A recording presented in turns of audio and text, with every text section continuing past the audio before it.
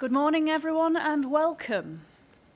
It's 9:30 and it's time for us to open this hearing session. For those of you who haven't met us, I'm Dr. Rachel Bust and my colleague here is Ms. Caroline Mulloy. So we're the inspectors jointly appointed to hold the examination of the South Oxfordshire and Vale of Whitehorse Joint Local Plan 2041. Before I go much further, can everyone hear me? I'm looking particularly towards the back of the room. Is everything coming through? Good. So, could everyone please make sure mobile phones are switched to silent while we're in session? Microphones, you just turn it on and turn it off again with the button.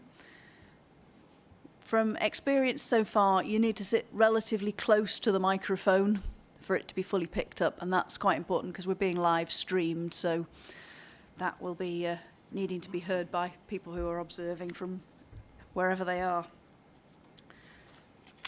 Does anyone have any objections to the live streaming?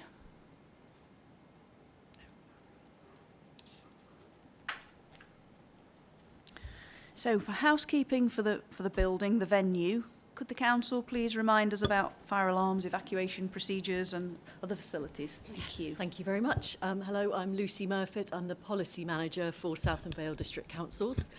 Welcome to Bee House, and my thanks to Francesca and the Bee House team for looking after us so beautifully. They've asked me to pass on the following safety and housekeeping announcements. Starting with fire safety, we're not expecting a fire alarm test today, so in the event of a fire or emergency, if you discover a fire, please activate the nearest alarm using the red break glass boxes.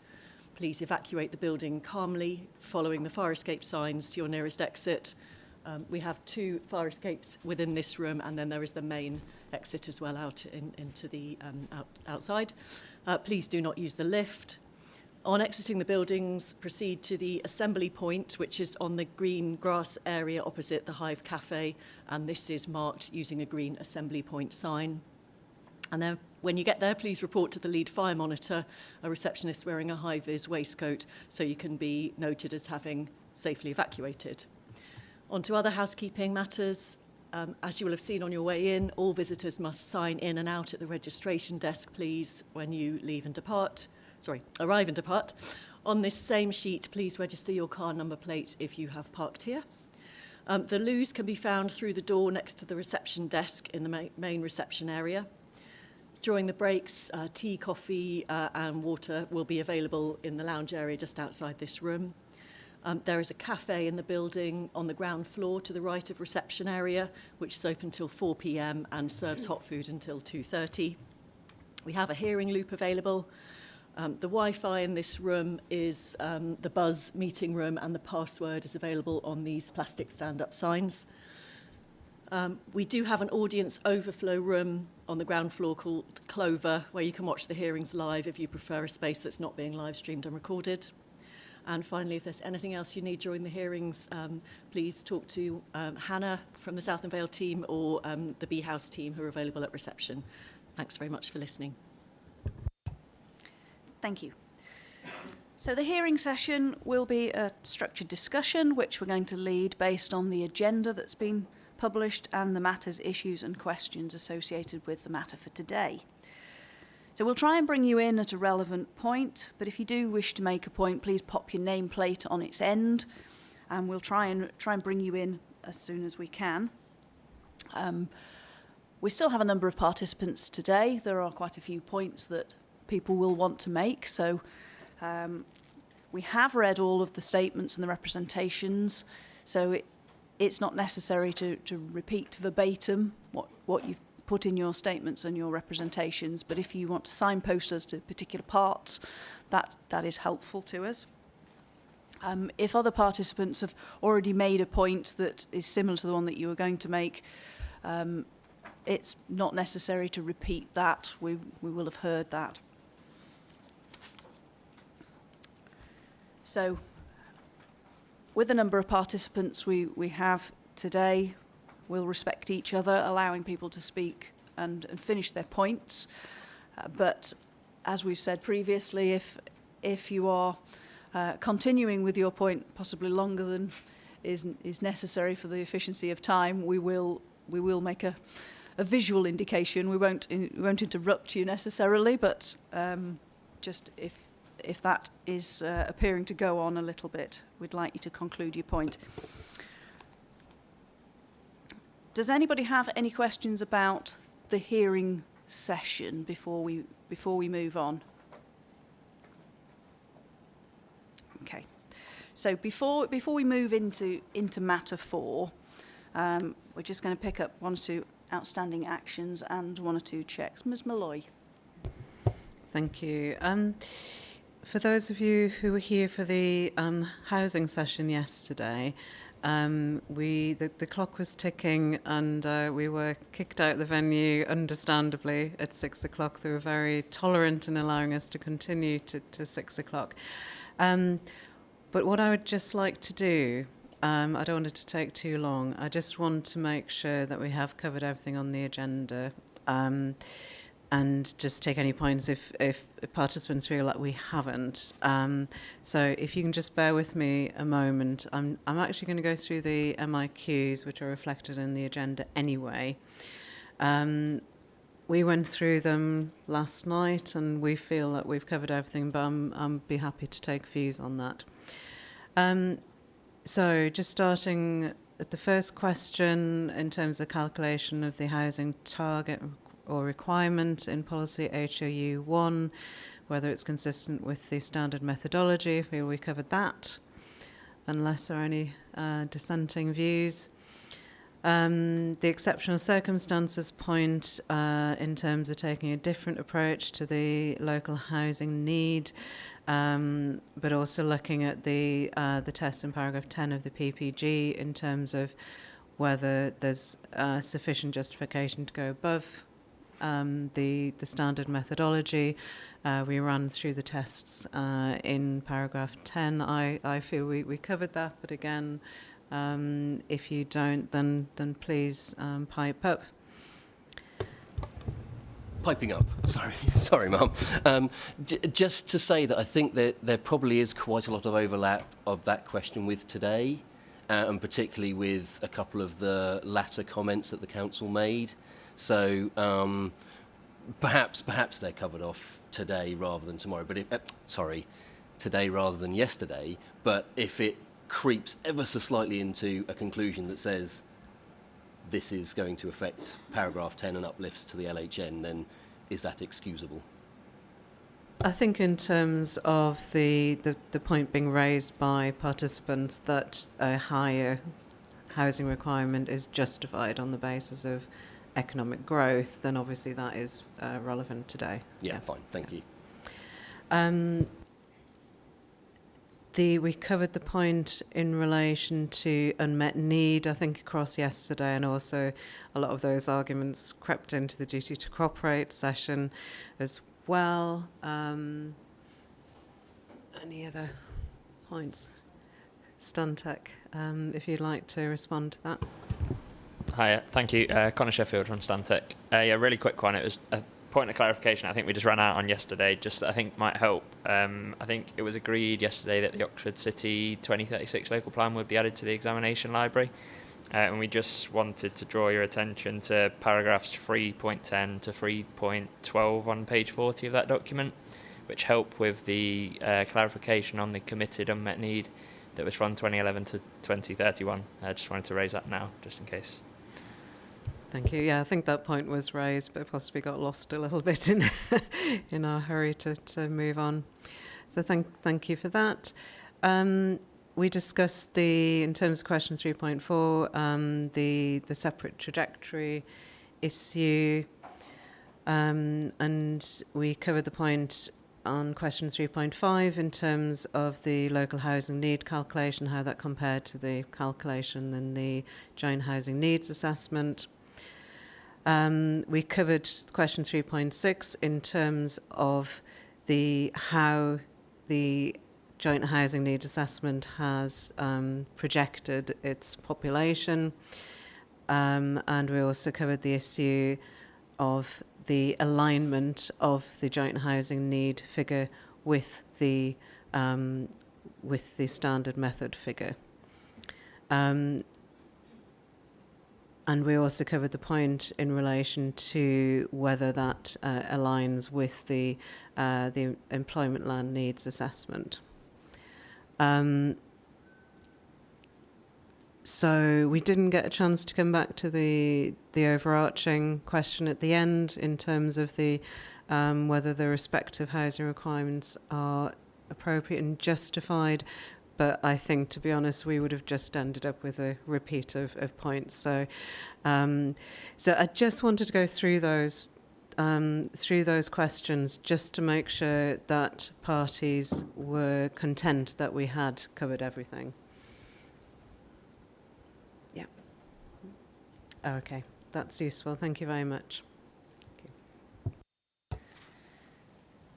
Okay, so we're going to move on to matter 4. So this is the employment land requirement. Has everyone got sight of the agenda for matter 4? Excellent. So we'll do some introductions. There are some new faces around the table for today's session. So I'm going to begin with the councils, please.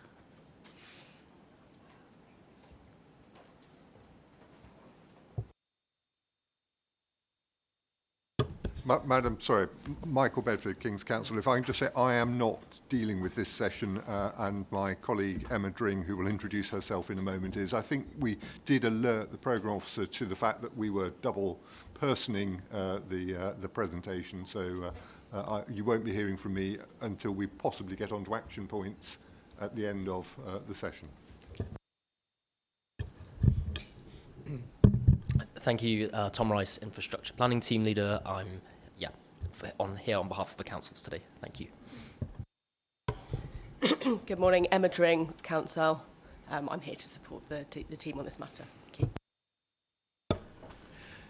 Good morning, Madam Inspectors. My name is Oliver Moore. I'm a Planning Policy Officer at South and Vale District Councils, and I lead on the employment policies in the plan. Good morning all. John Howells, I work for ACOM. I'm here representing the Council in respect of employment matters, having been the Director of the Employment Land Needs Assessment, which informed their employment policies. Morning all. Alex Heath from ACOM, Associate Director. I was the Project Manager on the ELNA, representing the Council. Morning, I'm Nick King, Economic Development Manager at South and Vale. Good morning, Sarah Dutfield from Turley, representing Catesby and associated landowners. Good morning, Robert Beecham, Stantec, representing various clients. Connor Sheffield, Stantec, as Robert said, various clients. Roger Smith from Savills, representing the Oxford Fund and the Stockham Estate. Philip Smith, Pegasus Group, representing Greystoke CB. Mitchell Barnes, Frampton's Planning, representing Richborough. Good morning, I'm Colin Robinson. I'm a Planning Director at Lichfields. I'm here alongside CBRE. We're acting on behalf of the trustees of the Shotover and Halton Park Estates and Prologis UK Limited. Hi, just Kieran Abbey from CBRE alongside my colleague Colin from Lichfields. Morning all, Kelly Lippett from CBRE representing Ptarmigan Land. Good morning, Ma'am. Mark Schmull from Arrow Planning, representing Summix. Good morning. I apologise for not introducing myself earlier. Peter Canavan, Carter Jonas on behalf of various clients.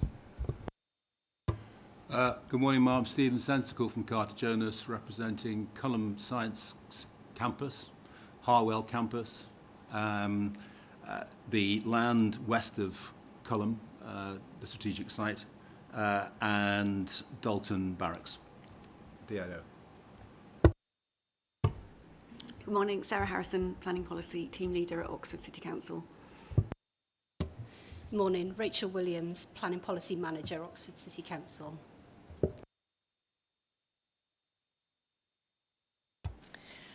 Thank you for that. So turning to the agenda, looking at it, I think if it's acceptable to everyone, we'll start at the employment land needs assessment, so question 4.2, and then we'll come back to question 4.1 at the end, which is the ultimate question: is the employment requirement justified? So I think we need to go through the discussion first and then come back to that. And we will return to question 4.1 at the end. But I'd like to start with 4.2, if that's acceptable to everyone.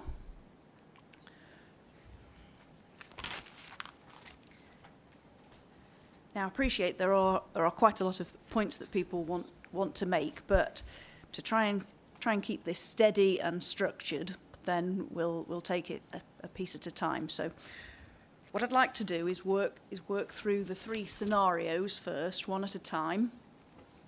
So starting with the labour demand scenario, and then some questions on that, questions from participants, and then move on to the next scenario, and then the next scenario, and then we'll move on to the next item, which is about the chosen methodology, the preferred option. Is that acceptable? Is that clear to everyone?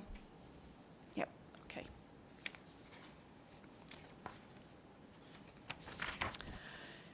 So the first scenario is the labour demand. So that uses the employment forecasts sourced from Oxford Economics, and then the change in the employment in South Oxfordshire and Vale by industry is then translated into the associated change in floor space, land requirements.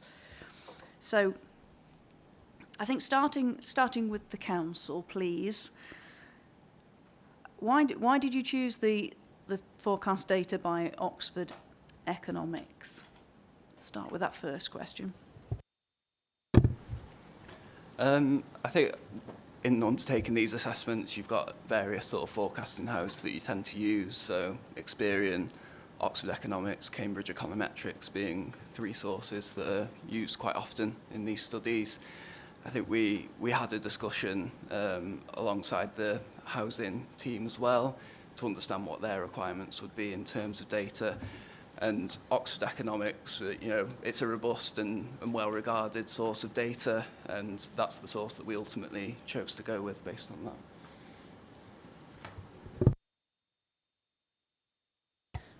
And so what does that tell us in scenario one? How did that work through? Sorry. Just before we move on to that, you chose the Oxford Economic data set. How did that compare to the other data sets in terms of what it was showing? So why did you choose the Oxford Economic data over, say, the Cambridge set of figures? Was there any divergence, if you like, in the various figures? I think a straightforward answer to that, Ma'am, was that we made a decision to purchase the Oxford Economics data, having worked on it on other studies at the time. We didn't purchase the other data sets. We went with the Oxford Economics data based on the discussion that Mr. Heath alluded to. We were obviously aware of say, accelerated growth forecasts in the HENA, so we had sort of reference to other forecasts as well. But that was our decision, was to use Oxford Economics.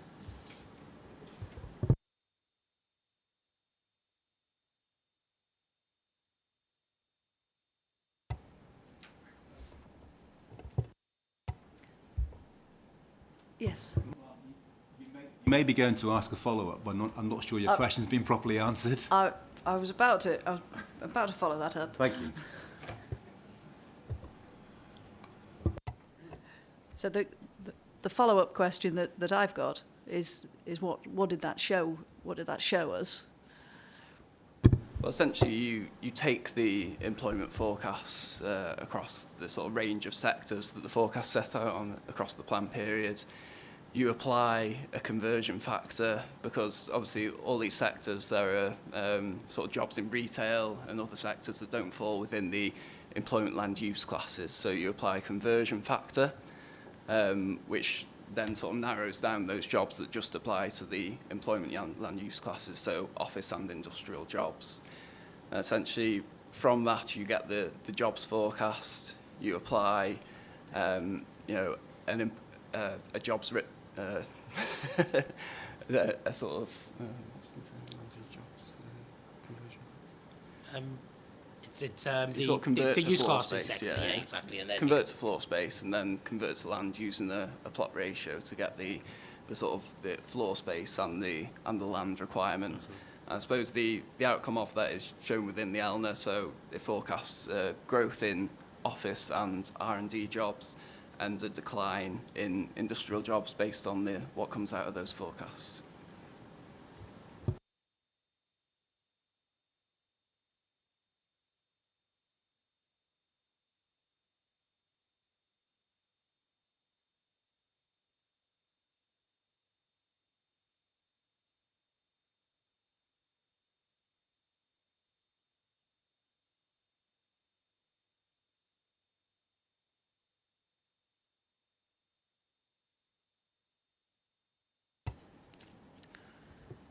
So let's move on to the past take up. So the next scenario. So scenario 2, and that's about past take up, which considers the past net absorption of employment floor space in the plan area and projects the historical trend over the plan period, and then future change is in floor space is then converted to future land requirement. Is that a point related to the first scenario? Well, yeah, so have we moved on from the first scenario? I've got a few queries about that scenario, or do you want to understand all the scenarios and then we get a chance to speak? I think I would like to go through the scenarios first, and then I will allow everyone to have some views on that. Okay, thank you. I know there are lots through the representations and the hearing statements. People have got alternative suggestions, so I want to hear those as well and hear the council's response on the alternatives. But to try and keep it a little bit more sequential, we'll do scenarios first, and then we'll take the alternatives. So let's just look at scenario 2, please. Now this uses CoStar property market database, and you've used past 10 years from May 2023. So could you explain why CoStar was the most appropriate source for that, please? I think, again, CoStar's a leading source of property market information. In terms of net absorption, it's seen as a leading sort of indicator of demand through take-up of floor space, sort of lease deals, so it's move-ins minus move-outs, so you get that sort of demand rather than just a supply-based measure. We chose 10 years because, as we set out in the ELNA, you know, if you go over a longer time period, you get the tail end of the financial sort of crisis. A shorter time period to be overly skewed by COVID, so we felt that 10 years was a reasonable sort of assumption in terms of that net absorption. And essentially, we take that average and we project that over the plan period to 2041.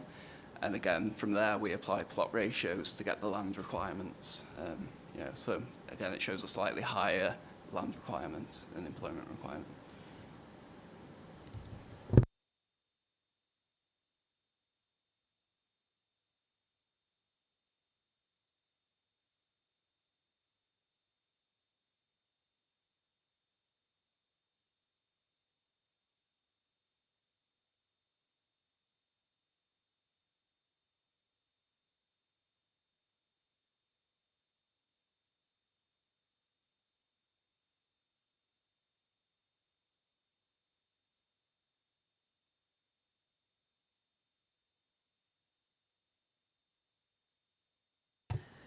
And for the third scenario, that was the labour supply, again back to Oxford economics data. And am I assuming that the same reason that you chose Oxford economics for the first scenario is the same for the third scenario? Yes, essentially that's the data source that we adopted, so for consistency purposes.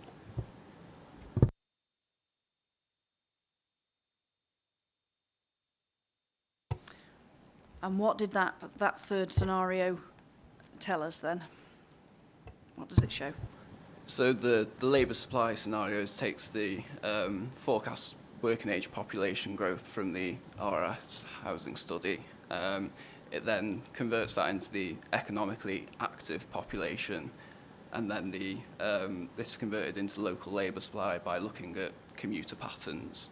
And essentially, again, that sort of growth in the labour supply on an annual basis is converted to employment in line with those Oxford economic forecasts, so how that translates into sectors and then use classes under the first scenario.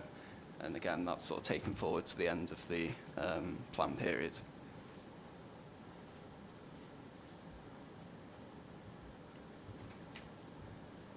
I suppose just in terms of the outcome of that requirement is lower as presented in the ELNA.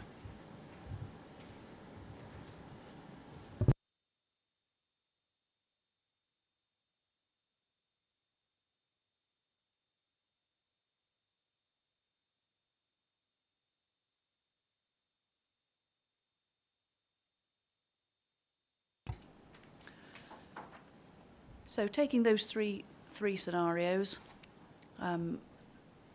comments from participants?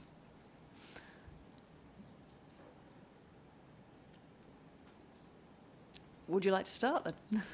Why not? Okay, thank you very much. Can I perhaps just take one at a time, because there's a lot to unpick there, isn't there, for the three key scenarios. So if I just start with the assumptions and the data used for the job forecast for the labour demand scenarios, I think our concern is that the joint local plan is basically planning for a due minimum level of job growth that completely fails to grasp the economic opportunities from the Oxford to Cambridge growth corridor. I mean, not only that, it's not progressively going for growth, but also it's delivering jobs at half the rate seen over the past 10 to 15 years. So I guess that's my initial key point. And a bit more detail on that.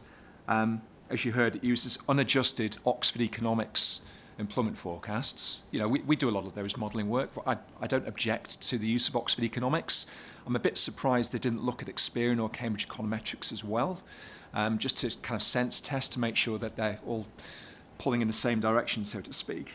But sending that to one side, our main issue is they haven't tried to look at the employment opportunities of this key area of the UK. So we did a bit of analysis on this in our employment land needs assessment, which was appended to our Reg 19 representations. Hopefully you've seen that.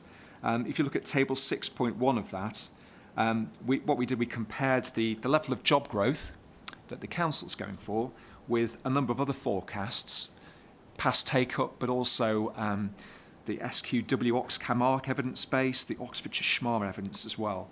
And you can see there that the level of job growth pales into insignificance compared to these other forecasts. So first of all, the council is actually planning for a level of growth in its EDNA of 767 jobs per annum. I believe that's the scenario one you've heard from there. You know, the last 10 years, the level of job growth was 1,680 per annum, so more than double that. Over the last 15 years, it was nearly 1,500. So again, you can see we're planning for decline, not for planning for growth. The Oxfordshire Schmarr was planning for over 1,700 jobs per annum, and incremental and transformational Oxcamark evidence was as high as 2,440. So that just contextualised the fact that the council is not going for growth and grasping these opportunities. So that's my first point. I think we feel that in light of that, they should definitely have defined a policy on job growth scenario.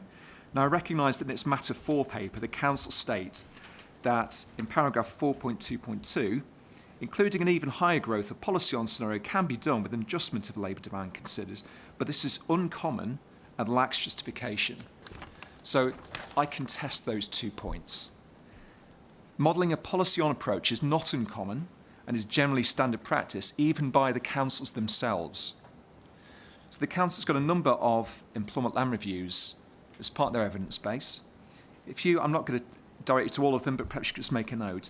If you look at the ELR Addendum 2017 for South Oxfordshire, so that's HES 10.1, that modelled 3 employment forecasts, including a planned economic growth employment change. That increased the baseline from 381 per annum to 564. Its earlier ELR, HES 10, also modelled an economic growth scenario. You can look at table 7.4. Vale of White Horse, their ELR, 11.1, also did a planned economic jobs growth. And without which to labour the point, so did their previous one, HES 11. That also model an accelerated growth scenario. So clearly it's not uncommon. They've done it themselves in all their previous ELRs. And the final point on this, clearly there's a justification for uplifting the elements baseline forecast. If we can't do it here, where can we do it? This area is critically important to the UK's economic growth. We've heard from Rachel Reeves about unleashing the potential of the Oxford to Cambridge growth corridor, which could contribute up to £78 billion to the UK economy, catalysing the growth of science and technology, and it's one of the most economically productive parts of the UK. So I think I'll close on that point just to say there's a need to do a policy on approach, and we've really got to do that to grasp the economic opportunities. Thank you. I'll perhaps come back into the 2 points, let everyone else have a point. Thank you. Are there any other points on at this stage? I'm sure there will be. Ma'am, just to back up what was just said by my colleague from Lichfields, and this is in the context that I'm acting for Harwell, I'm acting for Culham in particular, the two major employment sites in South and Vale, I would say. And the levels of growth that are actually happening on the ground there bear out what my colleague said. There is far more positivity, far more growth than this council is allowing for or anticipating. Now, from my perspective, the policies that we have in the plan, on the face of it, give my clients what they want because they're both allocated for further employment. But there's a wider point here around the prosperity of Oxfordshire, around the importance of Oxfordshire in terms of science and tech, and an even wider point around the balance between housing and jobs, which I know you discussed yesterday. So, I endorse everything that Lichfields have said. I think the council has underestimated the potential. It's gone for a due minimum option, and one wonders why that is. Is it perhaps related to the housing question?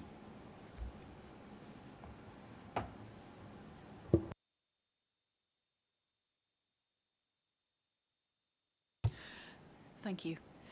Right, I'm going to turn to the council. So in terms of something like science and technology, how did that feature in the three scenarios? We'll come back to the preferred method under the next question, but in the three scenarios, where did science and technology sector feature?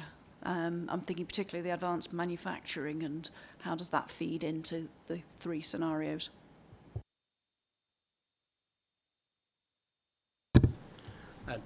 Within the labour demand scenario, ma'am, the Oxford Economics growth projections would take account of science and technology growth. Admittedly, it's more of a constrained growth scenario than is presented in some of the alternative approaches which have been referred to in the room. We acknowledge that, but it is taken into account within that labour demand scenario. Overall, the plan itself allocates significant land for science and technology enterprises, not least being the significant land allocation at Harwell, equally at remaining allocations within Milton Park and other allocations set out within the plan. So there are adopted allocations within Vale of White Horse which are being rolled forward, which are in the right places, which meet need from science and technology businesses. I think others on the council team can attest to that if needed. So it's taken into account in the labour demand scenario, and then the allocations of supply are extensive to meet the needs of those sectors.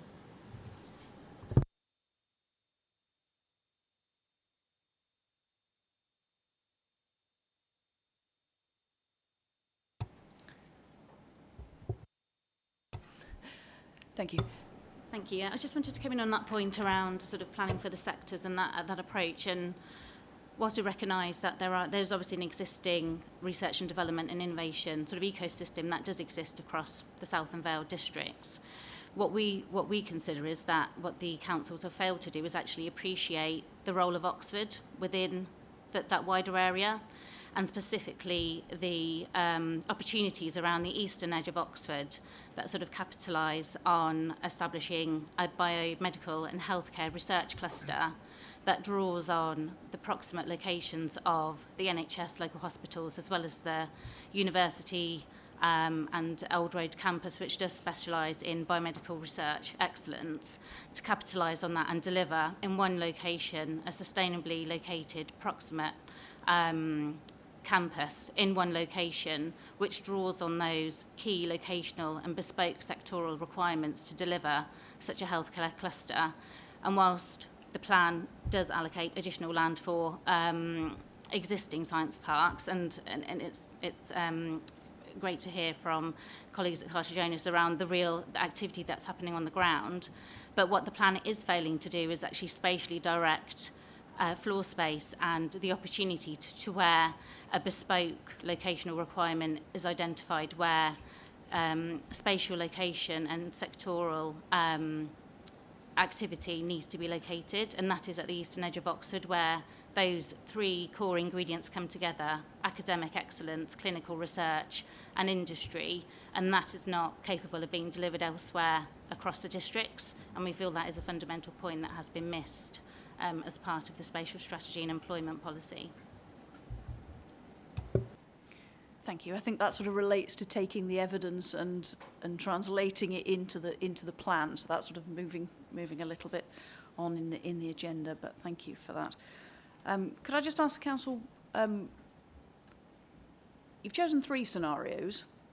Obviously, there could have been other scenarios, and people have suggested other scenarios that you will have seen and also heard briefly. Could you just explain why, for want of a term, the policy on approach was not considered as a scenario in its own right, please? Of course, Madam, and I'm conscious we haven't replied to the points on that yet, so I was hoping to make such a point. In respect of alternative approaches, we're of course aware that alternative growth scenarios are available in other reports, as cited in the evidence from the interested parties, and indeed ACOM were aware of many of these when starting the ELNA, and I'm indeed cognizant of such methods and have delivered them myself for local authorities as well. So yeah, I am clear that they exist. The MPPF itself doesn't specify that economic growth scenarios should be considered to meet elevated levels of growth, only that meeting levels of growth be considered within the evidence base. In selecting a hybrid scenario, which reflects the most positive need requirements, and allocating the supply to meet that, the JLP has evidently planned to do that. None of the coming back to your point, Ma'am, sorry. None of these studies, to my knowledge, certainly has been subject to scrutiny such as in an examination. The one came closest to that and has been examined in part is the Oxford Housing and Economic Needs Assessment. This was published in 2022 and informed planning to meet needs in Oxford City and Cherwell. It contained forecasts for all the Oxfordshire local authorities, as you may be aware. The work on our ELNA started in 2023.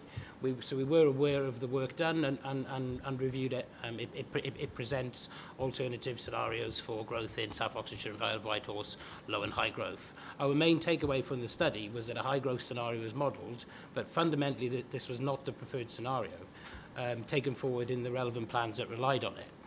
It had not been examined at that time in any case, but this provided us with a signal that an alternative growth scenario existed, particularly for labour demand, that we could have reference to, such that we did not need to present one in our study. I think one other reason we didn't model the high growth scenario might be if there was concern. I may wish to do, and if there was concern that significant new allocations may be required. So, for example, if the adopted local plan had a very tight position in terms of needs and supply, you would clearly want to make sure that if an alternative scenario was presented, which were realised, that you had some flexibility to meet that. There was good confidence here that the supply, particularly on what we'd reviewed, would be extensive to meet that demand. I think they're the main reasons that we would do that. We could see the alternative growth forecast in the HENA. Thank you, Mr. Howes. If I could just ask you to speak just slightly slower, please, for the benefit of sort of keeping Apologies, up with Mum. all of your points. None of us want to miss anything of what you're saying, but if you could just slow the meter down slightly, that would be much appreciated. Carter Jonas, I'll go left and then right. Thank you, Mum. It's slightly prosaic point, I suppose, but the evidence is supposed to take regard of regional strategies, the strategic economic plan, and the local infrastructure strategy, both in the evidence base, both referenced in a number of matters statements, and also government policy on such matters, such as growth accelerators from 2023 and the UK's modern industrial strategy, which was highlighted actually on behalf of UK AEA to the Council in the Reg 19 consultations. The PPG talks about market signals and referring to market signals in your economic evidence base, and these are all part of what is in the regional and local and national strategies for Oxfordshire. I don't want to trespass too far onto requirement, but in response to what was just said, I think, with respect, PPG does say that you need to take these scenarios into account in your evidence.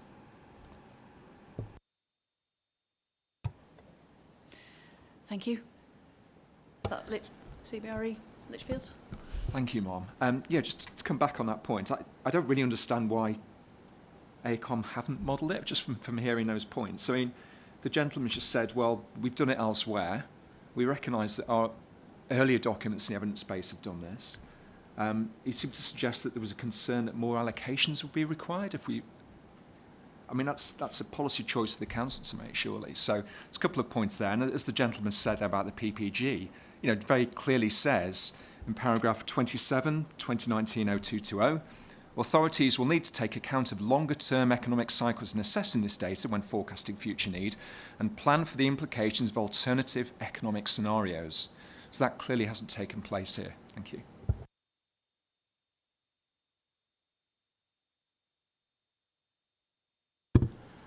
I think I would just add in response to that there are plenty of examples of adopted local plans, including ones that I've delivered, where the evidence base does not consider an alternative growth scenario. It considers a range of scenarios,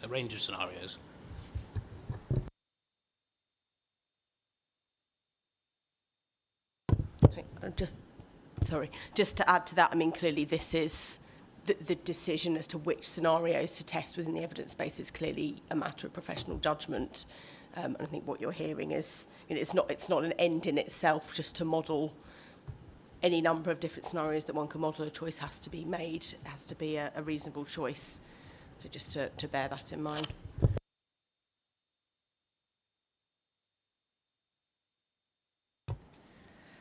Thank you. Yes, it does have to be a judgment at the end of the day, but I think what the participants are concerned about is the narrowing down of the choice down to just 3 when AECOM have experience of other ones that have been used elsewhere for scenarios, and it's that I'm trying to look at in terms of you've chosen those 3, and why are they most relevant to this plan area? Because there are other alternative scenarios that you could have used. I just would like your views on that, Mr. Howells, please.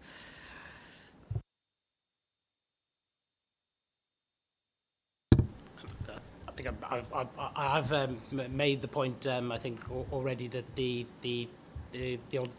there were alternative growth scenarios for us to have reference to in planning for needs. I think that was my thought process in embarking on the scenarios that we chose at the time, that we could see alternative growth scenarios in other studies just to support that. And we modelled 3 on that basis.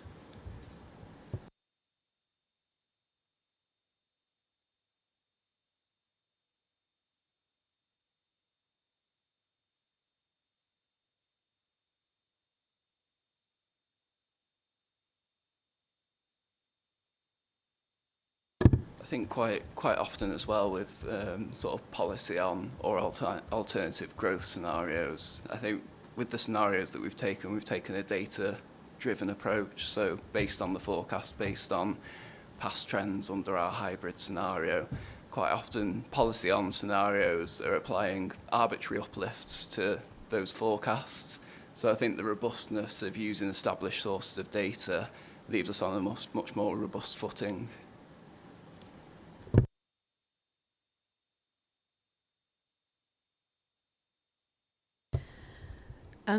We'll move on to why the sort of hybrid approach was chosen.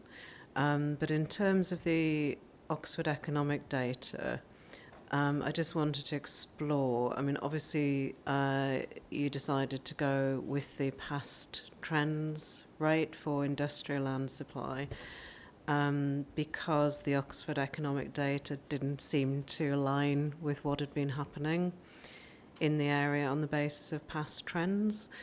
I just wanted to explore why that is, and also why there seems to be a disconnect, in a sense, between the Oxford economic data, what that's saying, and also what the expectations are around the room in terms of of this sort of policy on growth scenario. So just to explore why there is that little bit of a disconnect.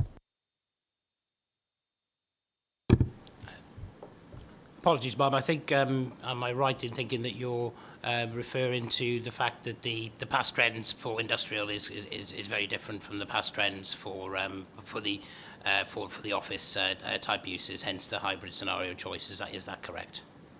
Yeah, but my understanding was that the in terms of industrial land, that the Oxford economic data was probably showing slightly lower projections than the past trends were indicating.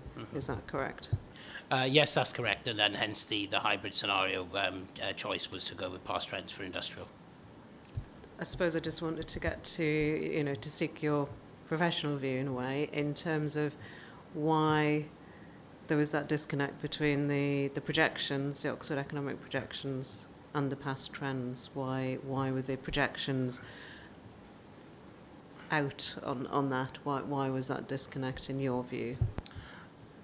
I think, in my view, if we were to look at the numbers for the decline or the overall decline in the industrial land sort of requirements, it's focused on sort of light industrial and industrial B2 with warehousing being closer to balance. So we expect, and this is I feel common within the Oxford Economics forecast for industrial land, that those employment in traditional sectors, which are more within those use classes, EG3 and B2, are generally in decline at sort of national and regional levels, and that is why the land requirement was negative.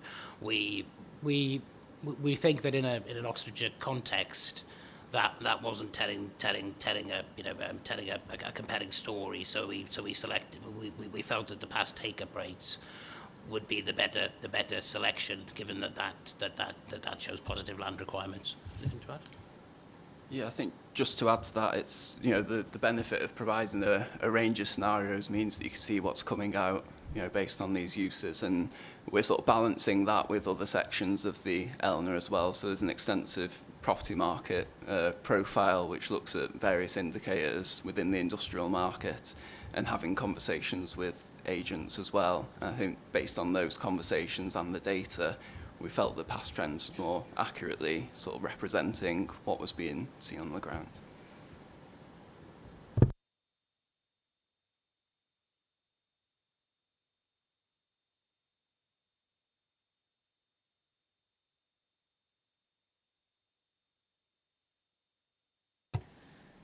CBRE, is that a legacy nameplate, or is that a new nameplate?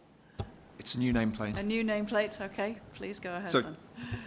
I know we're kind of moving on to the next scenario too, but I mean, just on that point, it's not like it's particularly optimistic anyway. I mean, that table 811 in the EDNA, or the ELNA, sorry, that only says the need is 4.1 hectares for B2 industrial land anyway. So, I mean, that's not of the 44.4 hectares. I wouldn't say that's particularly pro-growth. if they're using that as a justification for moving away from the econometric modelling. I think the fundamental point is they've got such a low baseline for the Oxford economics, they've given themselves nowhere to go on that one. If they'd looked at the past take-up rates, the past jobs, 1,680 jobs per annum was achieved comfortably over the last decade. All the other employment land reviews explored how can we accelerate economic growth given the opportunities in this critical part of the UK. If I could just give you one quote from the previous ELR for Vale, which was the HES 11.1, their justification for doing a planned economic growth scenario in paragraph 2.3 was, the CE report estimates that under the planned economic growth scenario, projected 12,400 jobs on top of the baseline will occur. This will be generated by the additional demands to the successful implementation of economic stimulation initiatives across Oxfordshire, such as the Enterprise Zone, the Oxfordshire City Deal, the North West Bicester, Eco-Town and other planned infrastructure investment.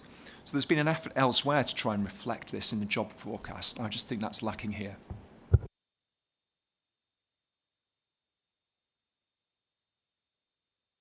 I'm just going to take a couple more comments and then I'll come back to you.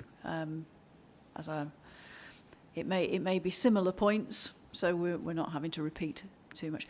I'm going to come to the left first. I'm sorry, I can't actually see your nameplate. It's turned Carter Jonas. Thank you very much. Thank you, Mark. Just a short point, and this is if you like, a colloquial point in that we're talking about industrial, and I think we're maybe talking in old money here, because sites like Culham, sites like Harwell, where you've got advanced manufacturing, I'm not sure what category my friends over there have put the sort of activities that happen there into. Is it industrial? Is it science and tech? I think there's a much bigger industrial element to future growth in Oxfordshire, given the nature and the legacy sites we have here and their expertise. And I again, it's an open question. Do they think they've properly considered the nature of the activity occurring at sites like Harwell and Culham, and have they properly reflected the industrial processes that are carried on there and are likely to carry on in the future?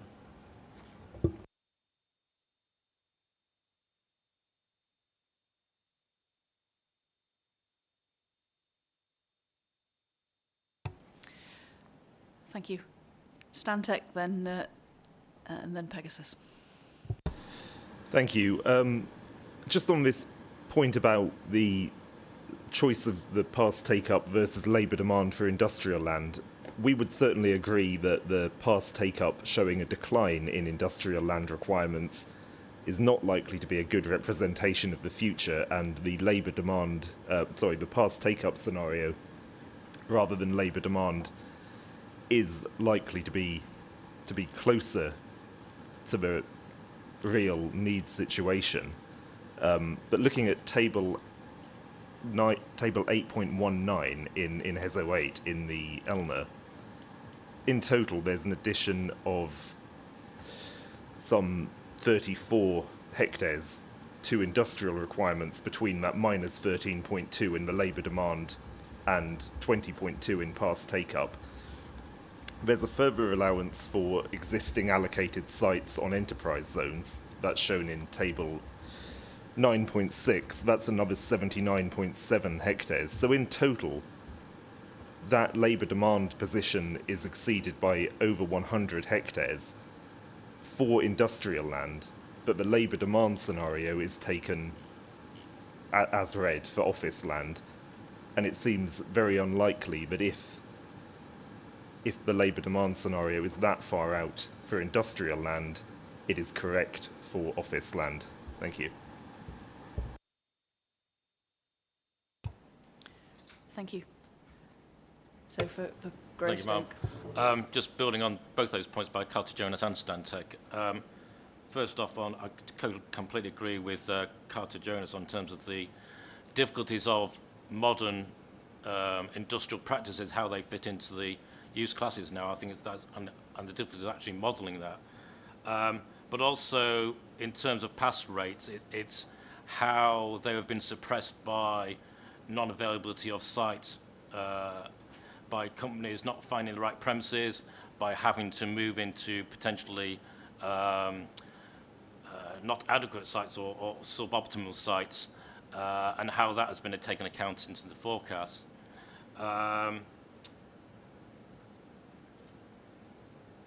Yeah, that's my point. I think so.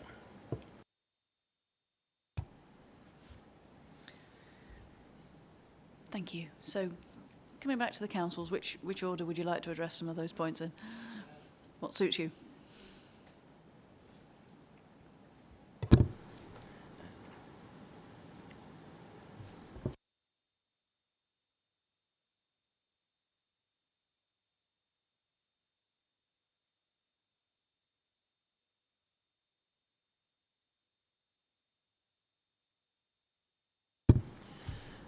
I think we start on the last point, which is just in relation to suppressed demand. We think it's certainly recognisable as a method. We don't consider it to be sort of an established norm yet for it to be considered within local plan evidence bases. Neither of the adopted local plan evidence bases considered it when looking at such a scenario. The Vale of White Horse employment land study is particularly aged in that regard, so I can appreciate why it wouldn't be considered in there. It is as it stands, sort of 12 years old. I think in not doing so, the ELNA method remains in line with sort of the precedent in the area then, and on other adopted local plans. I think overall land provision is not insufficient. It is considerable. So there is flexibility in the supply to meet different site requirements.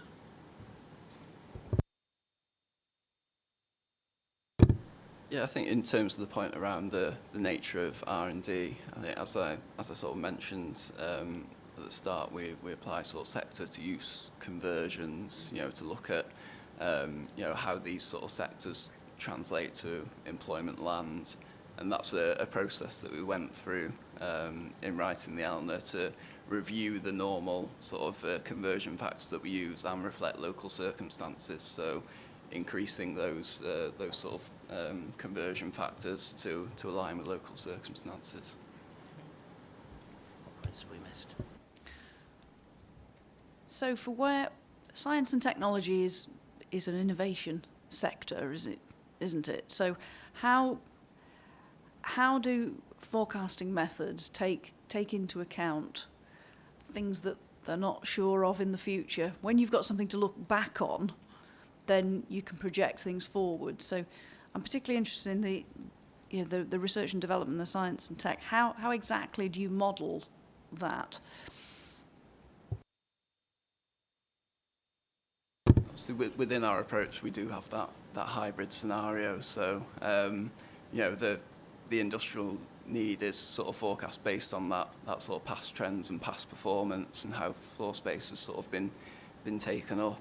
I suppose in the Oxford economics data, so the labour demand scenario.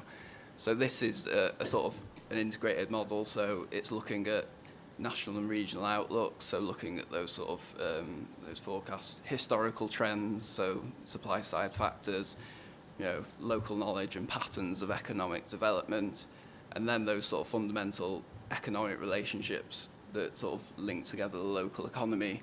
So the fundamentals of the local economy are reflected within the Oxford economics forecasts, and that's why you've got growth within those sort of office and R&D related sectors. I think I would just add that the property market profile on which the sort of the conclusions and recommendations that the ELNA is based did include sort of extensive analysis of the various use classes and commentary regarding science and technology sectors, as did the planning policy profile and strategy overview, which had regard to and remarked regarding the plans for those sectors, such as the Oxford list and the Oxford economic strategy. So there's been reference made to those in formulating conclusions and recommendations regarding science and technology sectors as well.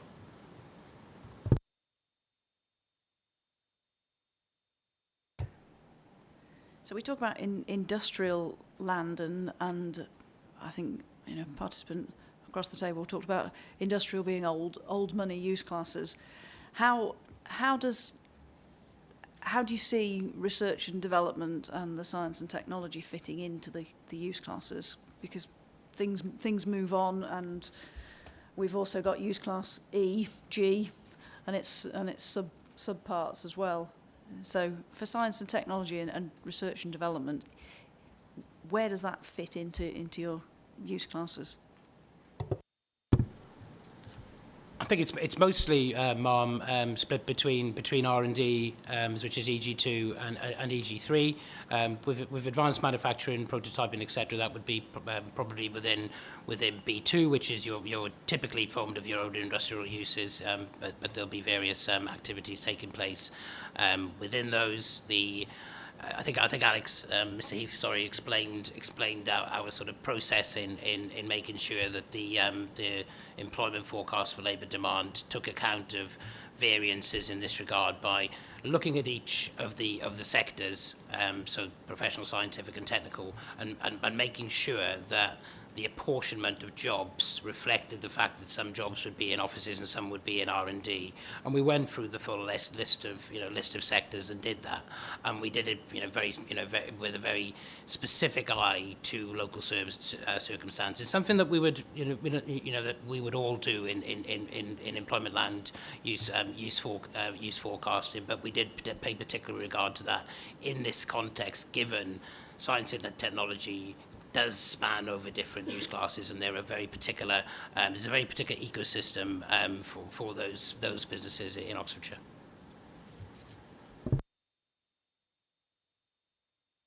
A few more nameplates. I'm going to start with Stantec and move that way around the table. Thank you. Just a very quick point on the use of Oxford economics forecasts. It's certainly a reputable source, but as it is not a highly locally tailored source. It's a national forecast which is disaggregated and constrained to the regional and then local level, and is designed to be comparable and consistent across those. So it is good at providing a straightforward trend-based forecast which can be compared nationally, but it isn't a tailored and bespoke local forecast in any way, and it does not necessarily capture specific local factors. Thank you. Pegasus, please. Thank you, ma'am.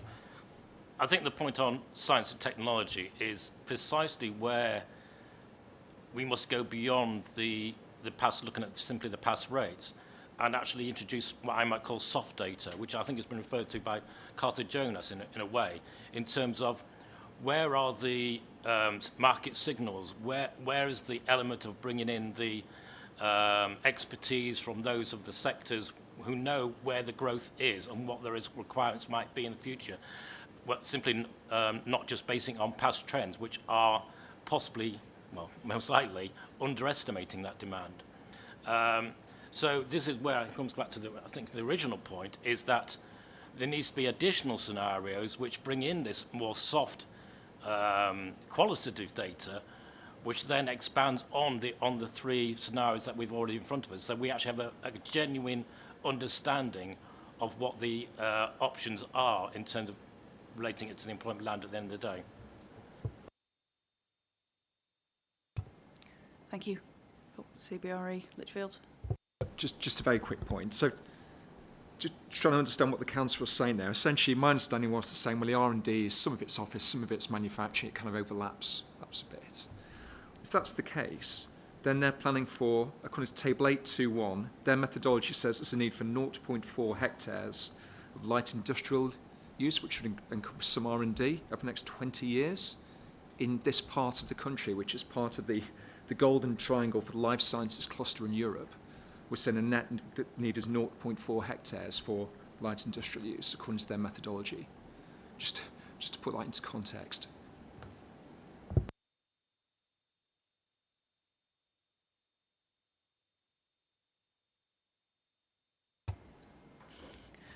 I'm going to come to the councils, and then I'll come back to you, and then come back across. So we don't have too many points to respond to, and then we can make sure it'll be covered. So if you'd like to respond to those two. I think just in relation to the last point there about the 0.4 hectares, that's taken in isolation, and obviously sort of considering the R&D elements of that growth. But that within that, there will be declining sectors that aren't R&D. So it's, you know, in isolation that might make sense, but looking at the overall sort of sectoral dynamics, that's why the level might not be as high as originally anticipated. Yes, I think in respect to the attention paid to market signals, the property market profile section particularly was informed by conversations with agents and conversations with the leader of the Oxford LEP, or rather the chief executive of the Oxfordshire LEP, to ensure that the conclusions and recommendations that flowed through from that and the scenarios exercise, the forecasting exercises did take account of market signals and drivers as far as is possible. I think in respect of the comment regarding the choice of scenarios, the alternative approach to a policy off scenario, which would go for labour demand, would be a policy on scenario where we would make adjustments to the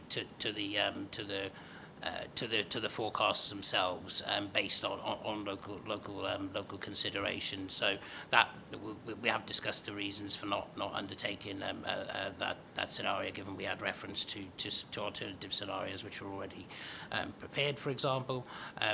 But yeah, I think fundamentally you're then working from your base forecast in doing those. So the approach can, I think, as Mr. Heath earlier explained, can sometimes be a bit arbitrary in terms of the uplifts that you would adjustments that you would apply in forecasting that. It's not to say that these aren't, you know, recognised methods that we've seen and have been referenced to, you know, by Mr. Robinson in particular, but they are, you know, they are augmented from the core scenario as it is. So for the conversations that you've had with, you mentioned, you know, you've got the property market profiles and the OXLEP chief executive and taking into account local. So explain to me, what do they consist of? Is it one meeting? Is it a regular discussion, or how do you take account of, I suppose, reality and real people's views on that matter?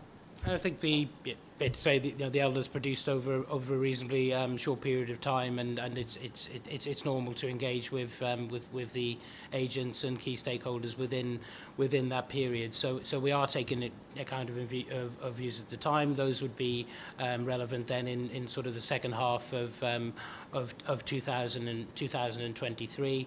There was some further engagement done at phase 2 of the Elna study, where we had more specific engagement around ensuring that affordable workspace requirements are met within Oxfordshire, given that high land values are seen to be driving certain businesses to have difficulty in finding their sites, and the council's economic development officer was part of those discussions. So they took place within the ELNAMARM. That's the answer. Thank you. So CBRE, Litchfield? Just a short point on that, just to come back on that kind of comment, that, you know, in response to that, you know, we do really feel that our representations haven't been taken account of at all. And I think when you're talking about what is that future need, what is that future requirement, where should that be, and how has that been considered, we do feel like it hasn't been considered at all, actually inappropriately or appropriately responded to either, to be effective. And it was just to say that we are particularly concerned that our representations haven't been taken into account, given the significance of their content.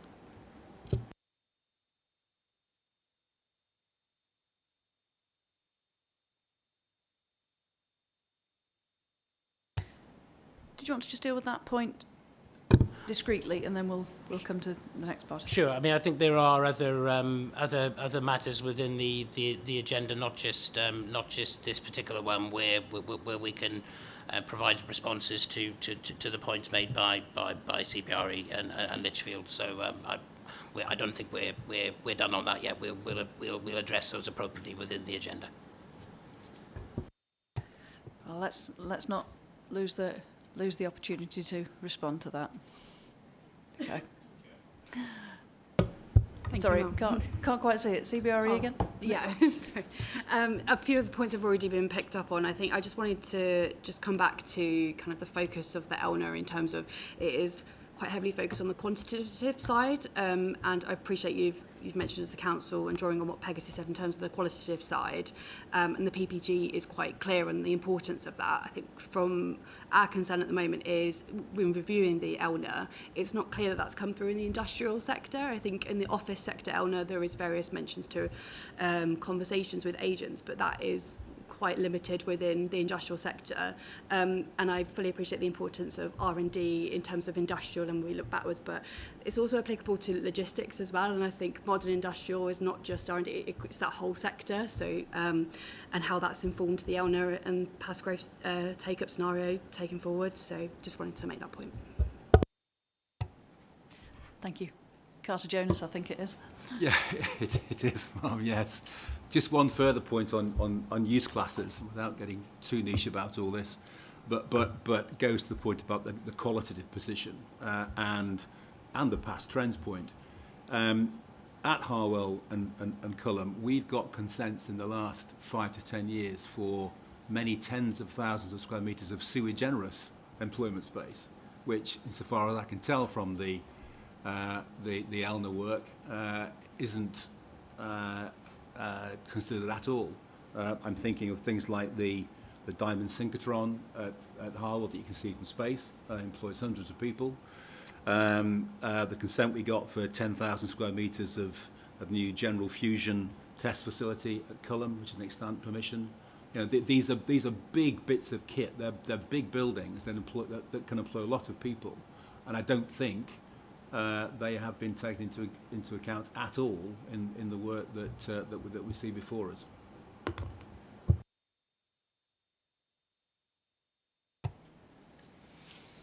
Okay, for the councils then. In response to the point regarding the qualitative considerations, the supply assessment is proportionate, but it is considering it covers two local authorities, but it is been quite extensive in the review of the sites and allocations that it's done, and it has highlighted in that through some of the RAG ratings the issues with some of the sites which aren't necessarily detrimental to industrial uses, but may present a difficulty for other uses accommodating on them. The criteria that we've considered, in line with planning practice guidance, the review that we've done. Overall, obviously, there's a need to provide the needs of the for the supply identified to meet the needs of the various sectors. Overall, the supply identified does do that and does provide a lot of flexibility in respect of sites. So I think it's been considered that way.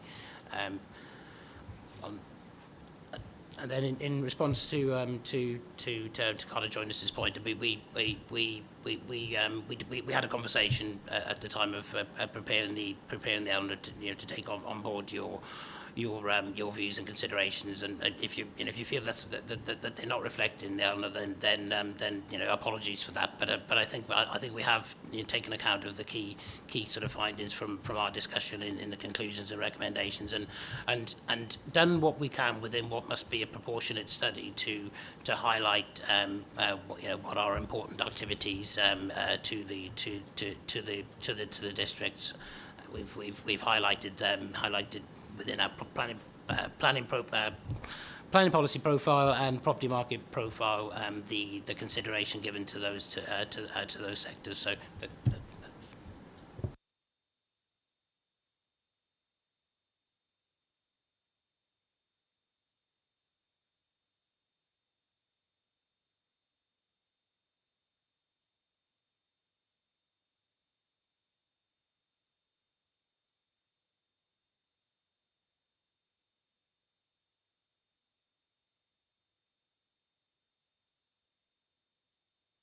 I just wanted to explore this sort of the potential higher growth option. You said that you were obviously aware of the higher option in the HENA. I'm not sure whether I've got this right.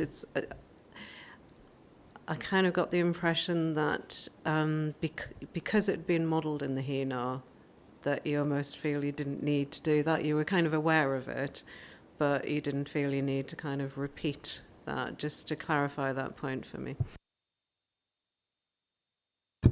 I don't think it's quite as straightforward as that, madam. But or ma'am, it was more that the high growth scenario in there had been sort of disregarded, and that made us conclude that undertaking three scenarios would remain robust and appropriate. If you were to model the higher growth scenario, how would you go about that professionally? You sort of mentioned about applying uplifts, for example, to the sort of labour supply figures. So how would you go about that?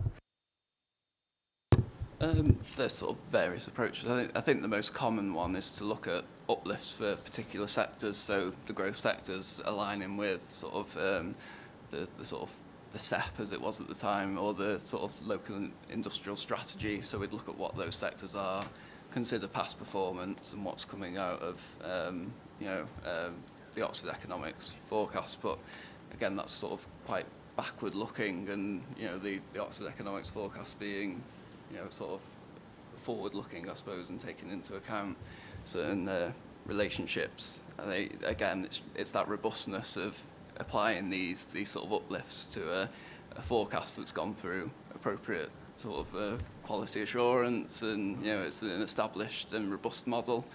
To sort of add those on top, it's quite arbitrary, I think.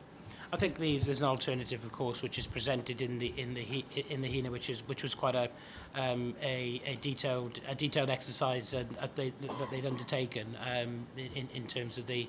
I could maybe find the references as an action, but it was an involved exercise, which I think was taken outside of the HENA itself, or finalised within the HENA. So that had taken a quite a detailed approach to it, which again gave us confidence that had been explored for the district separately.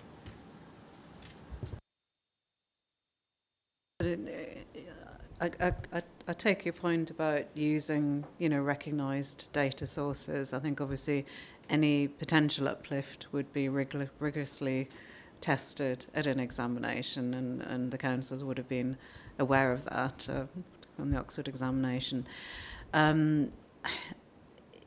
Was there a concern that the sort of technical data, that the evidence would not be there to support a higher figure?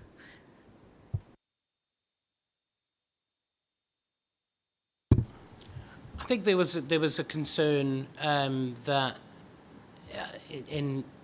it's not completely unusual for an alternative growth scenario to be selected as a preferred scenario, but often the considerations behind the selection of the preferred scenario do take into account that the alternative growth scenario can by its nature be very aspirational, and therefore isn't necessarily readily sort of defensible from that perspective, as opposed to the traditional scenarios. So that was taken into consideration that way. And I'm going to put you on the spot in terms of your professional view as to whether you consider that the evidence would be there to support the higher growth in terms of what, in terms of looking at historic trends and, where things are heading, and taking account the sort of softer aspects that have been referred to. In your professional view, do you think a case could have been made for a higher growth scenario? Sorry to put you on the spot, but that's what you're here for. Thanks, Bob. I think it's certainly possible. It would obviously need to be considered in the round against the other scenarios. So, I think that there's obviously a body of evidence that indicates the potential for an alternative scenario and higher growth. So it would come down to the evidence being there, like to make the decision, but whether we would still need to consider the scenarios in the round, and to do that to make a decision regarding that on the spot now is very is too challenging. I appreciate that. Sorry to put you on the spot on that. You did allude as well to the point that obviously the supply is very healthy. I don't know whether there has been a calculation whether that supply would potentially meet any potential uplift in terms of things that are coming forward and the sort of economic growth potential of the area, but obviously there's quite a lot of headroom in there to provide that flexibility. So in your view, although the study did not model a higher growth option, in your view, would the healthy supply of employment land not effectively hold back the economic ambitions of the area? I think absolutely, Mom. The supply is extensive enough to meet those ambitions, and I think the council's sort of strategy does take account of that. I'm not sure whether the council want to explain that in further detail, but yes, that would be certainly absolutely true. Would that be helpful for me to talk through the kind of strategy for, for the economic and employment policies? Because I know that came up yesterday, and I can provide a bit more context if that's helpful. Yeah, and I think it would be helpful as well to address the obviously very ambitious plans for the area economically. Whether from the council's point of view that the council feels that those plans are deliverable. So if you could maybe address that, and we'll come back to that point potentially, but just bear that in mind. Sorry, just to clarify, in terms of whether what we put forward in employment land supply is deliverable in the plan period. I suppose in terms of the ambitious higher growth option that's being suggested by participants around the table, whether that is deliverable in your view. You can come back to that at the end, just throw that in there. Okay, thank you. Thanks for clarifying. So just to start, just to set out the strategy, just so we've got the clarity on that. In the joint local plan, it's objective 9. So that's about planning for enough new jobs, a flourishing economy, a wide range of jobs, not only in the science and innovation sector, for which the districts are well known, but in the foundational economy, which is important too, which underpins this and provides people's day-to-day needs. When you get to Chapter 7 of the JLP, it expands on the detail of how we're going to deliver on that objective. So paragraph 7.6 states about our strategy to address the future requirements is to focus on the delivery of existing employment site allocations where they remain fit for purpose, as well as allowing the development of existing non-allocated employment sites and supporting the reuse of brownfield sites and settlements for employment uses. So that having been said, in terms of whether it's the supply is able to deliver a kind of ambitious economic growth that's been termed the sort of policy on approach, we think it does, definitely. It has scope there to realise the unique opportunities that we have in our region through the healthy supply that is put forward. I think the point was brought up yesterday as well about how the adopted plans recognise the strengths that we have in science, technology and innovation in terms of AI and quantum computing and life sciences and more, fusion as well at Culham. The adopted plans absolutely recognise that, and they allocate accordingly for that, and the JLP takes on that ambition and that opportunity and carries it forward. There is scope within the JLP to meet and to not constrain in any way at all economic potential. The doors are open to allow that as market demand drives.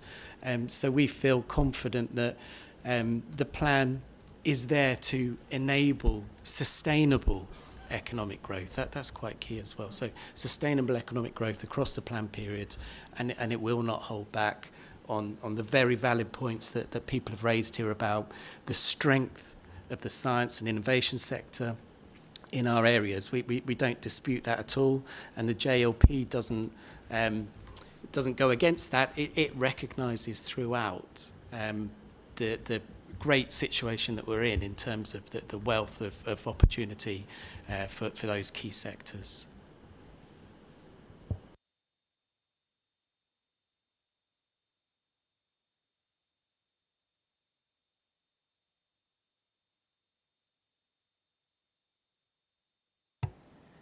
I think it's coming up to 11 o'clock, so I think we'll take a comfort break, and then so we'll take 20 minutes, so 11:15. 11:15. All right, we're adjourned till 11:15. Thank you.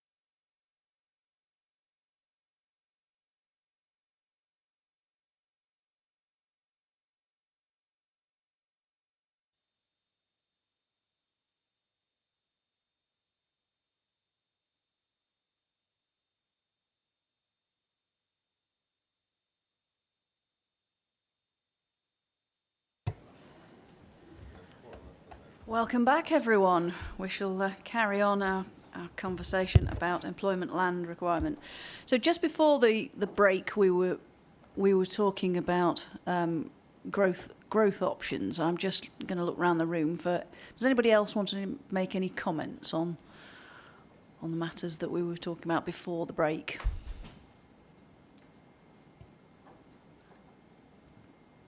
I'm sure there will be. Hurry, Lichfields, please.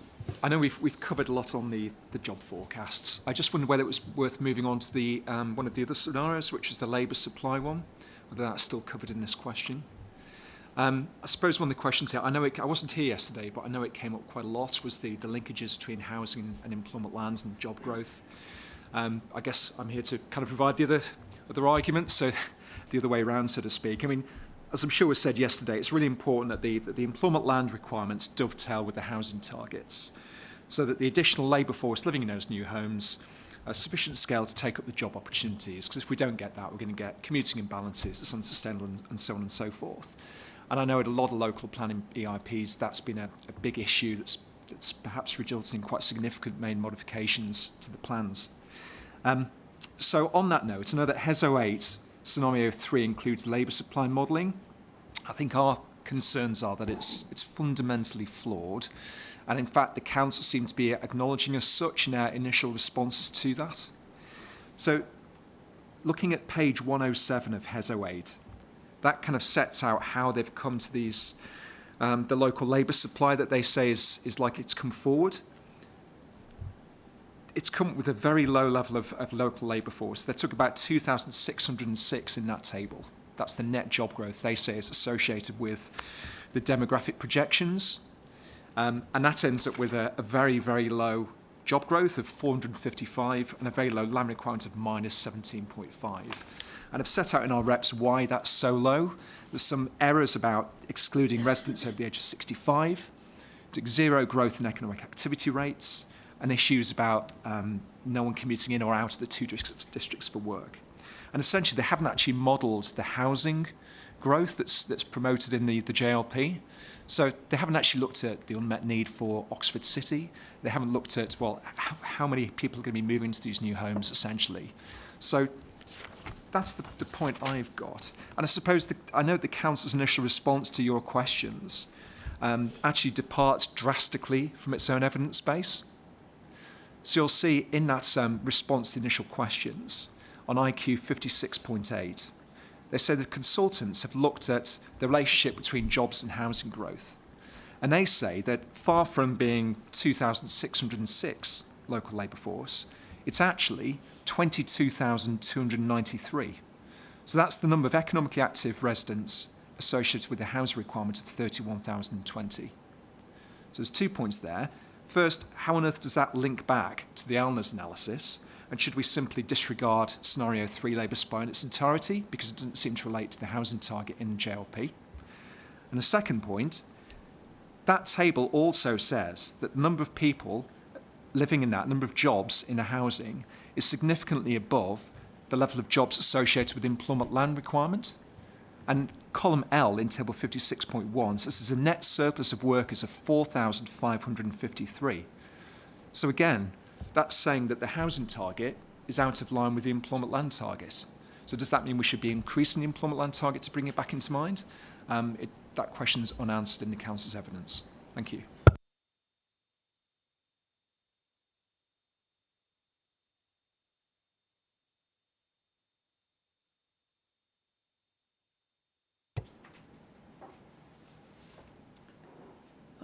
Would the council like to comment on some of those things in terms of the, so we're looking at labour supply, that's Scenario 3. Obviously, CBRE's concerned of there are some flaws in their view in the modelling.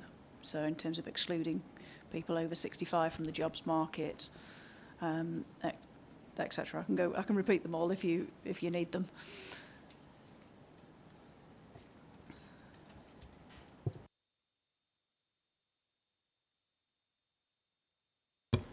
Thanks, Mark. Yes, I'll respond to that.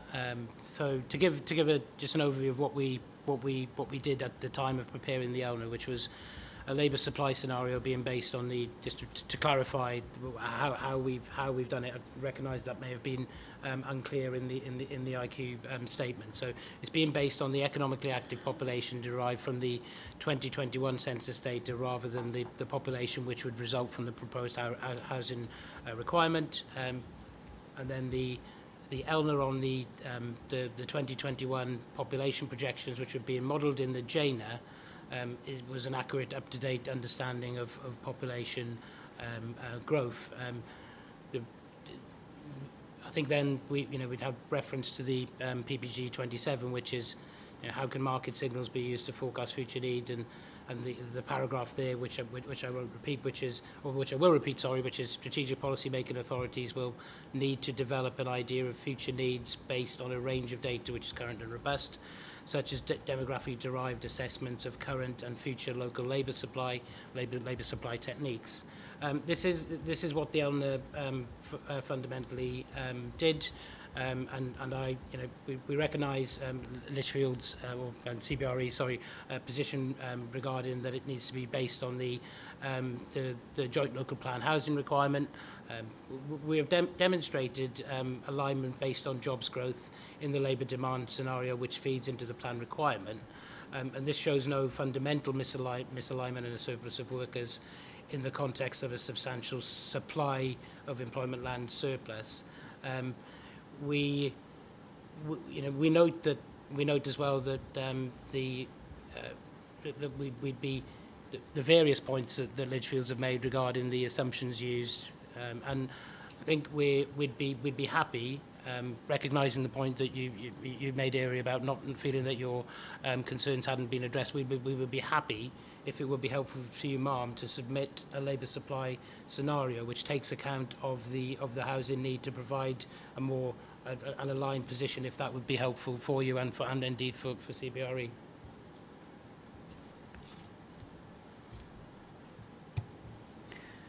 Thank you for that helpful suggestion. Yes, we would like to accept that and take that offer up. And certainly that will go in the examination library, and it'll allow participants the opportunity to comment on that as well, so we can take people's views. Thank you.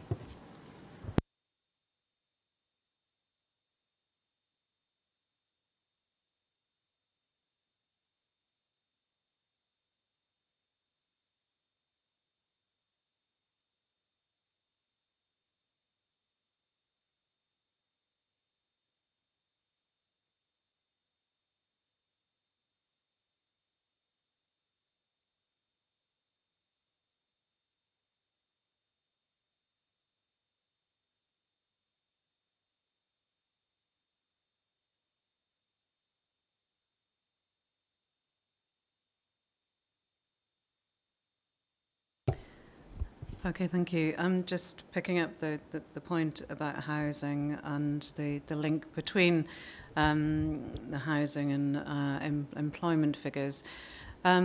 We discussed yesterday, for those who weren't here, the sort of tests, if you like, in paragraph 10 of the PPG in terms of the justification for a higher housing requirement, which goes beyond the standard method.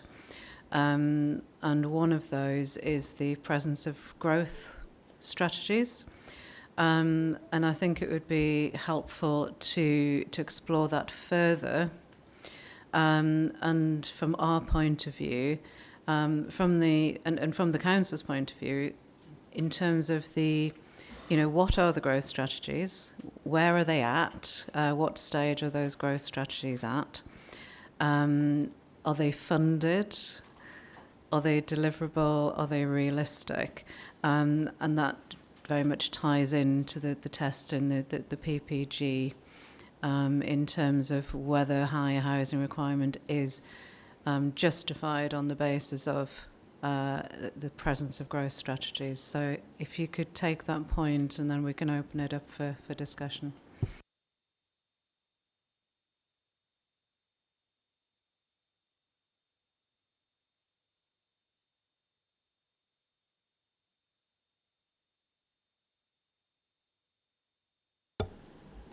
Thanks for bearing with me there. I just needed to consult with colleagues. So I understand it used to be the growth deal, but that's no longer in place.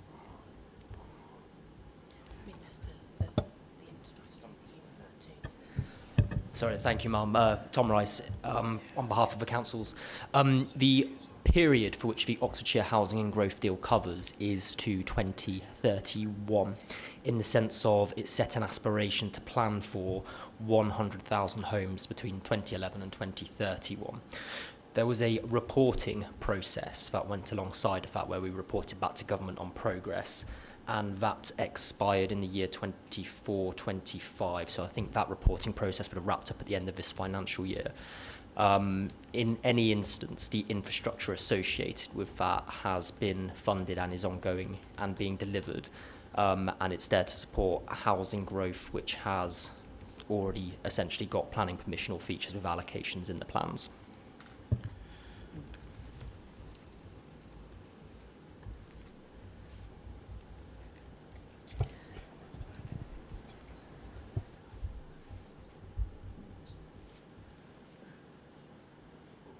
I mean, that's helpful in establishing where the growth deal is. But in terms of other growth strategies in the area, and you know the stage that those are at, and whether they have funding, how deliverable are those? And then I'll open it up for the participants. So there are numerous strategies and aspirations set by both local and national partners for Oxfordshire. I guess the challenge that we find, in contrast to the aforementioned growth deal, is that they do not feed through to specific targets for housing or particular, and I'm happy to be corrected by colleagues here, but I don't believe they feed through to specific job growth or employment land targets for our area.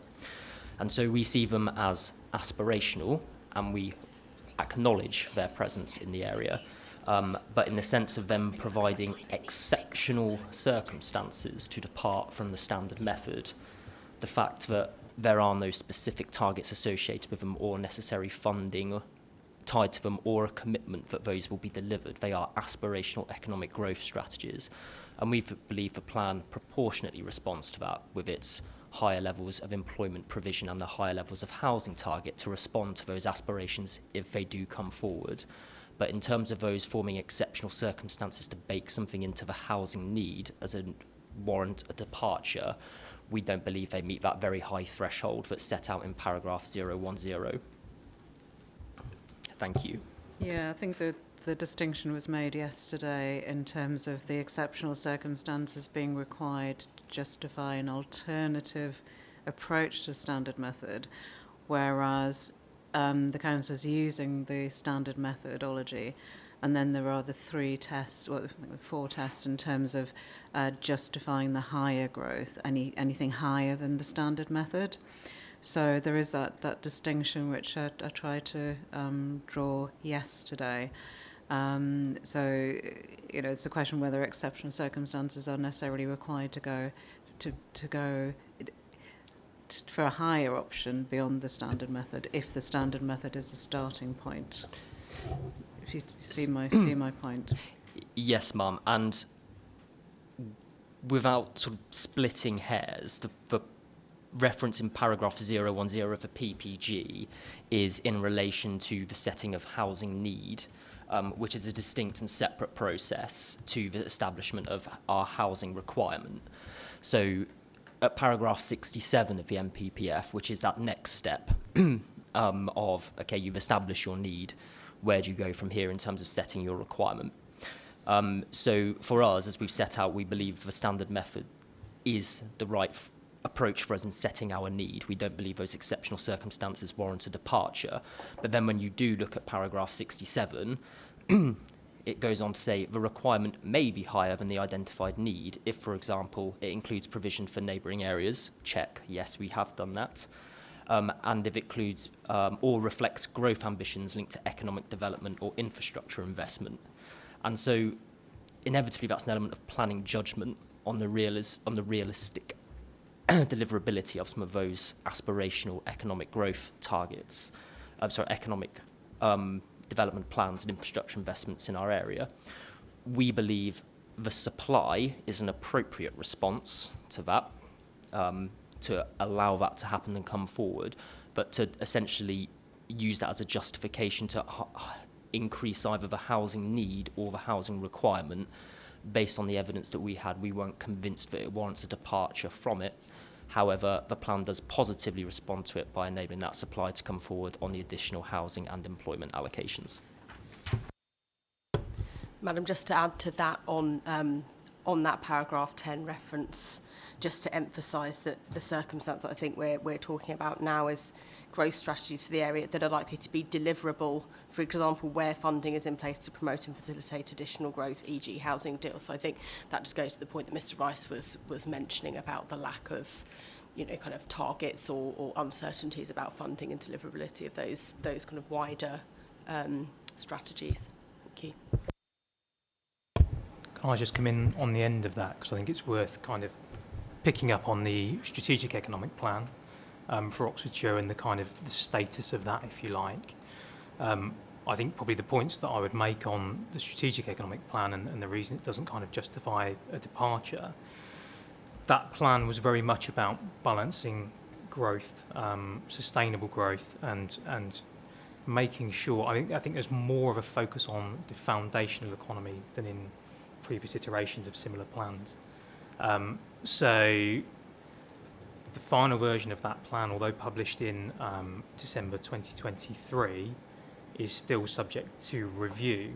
So there are several things that sort of happened concurrently with the transition of the LEP, whose document that was, into the county council, a new government coming in, and the that plan, as I understand it, is still under review.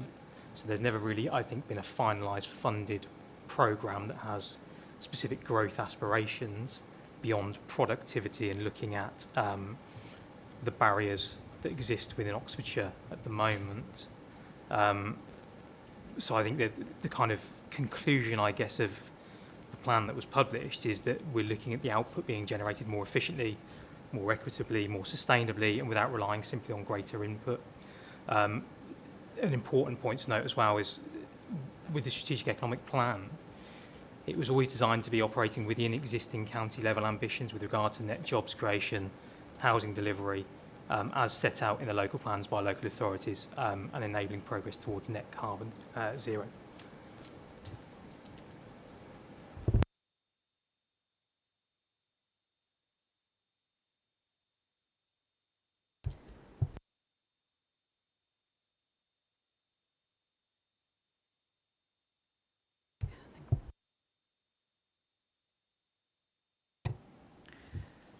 Okay, we've got some nameplates up, so I think I'm going to come to the nameplates first.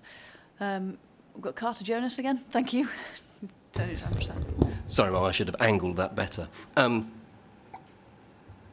Try not to trespass on things we were talking about yesterday in housing requirements, but I think we do just need to be crystal clear that the uplifts don't need exceptional circumstances. The uplifts are a judgment, as just been said, and the arguments that have majority on the whole been placed is that the council hasn't, in the face of including allocations that are a product of the growth deal in their plan, so including allocations and including strategies that are a product of the growth deal in their plan, they haven't considered an uplift to the housing requirement on the basis of economic growth.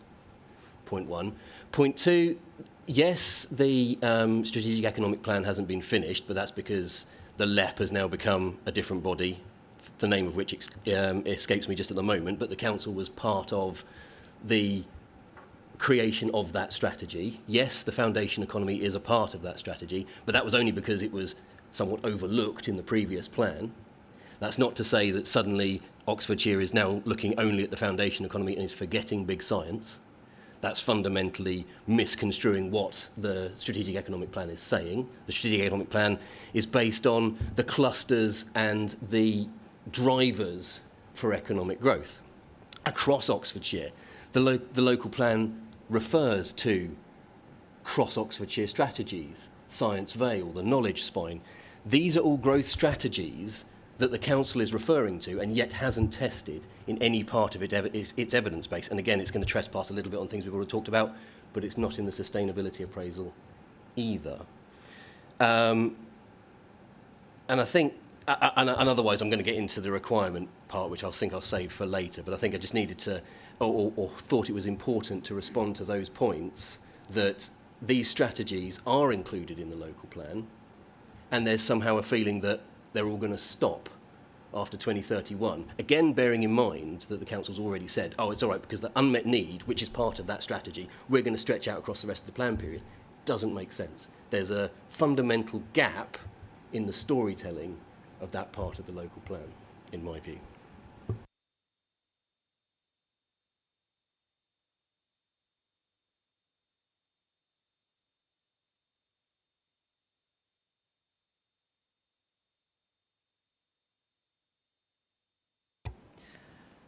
Oxford City, please. Thank you. Carter Jonas have just made much of the case I was about to. I didn't want to leave the examination with the impression that Oxfordshire is anything but pro-economic development and pro-growth. Yes, the documentation, the strategies, the forums within which this has been developed over a number of years now, the names have changed, the personnel has changed with the changes of government and changes of in Parliament. But there's a series, a succession of strategies now which are very much pro-economic growth. They go from the growth deal, which is extant and runs to 2031. At one point in time, we were a forerunner of the local industrial strategy, which was the approach at the time. The councils themselves talk about their use of enterprise zones, the identification of Science Vale, the strategic economic plan work that we've been working collectively, whether it's government investment in AI at Culham or the Oxford Growth Commission that is now intent. I just think collectively those show a determination and a scale of ambition for Oxfordshire, which I really wouldn't want to let the examination lose sight of. Thank you.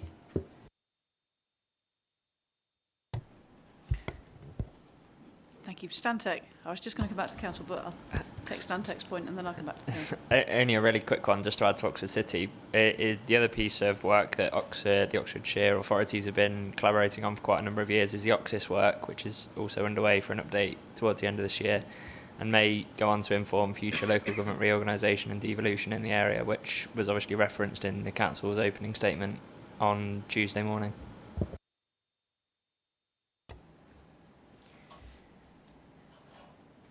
Thank you. So I think if the council could start with the response to Councillor Jonas's points, that would be helpful.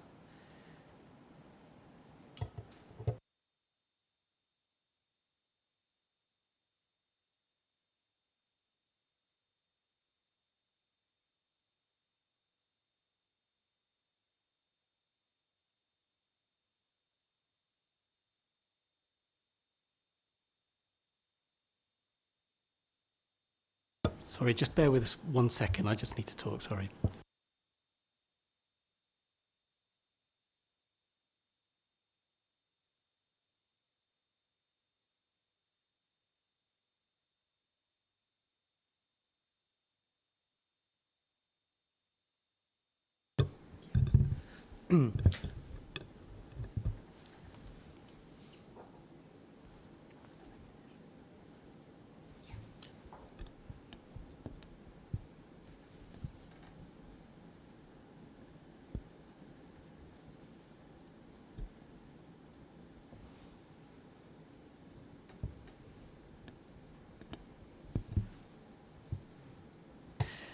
Thank you for your patience.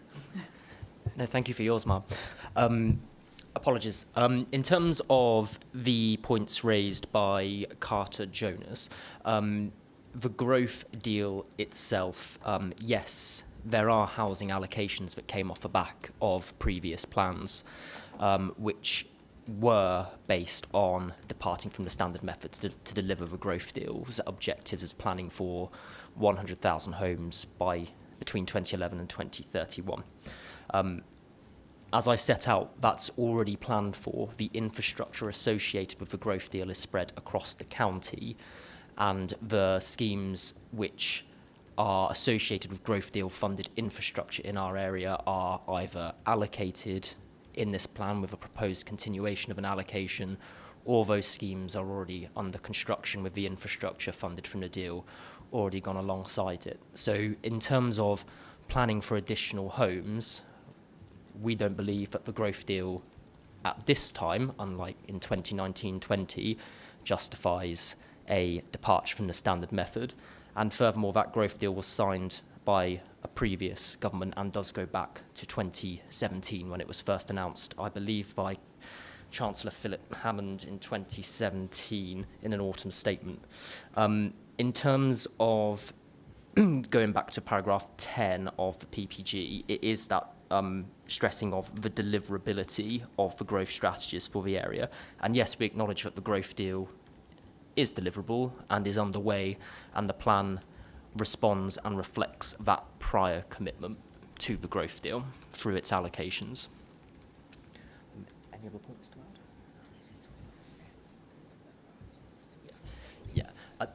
add? My colleagues have spoken about the SEP in detail, but it goes back in the first instance when we're setting need, which I appreciate is a different point to paragraph 67, is that exceptional circumstances and the deliverability point of view. So baking that into our housing need, we don't think the evidence is there from the SEP. And as I said earlier, in relation to paragraph 67, quote that again from the MPPF, the requirement may be higher.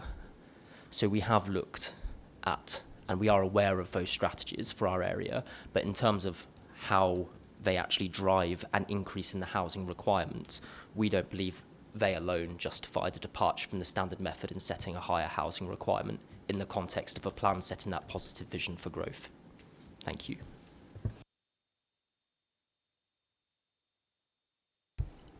Just picking up on that point, just in relation to the points that Oxford City and others have made, it's obviously really positive to hear what's happening in Oxfordshire, and that's really, really good.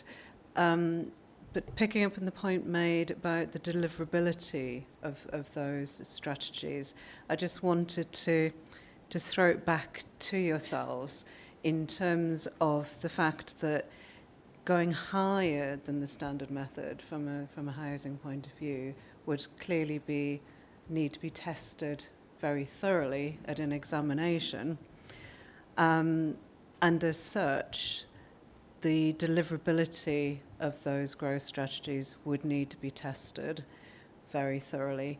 And we would need to see evidence of the deliverability of those growth strategies. So I'm sort of putting the point back to Oxford City and others who've raised this point. Where is the evidence to support the deliverability of the strategies beyond that already secured through the growth deal?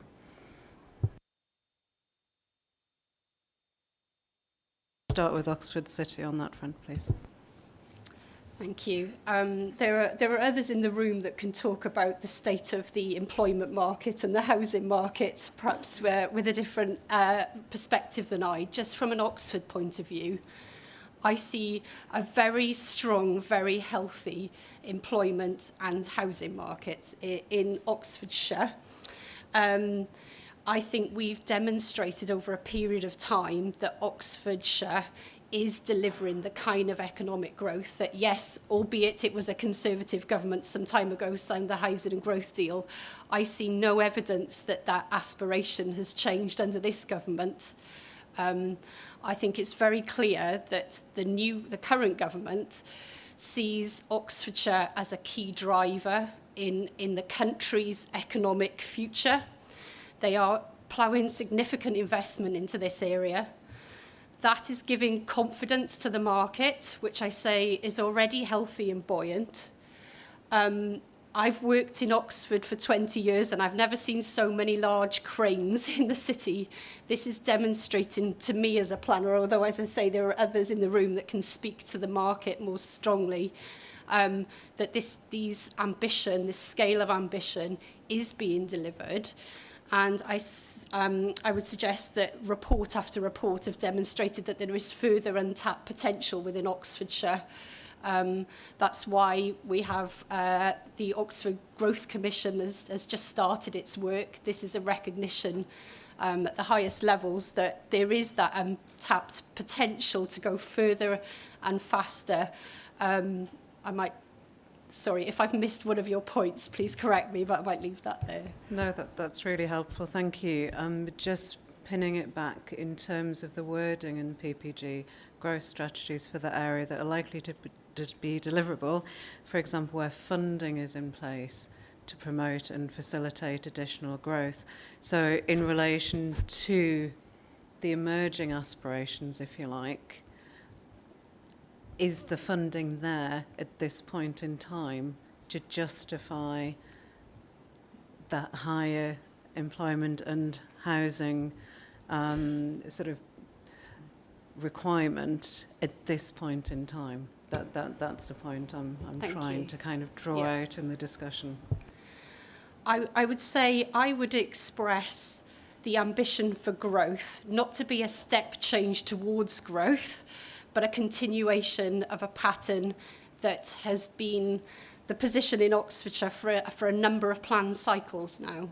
So for a number of planned cycles, we have been working sometimes more closely than others, but to a common vision for the unlocking that potential of Oxfordshire's growth. So I would say that rather than it being framed as an uplift, I would see this as a continuation of a pattern that we have good delivery record on. So the number of jobs in Oxfordshire exceeded expectations set back at the previous plan period. That's even through the difficult times that the country and the world has faced. Oxfordshire has ridden that very strongly. And I see several votes of confidence from things coming out from central government that will continue. What we're seeking to do is to build on the good progress of recent years. We're not seeking a step change in terms of increasing growth. We're seeking to build on our good record and past delivery.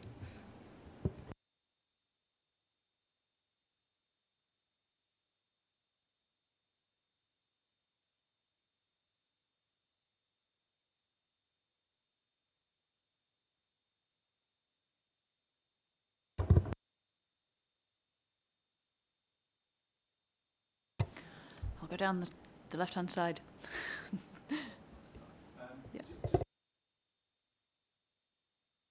Government's commitment to growth, and I'm going to skim read or pick out elements from a press release on the 30th of April this year from government about the AI growth zones, the first of which is at Culham. There have been two, the government's gone out for expressions of interest from private sector partners to come into Culham and to work with the UKAA and others to progress the Culham AI growth zone. There have been 200 initial expressions of interest, and the press release talks about it creating. Sorry, I've lost it now. But it's billions of pounds worth of investment and creating hundreds of jobs. Is to paraphrase. I mean, I'll submit this formally, but it's evidence of how committed the government is to growth in this region and at Culham in particular.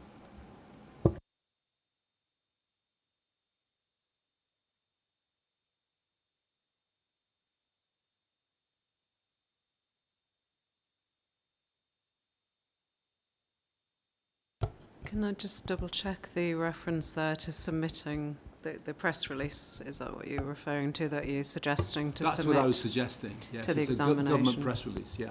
I mean, obviously we're not encouraging, additional evidence to be submitted, but I just wanted to check with the council whether there would be happy with that press release to be submitted to the examination library or not? Well, Madam, I think just question the relevance of it. As I understand it, it's April 2025. Obviously, the plan was quite some time after the plan was submitted, so I'm not sure how helpful it's going to be to reaching the conclusions that you have to reach.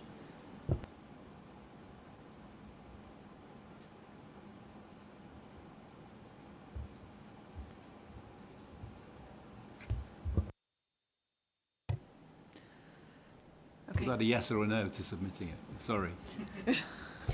Oh, no, I take the point about the timing, but I suppose as a background information, if they're happy for it to be submitted on that. Madam, if you think you'd find it helpful, then obviously it's a matter for you if you would like to accept and to formally object to it. Just yeah, we take the point about the timing, which I'm sure the gentleman from Carter Jonas would appreciate as well.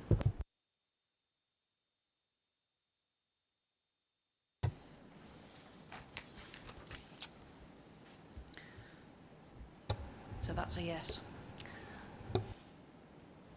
Okay. Carter Jonas. Thank you, Mum. All I would say on that point, I suppose, is that the AI growth zone was somewhat foreshadowed in the UK's modern industrial strategy, the Invest 2035 document, which did precede the submission of the local plan and was referenced by UK AEA in their Reg 19 submissions. I think on the point of testing the deliverability of a higher growth scenario, that's simply what we've been asking the council to do through its sustainability appraisal. You know, the funding of these things is a point and is one where, like the industrial strategy, came with ministerial statements, came with promises of money, some of which has arrived through Cullum and other places. But with that gap in the evidence base, there's nothing for us to then respond to. And hypothetically posing the question now is a bit late, if I may say so, because I think that's the point that we're all saying, that we can see in the market that it's deliverable, and various documents are referenced in our Reg 19 representations and in the matters statements, the innovation engine and advanced Oxfordshire, where we would talk more about the deliverability of that had there been the opportunity to do so, had the local plan's strategy encouraged or followed through on the various points around Objective 9 that we've heard this morning. And I'm still somewhat vexed by a statement made at the end of yesterday about, because the council once made a decision to support economic growth, it shouldn't have to commit to it for a lifetime. I think, to be honest, if it's committed to economic growth, it needs to see that economic cycle through at least, and it needs to have a plan that supports it at least.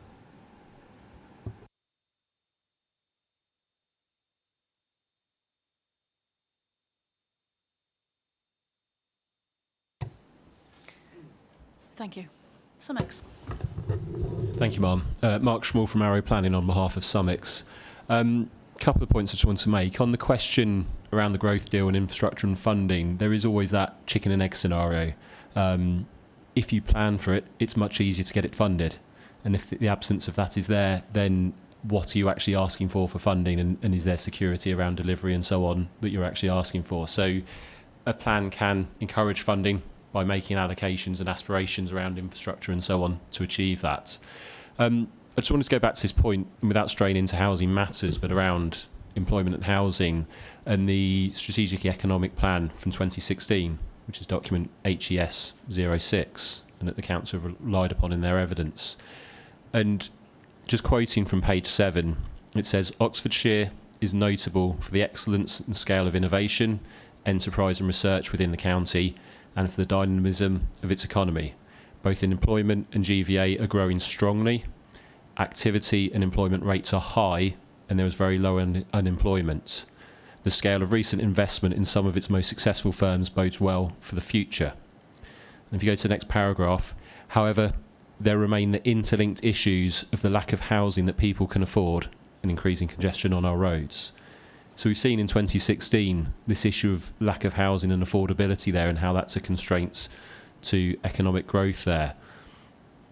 Now, the October 23 SEP deep dive report, which is HES 04, again repeats these issues, and at paragraph 2.45 talks about supply side constraints, and those relating to labour have already been cited and are widespread, linked with high demand and the county's high housing costs.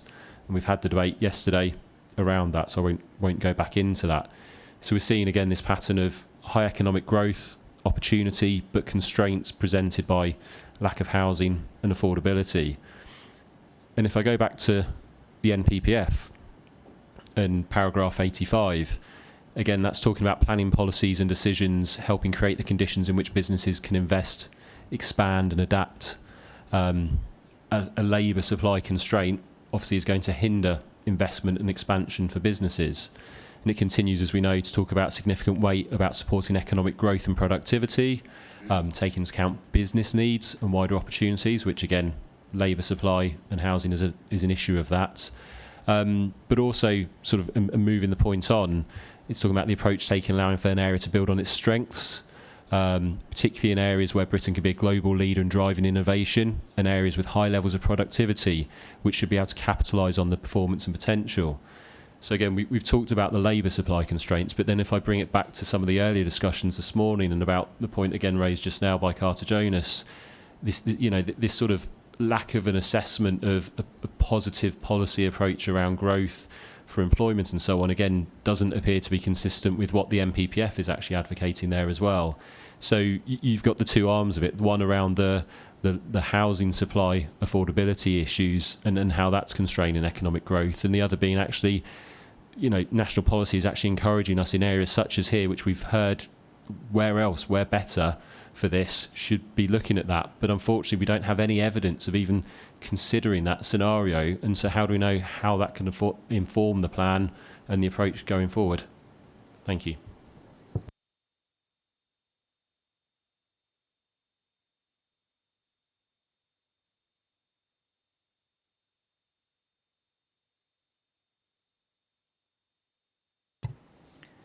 Thank you.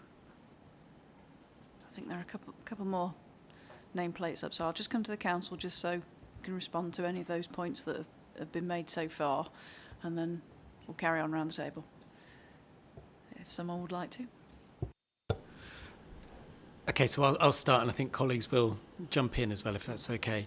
I think I'll go back to the kind of point that I was making earlier around the plan as itself does recognise the huge opportunities that are in our area, fairly unique to our area as well, around economic growth and, science and innovation sector. And it makes ample provision for that in our employment land supply. It exceeds the objectively identified need from the ELNA, and it provides plenty of options in terms of a range of sizes of sites, locations, and types as well to offer choice. So there's plenty of opportunity for choice and flexibility in order to enable the growth ambitions that we recognise in the area to come to fruition. So my starting point is that the JLP doesn't go against that at all.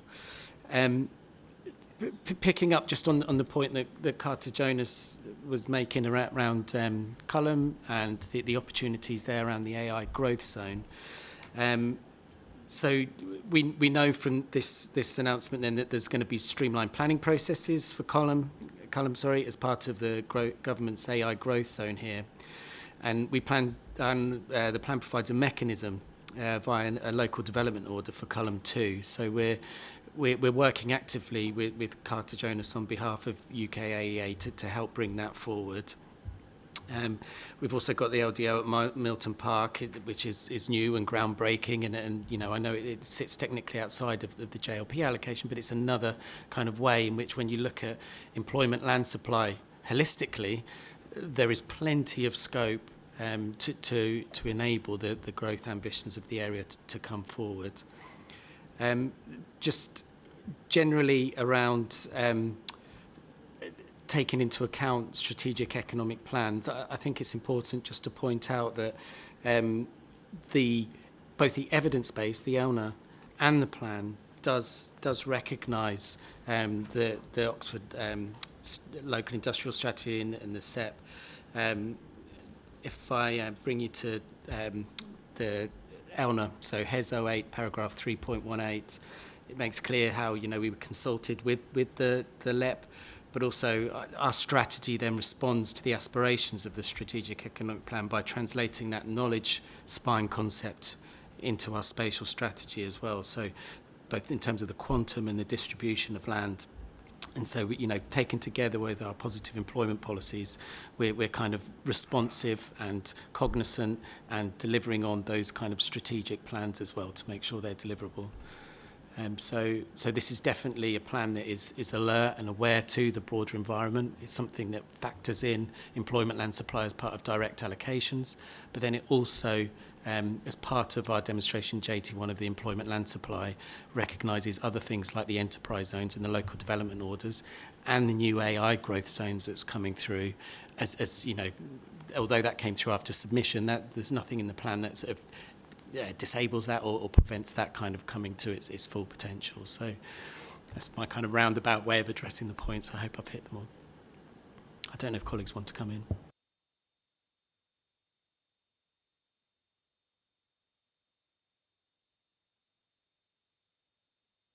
Madam, I wasn't going to speak, but since obviously part of that session or round of exchanges related back actually to the housing requirement and obviously the extent to which the council should have taken a different approach to setting the housing requirement in relation to the guidance in paragraph 10 of the PPG ID2A of the archived relevant part of that guidance. Madam, with respect, we would suggest that the way that you posed the question to other participants was precisely right, if that's not too, as it were, oleaginous for us to say. But the point is that what that paragraph of the PPG requires you to do, having set your need by reference to the standard method, is to give consideration, it does use that word, to give consideration to whether there are circumstances which may make it appropriate to set a housing requirement that's in excess of the need generated by the standard method. And it's quite clear, first of all, that therefore puts you in the world of evaluation, planning judgment as to how things sit with those various factors.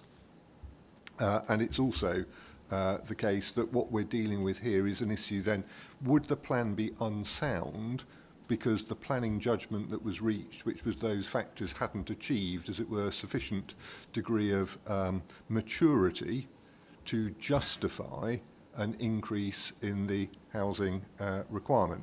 Obviously, we're not talking about the bullet point which deals with unmet need, because we've rehearsed all of that ground, but we are, I think, particularly dealing with the bullet point which deals with the growth strategies.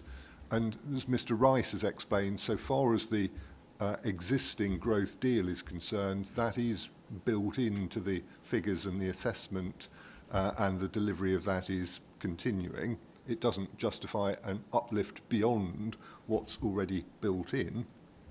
So far as other strategies are concerned, yes, there is a lot of aspiration, and you've heard about that, but there is nothing that is tangible in terms of funded, deliverable growth strategies which would require or necessitate a further uplift to the housing requirement.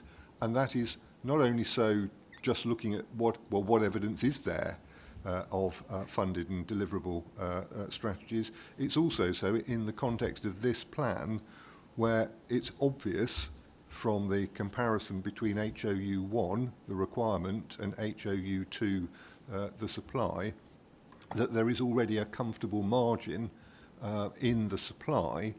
So it isn't the case that, well, this plan, if it's got that judgment call wrong, is going to be constraining whatever opportunities that there may be that come forward. It clearly isn't, because there is the potential there if indeed the aspirations and ambitions come to fruition. And so in those circumstances, we would consider that the judgment that the council made which is that there was not a justification for an uplift, was an entirely valid one, and certainly it would be, in our submission, inappropriate to conclude that judgment was an unsound one, and that there is, as it were, a coherent and developed case that requires there to be an uplift to meet that particular bullet point in paragraph 10 of ID 2A of the PPG.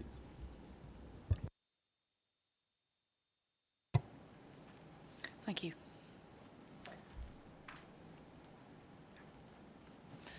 I'll carry on around the table. I think I got to CBRE Lichfield, and then there's a couple more on this side and a couple more on that.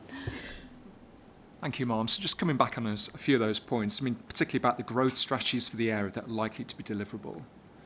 So, I mean, I'd be quite surprised from the government's perspective to hear what the councillors are saying, that, you know, there's a lack of certainty and lack of funding for this.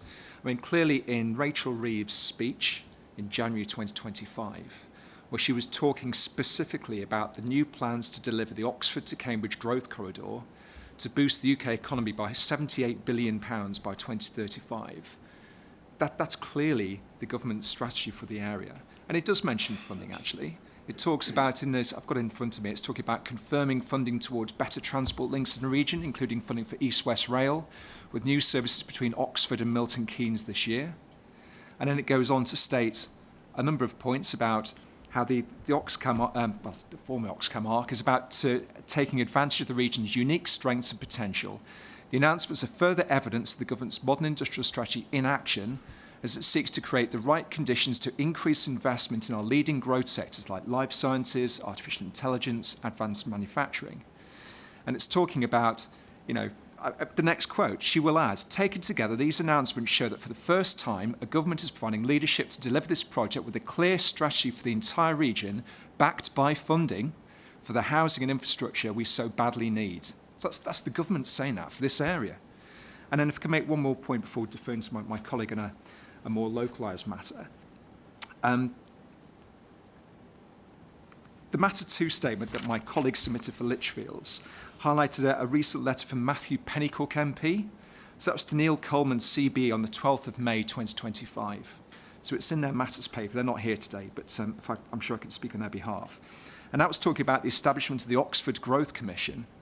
So that emphasised that the OGC will help to unleash the economic potential of Oxford and Oxfordshire by prioritising creating a coherent narrative for the delivery of infrastructure, housing and employment across the city and surrounding area. This is vital and essential work promoting a jewel in the crown for UK scientific endeavour, higher education, innovation and enterprise. I don't see how the government could be any stronger on those points. So clearly, I would say that certainly ticks that barrier. But if I could just pass on to my colleague who's got another perspective on it. Thanks, Colin. It was really just drawing on the commentary around the ambitions of the region and obviously reiterating that the Oxford-Cambridge Growth Corridor does stand as the cornerstone of the government's ambitions and mission-led agenda for the UK's future. The government's industrial strategy does focus on 8 high-growth sectors, and one of those includes life sciences. And when we're commenting on the confidence in this research, innovation and discovery sector, we're obviously here today representing the Shotover and Holton Park estates, also along Prologis being a global business who have delivered a number of critical infrastructure projects across several locations across the UK. They play a key role in the UK's economic success and provide a number of employment opportunities across all levels. They're also a foreign direct investor who deliver sustainable growth in partnership and also underpin local inward investment. They also have been development partner responsible for delivering and realising the modern day expansion of the Cambridge Biomedical Campus, and we're now working alongside them and the landowner to realise this significantly important health and local attainment outcomes opportunity to deliver improved health outcomes for society. So this hopefully substantiates Oxford City Council's points around there is confidence in investment in this region and trying to secure the delivery of this biomedical research cluster for Oxfordshire. And around going to Arrow Planning's point around allocation and funding, in our case, the investment is ready to be made and is ready to be made by Prologis as that opportunity needs to be realised. And, if I may also respond to some of the comments of the planning policy officers around strategy and approach, the role that employment land plays in the right location is vital if the plan is to be successful and positively prepared for the future. Therefore, the allocation and identification of employment land in the right location is critical, and the plan should address this point. We're noting that the lion's share of employment allocations are in the Vale and not necessarily in South Oxfordshire, and the South Oxfordshire allocations are limited to a few. So our view is that there is a spatial failure of the plan to meet the employment needs across the eastern part of the district, and given those adjacencies and boundaries of Oxford City, that locational significance as a global leader in driving innovation should be acknowledged. And that's also been expressed in our Reg 19 representations and the needs case presented there, that there is only one area at the eastern edge of Oxford, that is Oxford, that is capable of delivering a collaborative biomedical healthcare campus established on that existing healthcare cluster in East Oxford. And I think the policy officer also talked about sustainability and directing growth to sustainable locations. And again, the eastern edge of Oxford is highly sustainable with the Thornhill Park and Ride, connectivity by the A40, excellent links by rail, and also, as my colleague Colin said, the significant improvements to infrastructure as well. So overall, we do feel that there is a failing there to acknowledge that in the context of the wider growth ambitions for Oxfordshire. Thank you. Can I just come to Savills and then I'll come back to the council.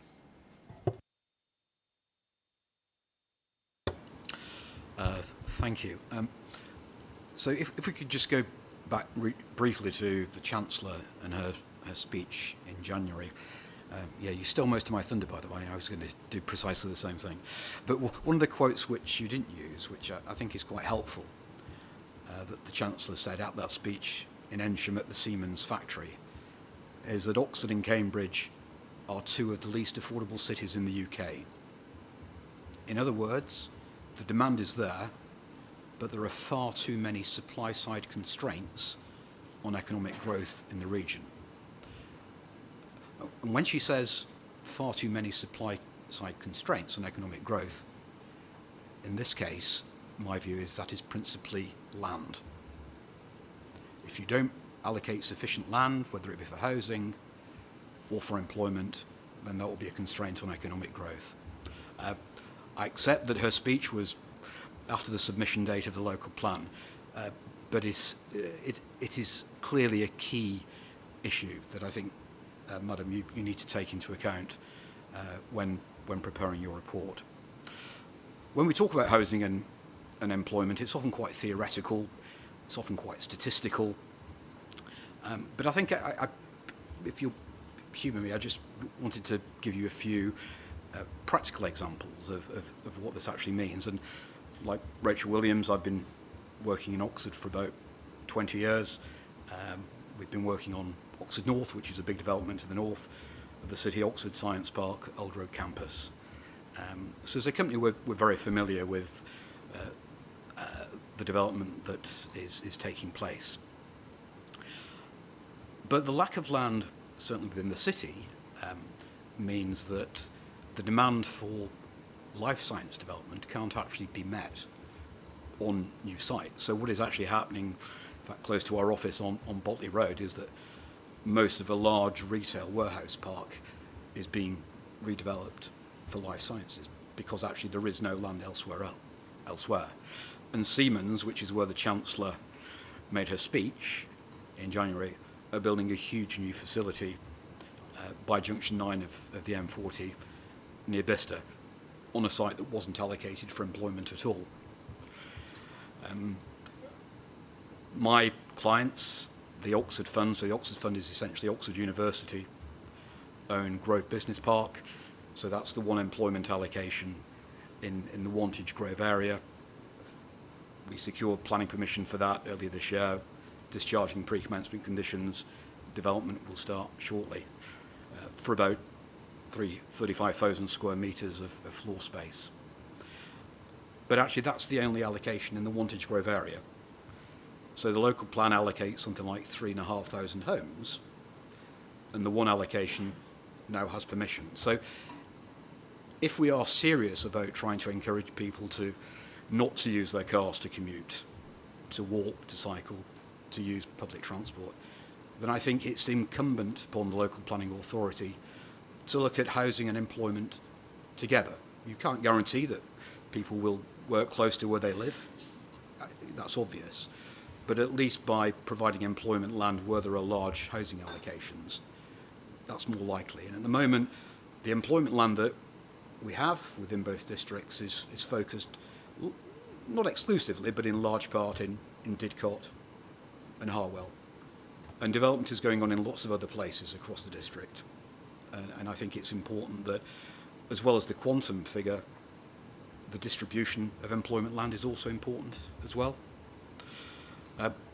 Just as an anecdote, we were progressing the planning application for our Grove Business Park last year. The application was submitted in 2023.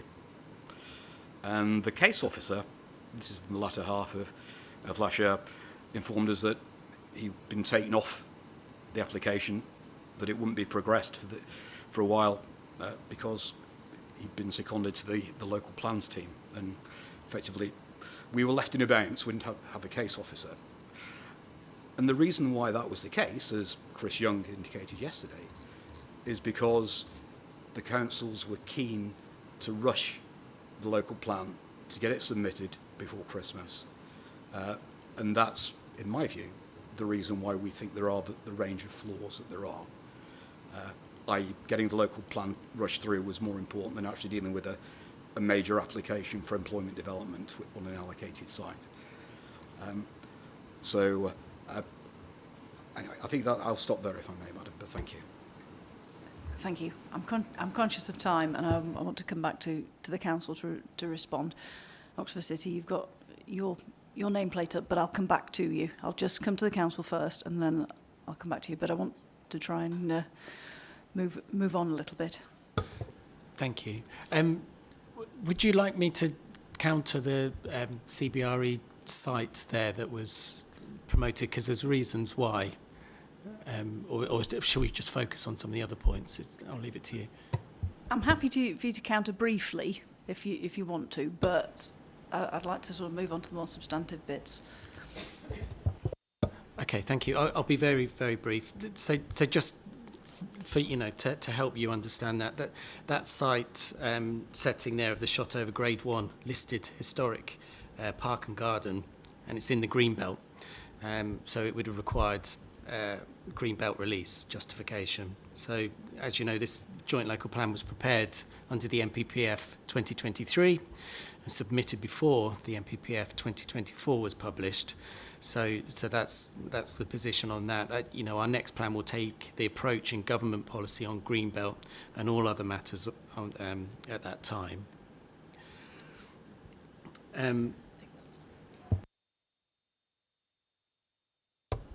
I don't know exactly quite where we've got to in the agenda, because we seem to have kind of jumped around to looking at kind of distribution and those matters. And I think that we started back with the question about deliverability and the question of an uplift, and obviously wanting to move on from that. I just wanted to kind of finish that off really by being boring and just going back to the PPG yet again, and the reference there to deliverable and funded strategies. And obviously that just links directly to the soundness requirement, and for any policies to be justified by evidence, and obviously that the robustness of that evidence to be tested.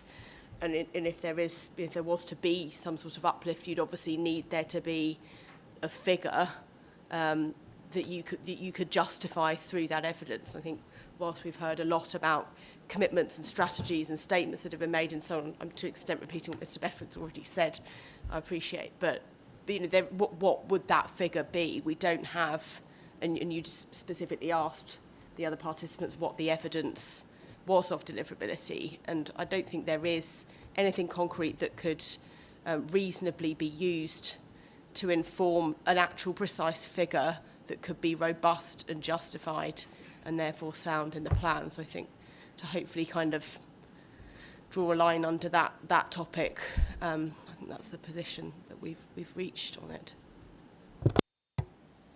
Thank you. Oxford City.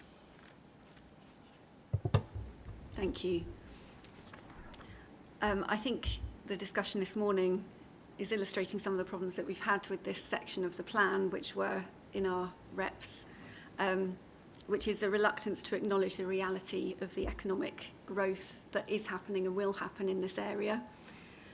So we're in the situation where the plan doesn't seem to reflect the evidence base, and neither seem to reflect reality.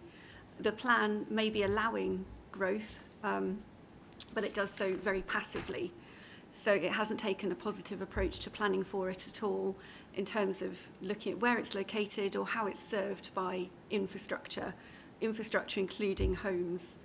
And I think it may be said that there's sufficient sites that it's not directly constraining growth, but it may do so anyway if it fails to provide for that growth with those sufficient homes and the infrastructure that is needed, which will lead to other problems in terms of sustainability, exacerbating affordability problems as well.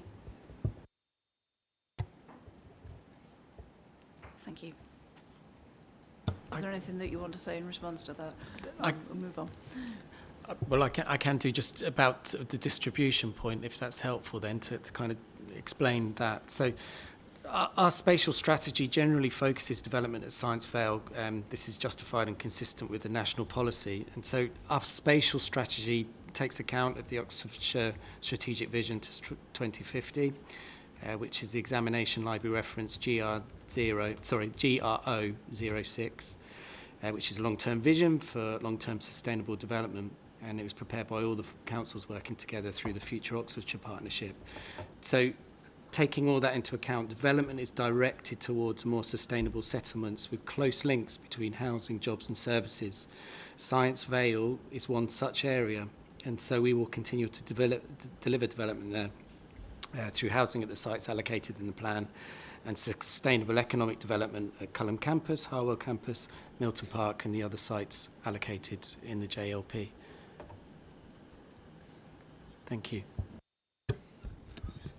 Madams, can I make a prosaic point? I mean, it goes back to this housing uplift issue, and I don't rehearse that, but there were a number of references made, particularly by CBRE, but also by Savills, either to things said by the Chancellor earlier this year or to things said by the relevant Minister, Mr Pennycook, I think in May of this year. And there is an issue in terms of, obviously, you're considering the soundness of a plan that was submitted in December. Now, I don't say, as it were, that in terms of soundness, some kind of guillotine comes down at the point of submission and it's impossible for you to consider anything that's happened after the point of submission in testing soundness, because I think that would be an inappropriate line to take. But there must be, as it were, a balance between how you test the soundness of a plan, which obviously the council had to be satisfied with sound before it was submitted, and if the goalpost were to move, as it were, as to what you're taking into account, that presents issues. In the sense, well, first of all, I would say that based on what we've been told, I don't think actually that statements in factories, however interesting they are to ministers to make, actually amounts to real funded commitments. So I think there is an issue as to how much weight you can give to that sort of evidence anyway. But if it were the case that, let's say, that you thought that circumstances since the plan was submitted had materially changed in relation to the prospects of growth strategies being realised, we don't think the evidence has changed, but even if you were to take that view, it seems to us that the conventional way in which a plan-making process would proceed if there were material changes post-submission would be more by reference to review mechanisms than it would be by changing the plan at this stage. And in this case, of course, we know, because of wider events which have happened, there is already effectively a built-in review mechanism because of the new NPPF and the difference between this NPPF and the 2023 NPPF that we are being tested against. there is inevitably going to be a requirement on the plan-making authorities, once this plan-making exercise is completed, to proceed with a new plan under the new NPPF. And we would suggest that's a much more practical way of trying to plan for changes in circumstance since a plan was submitted, than trying to, let's say, bolt onto a plan adaptations to reflect post-submission events. Now, I say we don't accept the principle that there have actually been material changes, but even if one were to take a different view, we would say, well, in these circumstances, there isn't a justification for finding something unsound when there are plenty of mechanisms within the planning regime to enable, as it were, subsequent developments to be taken into account.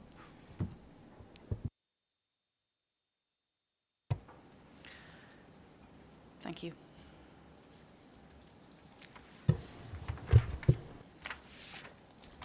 Is it a new point? It is a different point, slightly. It's a different point. It's related to the second bullet point in para 10 of the PPG. It's more of a question. I've been trying to find the answer whilst the discussion's been going on. It's in relation to strategic infrastructure improvements that are likely to drive an increase in homes or needed locally. Increase in homes needed locally.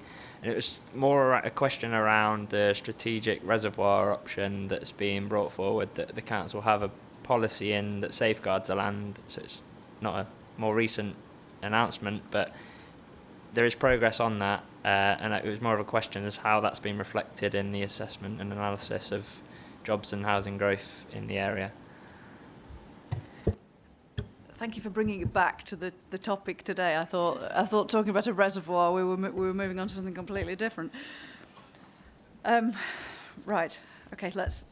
Can I just have a response from the council on that particular point, please? On the reservoir, of course, I will stay firmly within the remits of a reservoir. So the reservoir itself is not going to be a large employment generator. It's essentially a big hole full of water.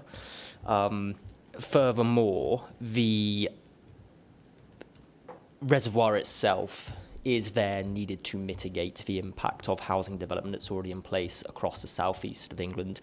We are a water-stressed area, and if we saw the reservoir as providing capacity for homes solely in our area, that wouldn't be appropriate. The reservoir is a strategic regional investment that will unlock housing delivery across not just the southeast but much wider area that Thames Water and other water operators, areas that they operate in. So we don't see it as something which is driving an increase in housing need. If anything, it's there to rectify an issue of chronic underinvestment in water infrastructure over the last 20, 30 years. Thank you. I'd like to bring us back to the agenda, as we've been floating around on different parts of the agenda. I was hoping to try and keep it in a fair straight line, but we've been exploring bits and other things. So in terms of the preferred option, are the nameplates up in relation to the previous debate, or are we able to move into the preferred option? It was a very quick point on the previous debate, ma'am, if I might. Okay. Thank you. It was just about this point about announcements and dates of announcements and so on in infrastructure. And I think just very briefly, the announcements are post-plan that have been referenced today, post-submission of the plan, and, do have some sympathy with the council for that. But it's not like they came as a big shock and a big surprise. And I think just to illustrate the point, if I go back to November last year, there's the government's commitment to East West Rail. Now, I'm conscious that does not come into Vale and South, it goes up through Cherwell. But, this was a commitment to significant infrastructure funding in November prior to submission of the plan that, and to quote the government, it will bring billions of pounds worth of growth to the Oxford to Cambridge region with tens of thousands of new homes and jobs. And it comes after the Chancellor's budget confirmed support to deliver the scheme in full, strengthening the region's thriving life science, technology and innovation sectors. So it's just to prove the point that it wasn't just post-submission of plan we suddenly got surprised by these commitments or suggestions of new growth. Pre-submission plan, there's a very firm commitment to a significant infrastructure project that will impact on the South and Vale areas positively around economic growth. Thank you. I'd like to move on to the preferred option and just talk about the hybrid approach and why the councils have chosen that hybrid approach as the preferred options. I know objectors have got concerns of that, and essentially that's why I wanted to try and go through the three scenarios first to then take us to the hybrid option and talk about that hybrid option now. I'm conscious of time. It's 25 to 1. Are participants able to continue beyond 1 o'clock? Because I think we're going to need to. Is there anybody who needs to leave dead on 1 o'clock? There's some flexibility. Okay, thank you. So I'm going to turn to the council first, please. So you've chosen the hybrid option. Could you just explain why you've chosen that hybrid option and why it's justified for this plan, please? I think starting with the office and research and development uses. So we selected the labour demand scenario there. It reflects from the three options that we've considered the most ambitious, the most land requiring scenario. So we think, recognising the importance of South and Vale in the UK's economy and the Oxfordshire economy as well, that represents the most ambitious scenario and is evidently what should be selected from the three scenarios that we've considered. From a similar, not dissimilar perspective, in respect of past take-up and trends for the industrial and warehousing scenario, it's a similar consideration. That reflects the most ambitious scenario of the three that we've chosen in terms of the land requirements that it sets out. Labour demand is clearly showing some negative requirements, and past trends tells us a different story, and we're happy with the market signals that dictates, and the using the methodology that we have. So it's on that basis, Mom. Thanks. Are there any limitations to the use of that past take-up rate particularly for industrial uses? I'm thinking because of this, often there are large. I think somewhere else I saw it was called big box strategic logistics, and that type of use. Is there something in the plan area that there is a demand for that? Has there been past demand for that type of use, and is it going forward? Yes, I think that's reflected in the scenario for warehouses, that there is positive growth expected in that area. The supply, the considerable supply set out in the plan is there to meet additional demand for that, recognising that it's an important sector. The Oxcam growth corridor obviously is a very science and technology orientated market economy, but it's also an important in relation to its role in meeting logistics needs, particularly along the M40 corridor in the area. So yes, I think it does reflect it in that regard.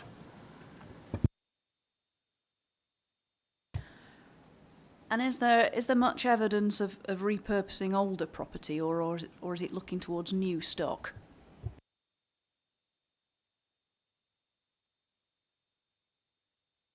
And how has the ELNA taken that into account? That factor of is it about repurposing older property or looking for new stock?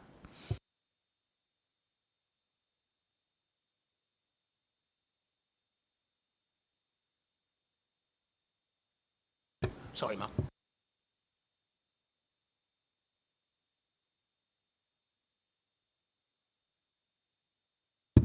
think it's mainly a reflection of the need for new development, Ma'am.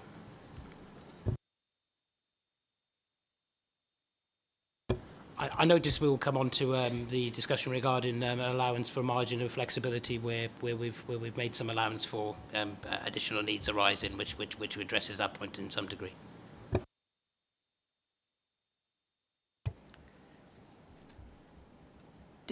Was there any consideration in terms of repurposing old stock?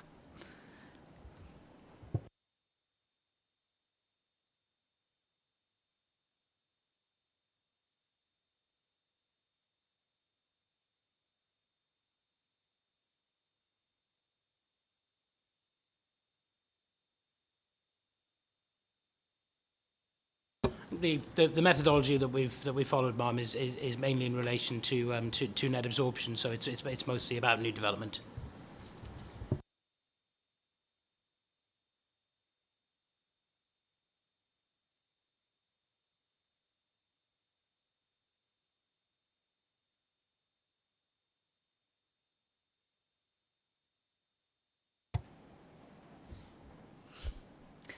One very quick question for you, Mum, if you don't mind. Oh, sorry. Have I butted in? When you talk about repurposing old stock, are you talking about buildings or land? I'm talking about both. Right. Because just to help you and maybe help the council, I mean, Culham and Harwell are both old, established sites with a military history, and then a post-war government science and technology history.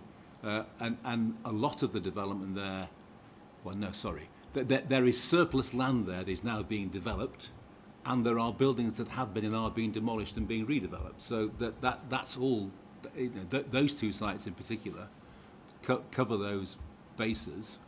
I'm not sure how the AECOM work has had regard to that, but that's the reality of the situation. And also, with the land west of Culham that we call Culham number 1 site, which is part of the housing and employment allocation to the west of Culham. That also was part of the former Naval Air Station, and there's an application in to redevelop that site and more than double the existing employment floor space on that site by providing 100,000 square metres of new floor space. Thank you. CBRE. Thank you, Ma'am. It was just picking up on the big box point that was discussed by the council, and in particular how that has been taken forward in terms of the employment allocations. Just because, from my experience, when larger floor plates are required, you need to look at the potential strategic sites as well as those existing employment land, because sometimes they do need the space to be accommodated, and they can come forward in your standard greenbelt sites, for instance. So not just looking at the brownfield, it's looking at that holistic vision. And in terms of those larger floor plates, I think it was picked up on the Crawley local plan in the inspectorate, and we've referenced it in our our matter statement, so I won't reproduce it. But it's mainly in relation to when you are looking at them in terms of your existing allocations, well, what impact does that have in terms of your small and your medium? It's, you know, working together, sometimes it can adversely impact each other. So I think that, for me, when we're looking through the evidence base, it's unclear how that's accounted for, because that, like as I said, the strategic allocations are normally next to your M40 corridor, and I think the way the employment policy is written at the moment is very heavily skewed towards the Vale rather than South Oxfordshire, which has that prime M40 corridor in the north.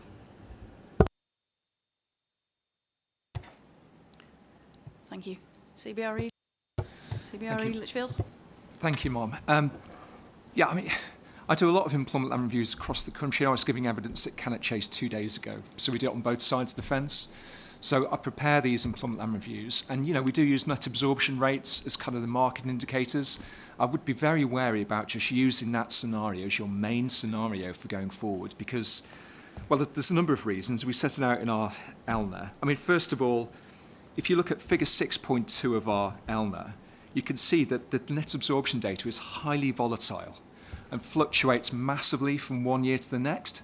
So, for example, if you look at the net office absorption rates of the last few years, in 1 year, it was plus 53,500 square metres. The next year it was minus 1,832 square metres.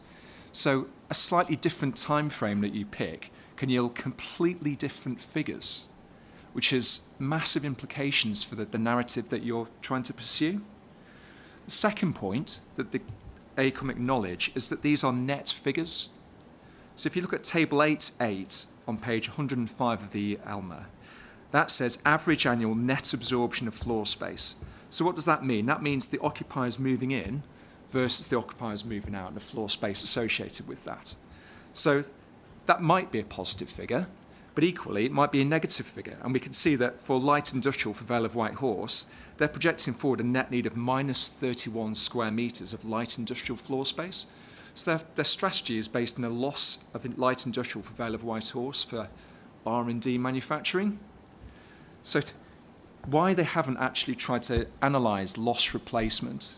So you might want to translate net requirements to gross, which you need for planning requirements. And to do that, you make an adjustment for loss replacement. Because otherwise you're going to end up with, if you have a net figure of 0, that could be 100,000 square metres moving out with 100,000 moving in. You still need to replenish the stock and have an element of churn. So there's a number of points in the ELMA that suggest that there have been losses in the past. That's paragraph 1.35, and that there's likely to be losses in the future.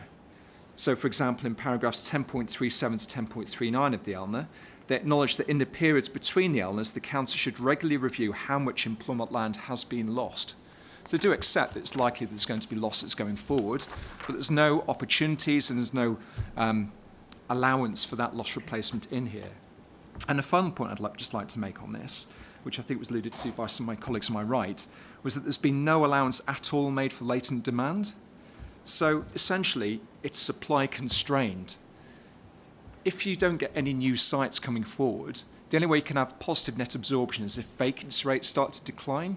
So you get more people moving in than you do out. But eventually, when vacancies get so low and you're still not building anything, the net absorption rate's going to flatline as well. So just projecting that forward, it doesn't actually tell you what the need is or how you're going to address that. So I think there's some real concerns with just using that. And we do feel that it's massively underplaying.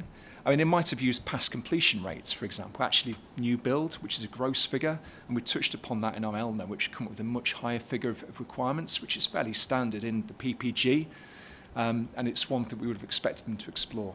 Thank you.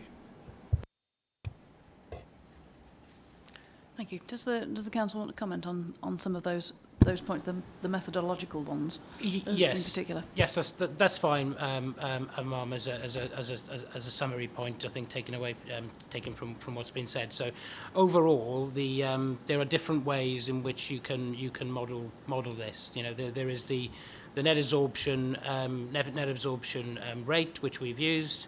We see that as a leading measure of demand based on lease deals. It's been applied by other consultants. It's not just what we've prepared. It compares occupied space versus vacated space, move-ins and move-outs. On the other hand, the other methodology for undertaking this is net deliveries, which is a measure of supply and registers a change in inventory for floor space related primarily to new developments. It's fair to say that these are both robust methods. They've been applied on employment land studies in different parts of the country. I note in the Lichfields have used net absorptions in their Chelmsford Employment Land Review in 2024. So it's clearly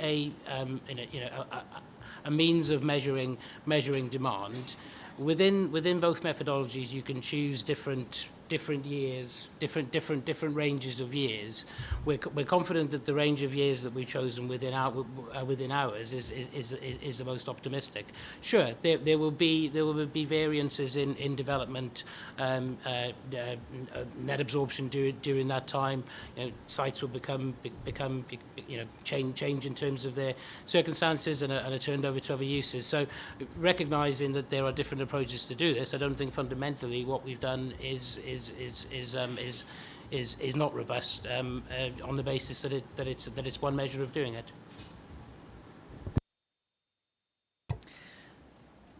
Thank you. think we've exhausted the preferred option. Unless anybody has anything else to say. Just coming back on that, I mean, I appreciate there's different ways of doing it. You know, you model a range of scenarios and you kind of take a step back and say, well, which looks realistic? How does that match our aspirations? And when you actually look at that table 810, where it says that on page 106, where we've gone through this net absorption, and it says your need is 1,500 square metres for light industrial for the next 20 years. Your need is 16,000 square metres for B2 over the next 20 years in this key part of the country. Did that not set alarm bells ringing that perhaps that looks a bit low? That perhaps we should have done what we did elsewhere in places like Brighton and Hove, South Kesteven, Bedford, where we actually made some kind of adjustment for loss replacement to try and see, well, is that more realistic to what the market is actually telling us is needed? I just think that, I understand net absorption rate, it's a valid approach to use to an extent, but you need to look at it in and around with alternatives to say, is the outcome actually going to deliver the aspirations for growth for this part of the world? I just don't see that it does. Thank you. I'm going to allow AECOM to come back on that point, please. Thanks. I just respond to say to that the numbers that we came out with were positive. We're confident that the supply allocated in the plan is considerably in excess of that. So if we had concerns that there was not the land requirement to meet those needs, then maybe we would consider the alternative approaches in much more detail. But I was confident at the time that we were following our preferred approach to modelling this, and fundamentally the land requirement would be sufficient to meet additional needs if they were to arise. Thank you. And how does suppressed demand get assessed in the preferred option?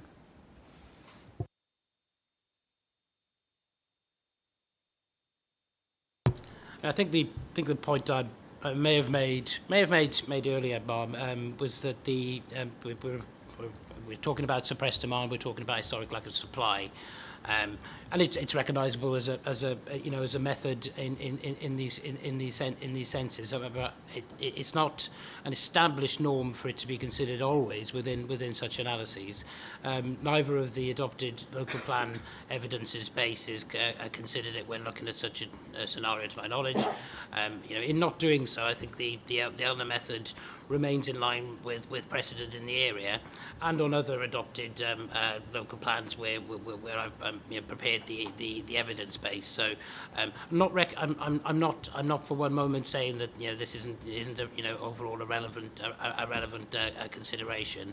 Again, I would make the point that there is ample sufficient flexibility within the land supply to meet a different scenario in terms of a higher scenario in terms of needs.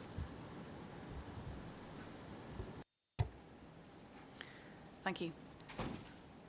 I'd like to move on to question 4.4, if that's acceptable to everyone. Yep. So the plot ratios. So this is about, are the plot ratios justified and appropriate for the plan area?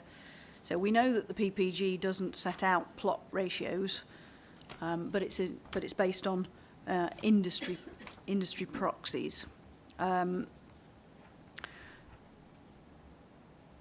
So the council tell me that the plot ratios applied to the calculation of each of the R&D and the industrial uses are within the ranges set out in established guidance. So I'd just like to understand what's the actual range specified in the guidance.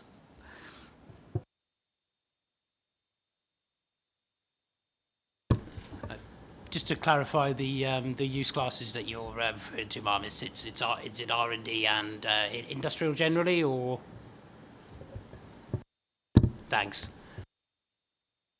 In respect of industrial generally, it's the guidance, of course, is the ODPM guidance dating from 2004. It's dated, but I think it's a very good starting point from which to set and then review plot ratios against other sources.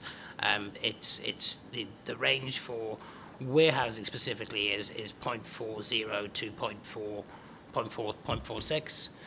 For For business park type uses, it would be 0.25 to 0.4. I would consider 0.4 to be the upper end of the range to be kind of the norm for R&D type uses. So the EG2 MARM to answer your question directly. For industrial itself, non-warehousing industrial, it's 0.35 to 0.45.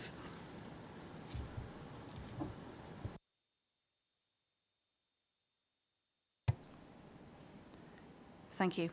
Is there any other guidance that's used on that to inform those? So it's the ODPM's employment land review guidance. Is there anything else that you use as industry guidance? Not specifically, ma'am. Recognising that the guidance has not been replaced in that in this particular instance. What I would look to do, though, is just to take account of the plot ratios which are being applied in appropriate local circumstances.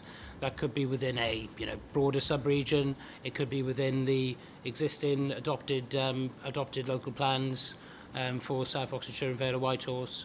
That I would be driven a lot by that recent experience, and I would take account of those locally specific circumstances each time. I wouldn't use the same plot ratios across the country. I would make allowance for differences and for evidence which points to different plot ratios being broadly sensible and applicable.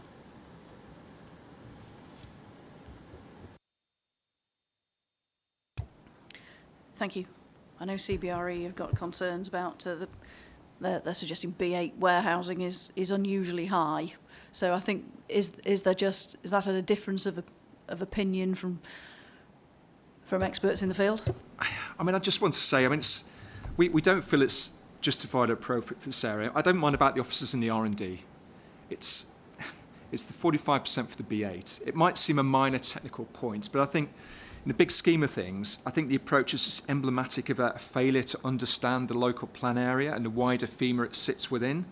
And its reliance for this figure on a research paper from the ODPM from 2004 that's actually been formally withdrawn.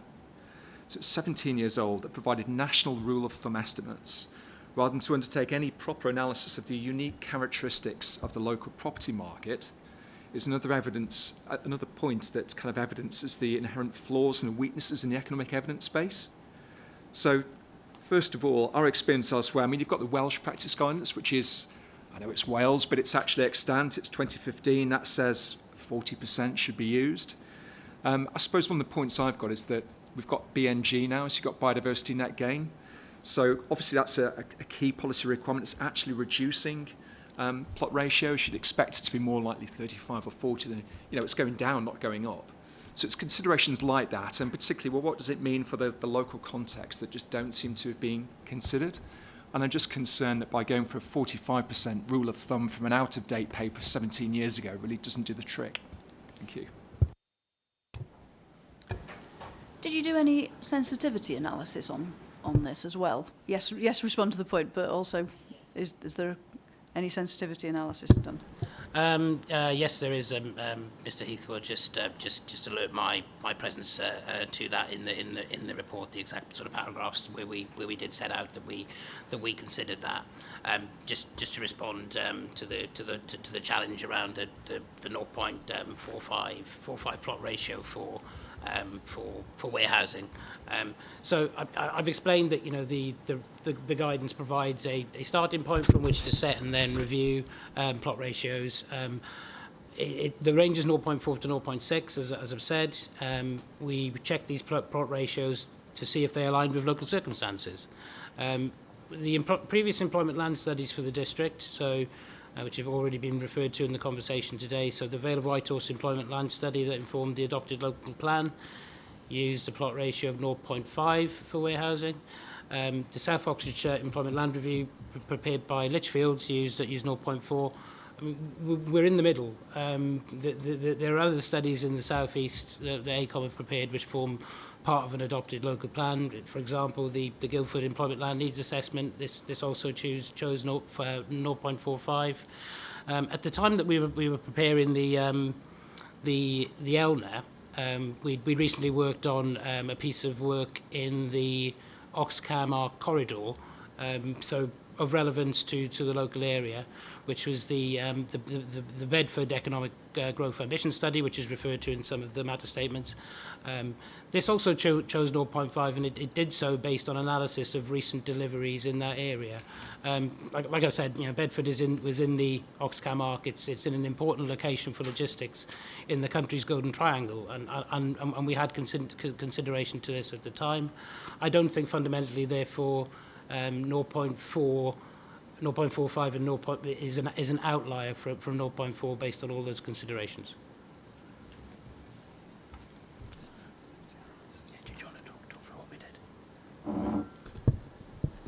I think just to follow up in terms of the sensitivity analysis, so yeah, we did test lower plot ratios, within the ELNA, so tables 8-17 and 18. So I think that sets out, it's not isolated to just warehousing, but we did perform that sensitivity analysis and saw what impact it has on the various scenarios. I think a relatively muted impact would be my summary. I think I'd like to make one sort of final point, which is related to this, is that if a 0.4 or 0.35 plot ratio was realised, there would still be sufficient land supply within the joint local plan to meet that additional demand arising from it. So I think that's a relevant consideration.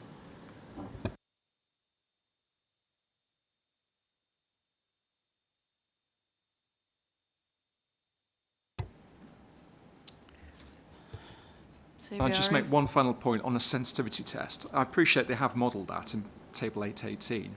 There's no discussion of that. They just print out the figures. There's no saying, well, it's gone by 15 hectares, we think that's insufficient, or it says we've modelled 35% or 45%, and then that stops. It just moves on to the conclusions. So there's no information in here as to how that's influenced their chosen preferred summary. And, it's gone up by 16 hectares and using the lower plot ratio predominantly for the B8 warehousing. So I would have expected some kind of discussion about sensitivity. Well, this is what it means. This is how it's influenced our findings. So that's just the point I'd make from that. Thank you. Is there any particular commentary that you can draw me to on that point? I accept that it's not sort of further discussed in the ELNA itself. I mean, I don't think that's a deficiency on its part. It's providing evidence that having a lower plot ratio in this regard would show a land demand arising, which ultimately will be met by the provision made in the supply section. So it is in there as evidence. I accept that there's not a detailed discussion of how it might make a difference, but it's there to show what the difference might be within the context of a consideration of supply and demand at the end.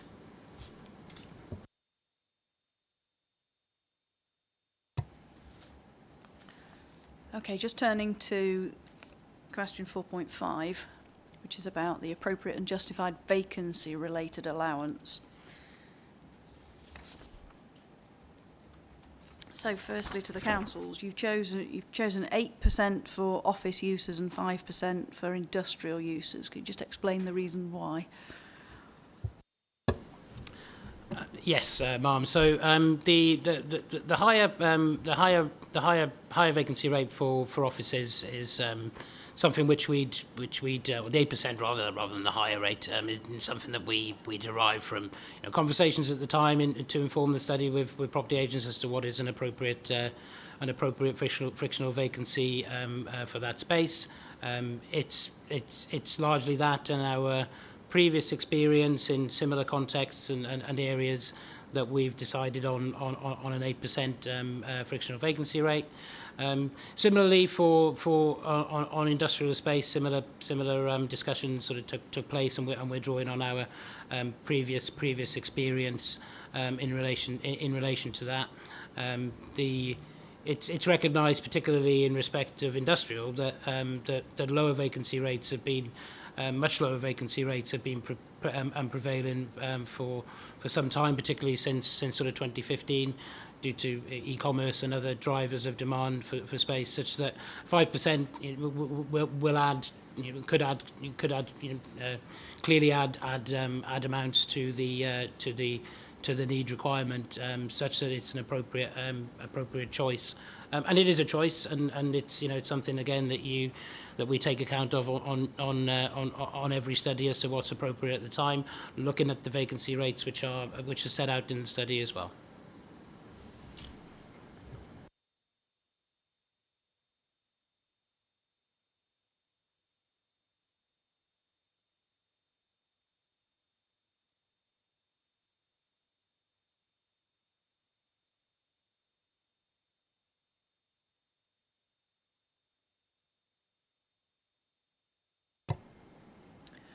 So looking down the agenda and looking at the time, would people wish to take lunch, or should we press on for the rest of the agenda?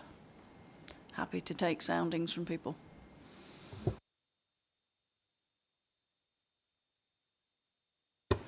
Can I ask how much longer do you think we'll need?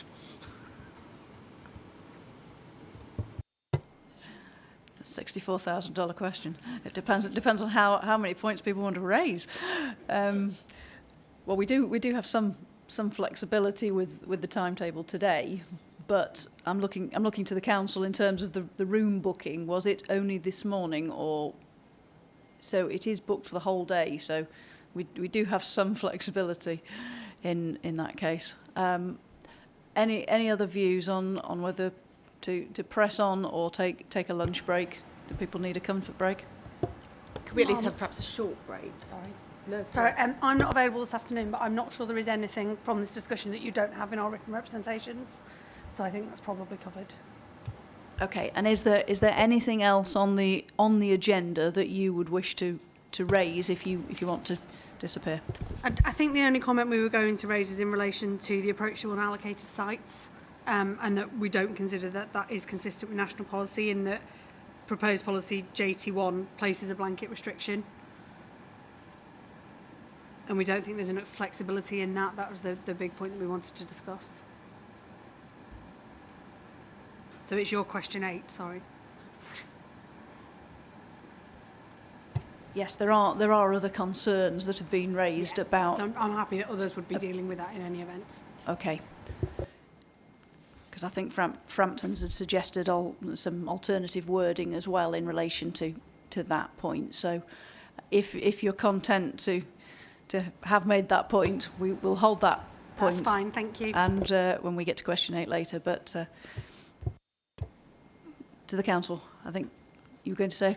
No, I was just going to suggest that maybe a short break would be helpful for people to have a comfort break and maybe grab a bit of food, but we don't necessarily need a full lunch break, perhaps. Okay, shall we say half an hour? Should we say 1:40? We'll adjourn till 1:40 then. Thank you.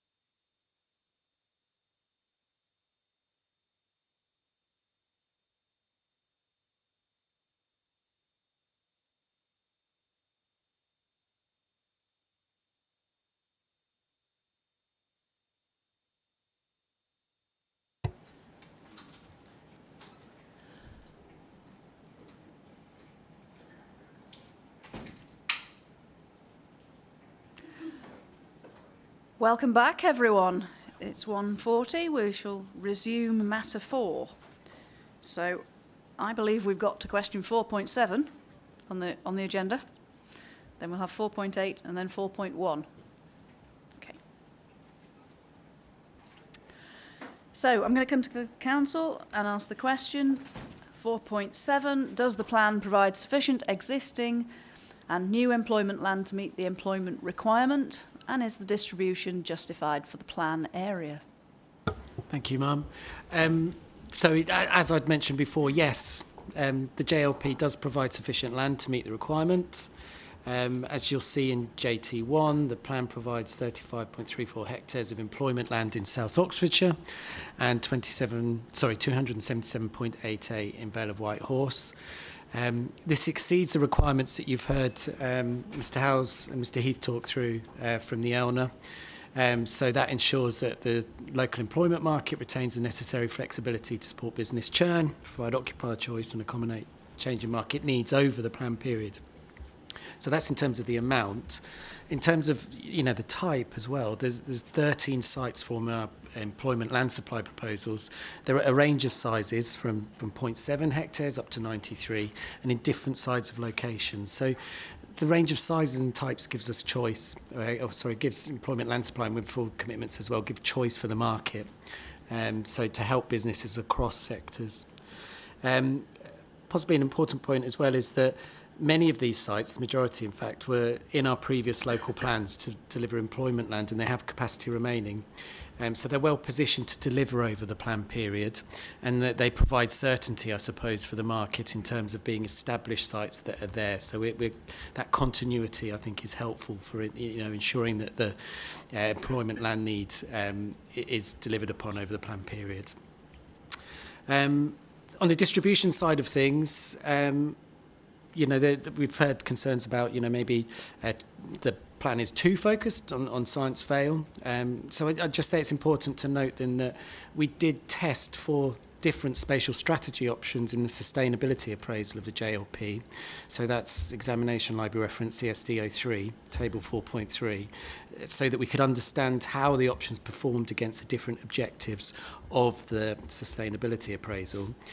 And so, when you hear, proponents of a kind of more dispersed pattern of development, at the edge of sites and at smaller villages, they performed significantly worse against those sustainability appraisal objectives than our chosen spatial strategy option, which is why we, one of the reasons why we went for the approach that we took. Thank you.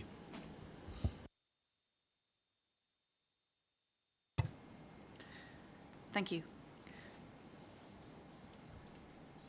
If no one's got any other points in relation to that question, CBRE Lichfields. Just a quick one, if I start off on that. I suppose the point I know the council's saying that we've oversupplied relative to need. My point would be, how can we confidently say we have sufficient supply when there's so many uncertainties over what the actual level of need is? And I was going to raise a point before lunch, but I know we kind of moved on just a little bit to the vacancy allowance. The adjustments that AECOM has made actually reduces flexibility and the margin of choice. So, as I said in my reps, the table 9.2 of the ELNA actually shows you that by reducing the vacancy allowance to 5%, they actually reduced the requirement by 995 square metres in the Vale of White Horse. So the flexibility that the council likes to talk about in its response actually has the perverse effect of reducing the requirement. So that's my point now about the need. There's a total lack of flexibility or any margin for choice, which is a requirement of the MPPF to provide for an element of flexibility. And from a quantitative perspective, again, I don't see how you can say we've got enough supply when a need hasn't been correctly defined. I know we've got a number of qualitative points which we'll probably come on to later about the quality of that supply and where it's located, which is a slightly different point. It's not just a numbers game. Thank you.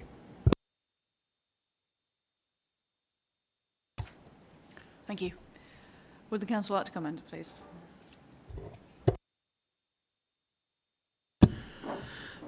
Thank you, Ma'am. I think there are different approaches to allowing for flexibility or churn. I would note that the PPG doesn't prescribe an exact sort of methodology for the undertaking of such a calculation. Studies I've led during my time at ACOM and predecessor companies, so sort of 17 years, I was sort of brought up on the applying a frictional vacancy focused approach, which is set out in the matter statements. And I know that there are alternative approaches that involve other factors being applied. I'm confident that applying an alternative would still fundamentally mean that the supply set out to meet needs in the districts would still be sufficient to do so. And, I think the key word in my reading in your question, Ma'am, is that there has been appropriate allowance made for flexibility, to use your key word, both in the factors applied in the ELNR and overall in the provision of supply.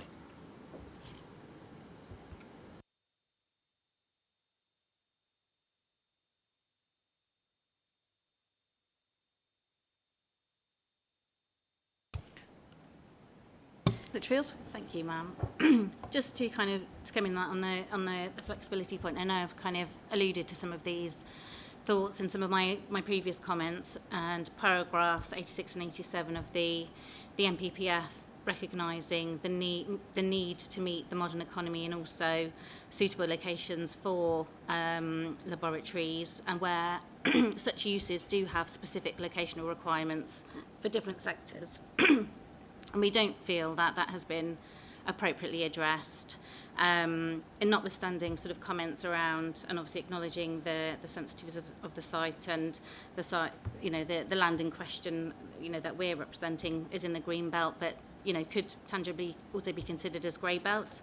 But we also feel that sort of dismissing any of that opportunity based on those grounds does actually indicate that sort of failure to really grapple with the content of our representations, and those exceptional circumstances have been submitted in our representations. So I just wanted to be really clear on some of those kind of bespoke requirements that we are trying to kind of articulate, I suppose, in our comments. So again, talking about that locationally specific circumstances, and that to enable this biomedical healthcare cluster to be successful, it really does hinge on 3 key components that are required to enable that to be successful. And that is academic excellence, which we've identified as the University of Oxford's Old Road campus, and having that biomedical academic excellence, and also those clinical establishments that are the NHS local hospitals. And both of those 2 components are located on the eastern side of Oxford. What that 3rd component is the industry component.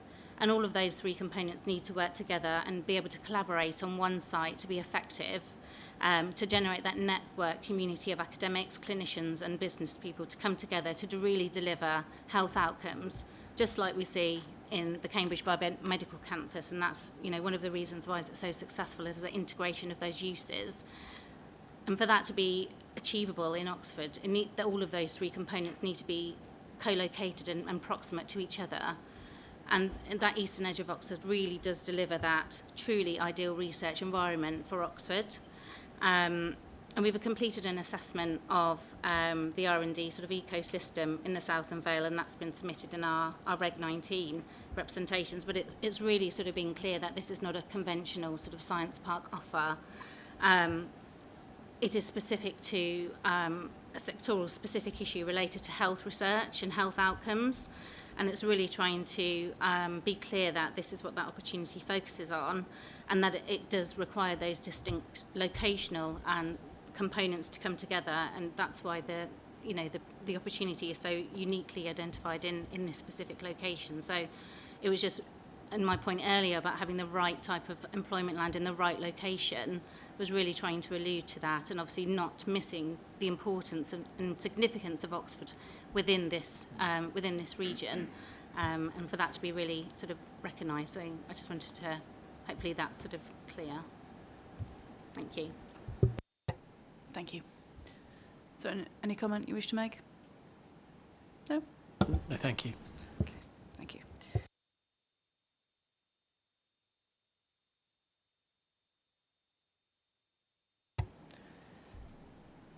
Greystoke, Pegasus, please. Thank you. I'm just really build on the points made eloquently by my CBRE colleague, really, and in terms of just expanding on it. It's not just us in terms of what they're promoting in terms of the bioscience sector. It's all the sectors in terms of science technology that are connected to the academic excellence of Oxford University and their associated colleges, which are looking for those locational advantage sites close to Oxford, which then can be developed in not terms of just R&D, but in terms of workspaces, build-on exercises, incubator units, so we get a full range of development connected to the excellence of Oxford University. So it's just all those points need to be taken into account in terms of the locational analysis to be undertaken in terms of where they should be provided. And I don't think the current strategy really does reflect those particular needs.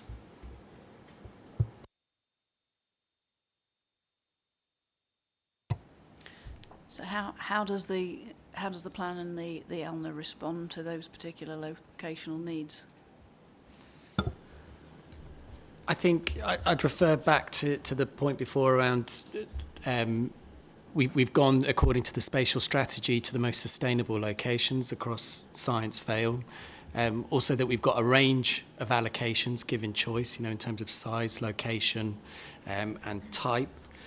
I think possibly one thing that hasn't come up yet, but when you look at the broader suite of policies that we've got as part of the plan, there is a real recognition for the need of sort of start-up and grow-on space.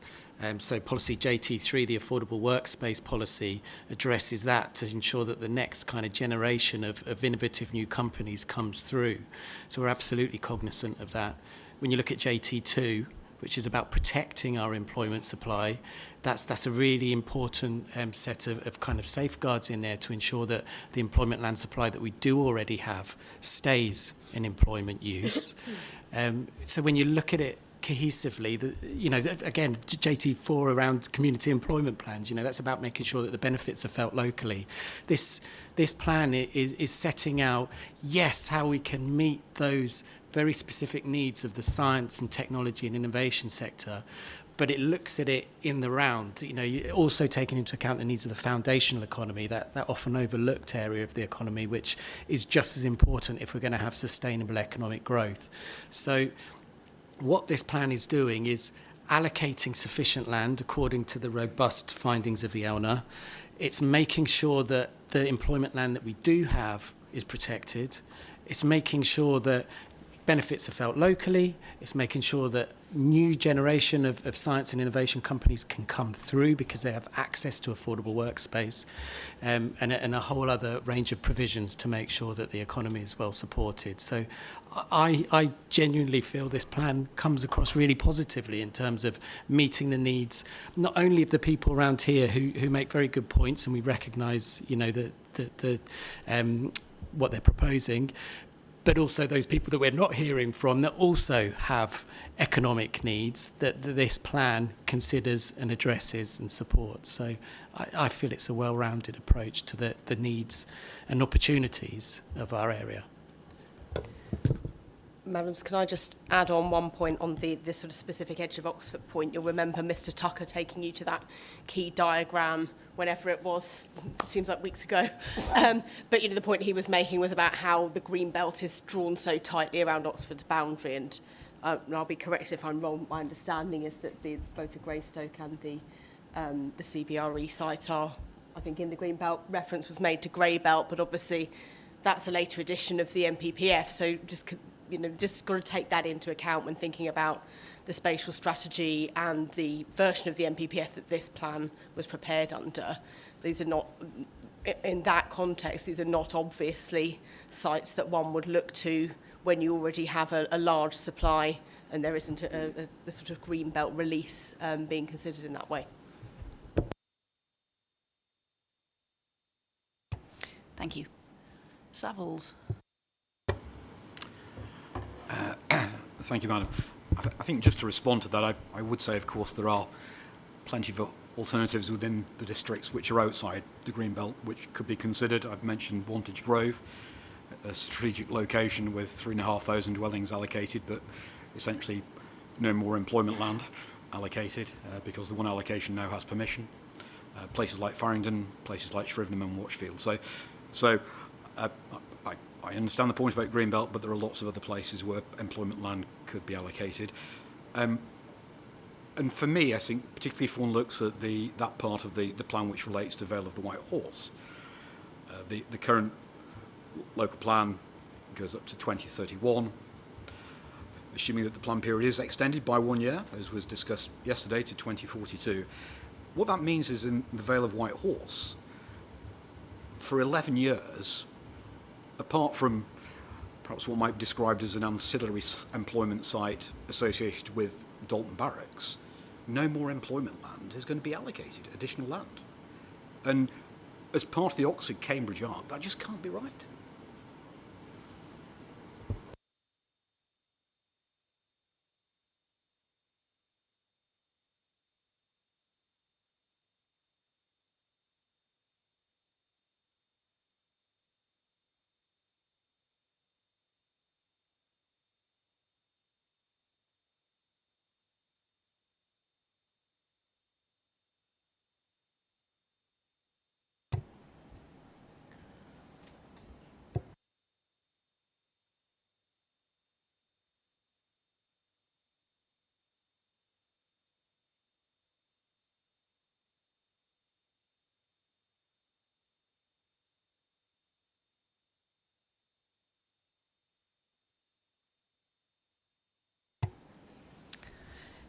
Thank you for that.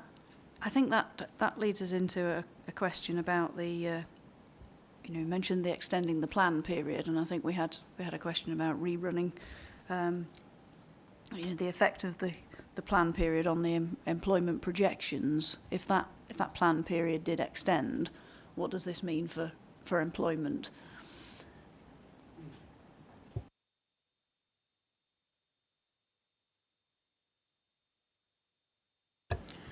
Yes, ma'am. I think we've agreed we will revisit that as part of the note being prepared in support of the housing position. It would extend it would, for example, for the labour demand, certainly add, if it extends by 1 year, it will more than likely add additional needs in that regard. Looking at it simplistically, but yes, we will be revisiting that to provide you with the detail you need. Thank you. And that piece of work would also be on the examination website for others to comment on. We will come back to action points at the very end.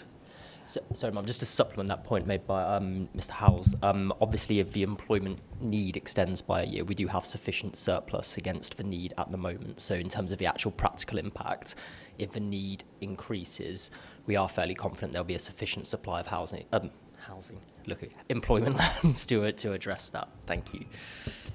Yes, I understand the point, but it is still helpful to see that written down. So and also for other participants to just have sight of that and comment if they wish. Thank you.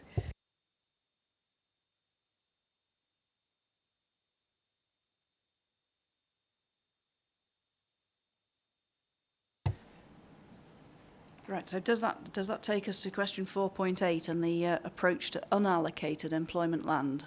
I'm not seeing any other Toblerones raised.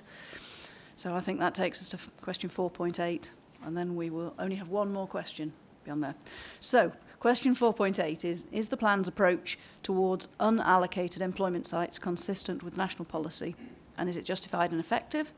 Is it sufficiently flexible to cater for changing employment trends? So I'm going to come to the Council first, please. Thank you. Yes, the approach is consistent with national policy. It's justified, it's effective, and it is sufficiently flexible.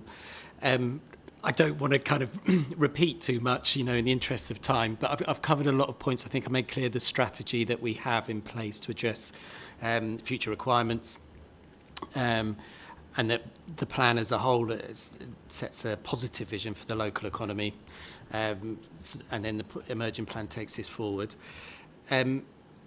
I also covered as well how the different policies all come together in jobs and tourism to kind of provide a holistic set of supply and how that kind of ensures that there is flexibility. But I think one part that we haven't really covered that maybe is additional then is that the important point that the plan provides clear guidance to applicants and decision makers while allowing a case-by-case assessment that can adapt to individual site circumstances. So that means that decisions can respond to market signals and employment needs as they evolve over the plan period. So we've got flexibility in there. Another thing that I draw your attention to is that we've set out a commentary for exactly how the policies and the approach are sufficiently flexible to accommodate those needs not anticipated in the plan. That's in the employment needs topic paper. If you go to the submission version of that, so that's examination library reference TOP 02.2, paragraphs 4.15 to 4.18. That kind of gives a slightly more in-depth kind of summary of how we meet needs not anticipated in the plan.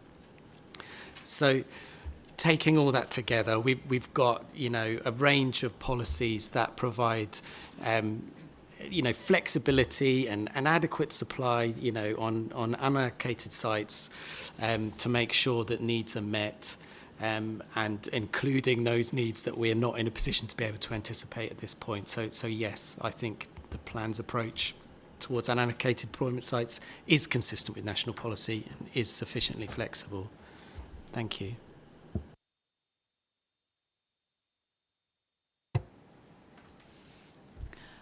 I think Frampton's, Richborough Estates. Yeah, thank you, ma'am. Just a brief point on this. So policy JT1 Part 3 particularly, as submitted, restricts unallocated employment to only existing employment sites and brownfield sites within the built-up area of Tier 1 to 4 settlements. I think it's worth pointing out the core policy 28 of the adopted Vale Plan, because that has a wider threshold for unallocated employment sites. The policy allows for new employment development on unallocated sites in or on the edge of settlements, the built-up area of market towns, local service centres, and larger and smaller villages. We picked up on the distribution of employment development is primarily located in the Culham area, Harwell, Milton Park, but as it was mentioned earlier, there are areas outside of these locations which can benefit from employment development. And just going to the strategic economic plan, particularly box 6.1 on page 43, that's document HES 03. It states that employment space within Oxfordshire around key business locations is on an upward trajectory. But then it says the supply of employment space has become increasingly constrained in recent years, with Oxfordshire's businesses struggling to find affordable workspace to meet the needs and or growth aspirations of their businesses.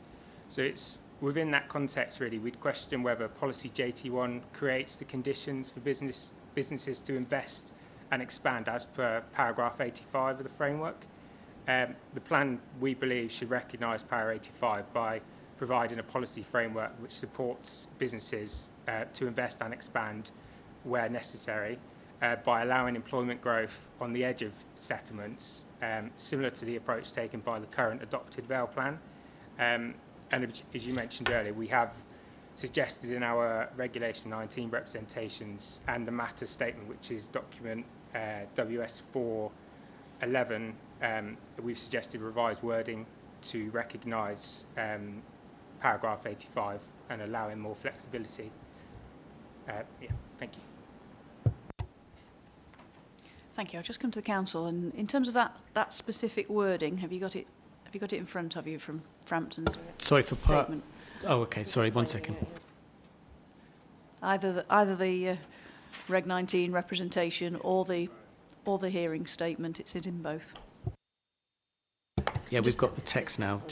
Just interested in the council's views once you've had a chance to read it again.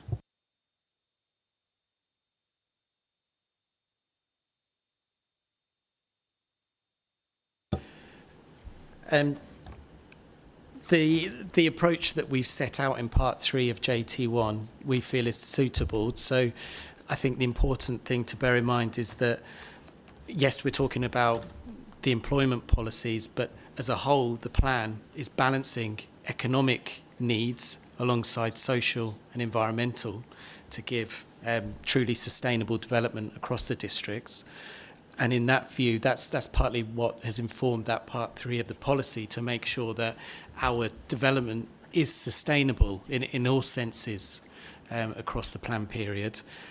So we thank them for the suggested text, but I think our wording is appropriate, and that's what we're proposing in the plan. Okay, and I understand what you're proposing. So playing devil's advocate, what in your view is the harm of the additional wording? Because it's talking about on the edge of or the built-up area of Tier 1 and Tier 2, providing benefits, etc. Okay, yeah, thank you. So I suppose the first point is that in the plan, in terms of what is already allocated, there is definitely sufficient employment land allocated. So, broadening out the kind of scope of where development can come forward takes us even beyond that, and that's when we're looking at kind of sustainability in other dimensions. I just had a note here, but I just need to confirm 1 second. So apologies.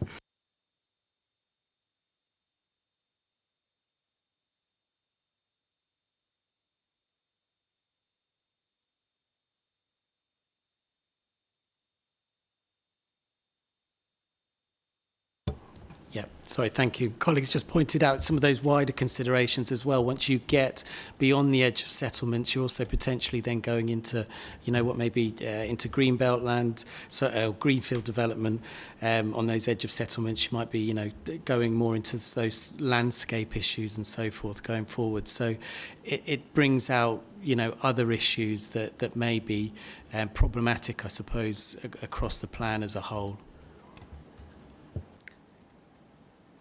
Yes, understand the point, but essentially this is employment development on unallocated sites. So it's windfall employment, isn't it? What we're talking about. Now, in the settlement hierarchy, Tier 1 and Tier 2 are towards the top, are they not? So I just come back to the point of what's actually the harm of potentially an employment proposal coming along.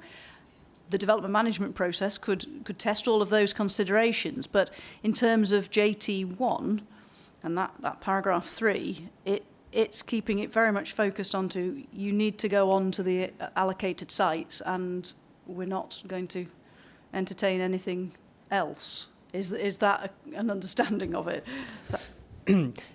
Yes, that's right, ma'am, in the context of the significant oversupply we do have in employment land, but also in the context of Objective 5 of the plan, which page 29 of CSD 01, which is to focus new allocations of land for development at well-located brownfield sites, recycling land that is already developed, using land efficiently and reusing buildings and materials rather than expending new resources.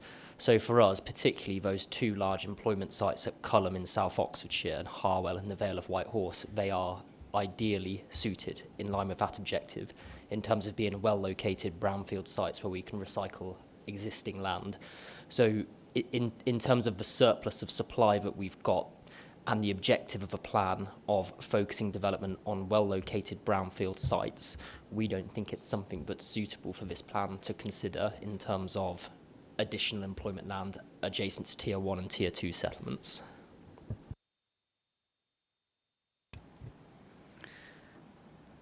Okay, but without going through all the Tier 1 and Tier 2 settlements, are there opportunities around the fringes of Tier 1 and Tier 2 that employment might seek to locate?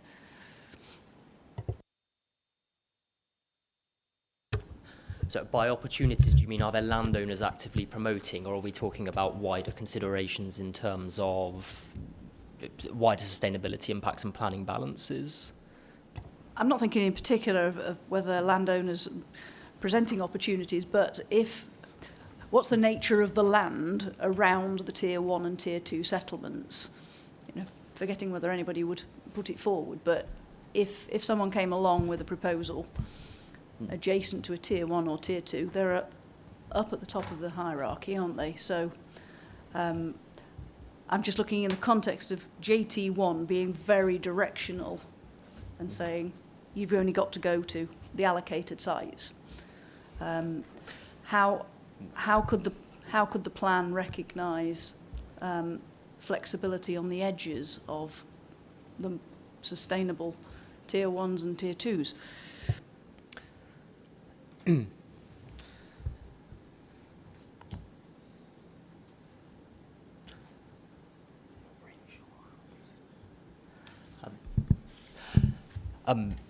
Well, if the plan would support well-located brownfield sites at those settlements, I appreciate that would be beyond the built form and the envelope of tier 1 and tier 2 settlements. So as drafted, with the exception of any allocations made at those settlements, you're right, the plan would not support windfall speculative employment applications on the edge of tier 1 and tier 2 settlements. Thank you, that's helpful. Thank you.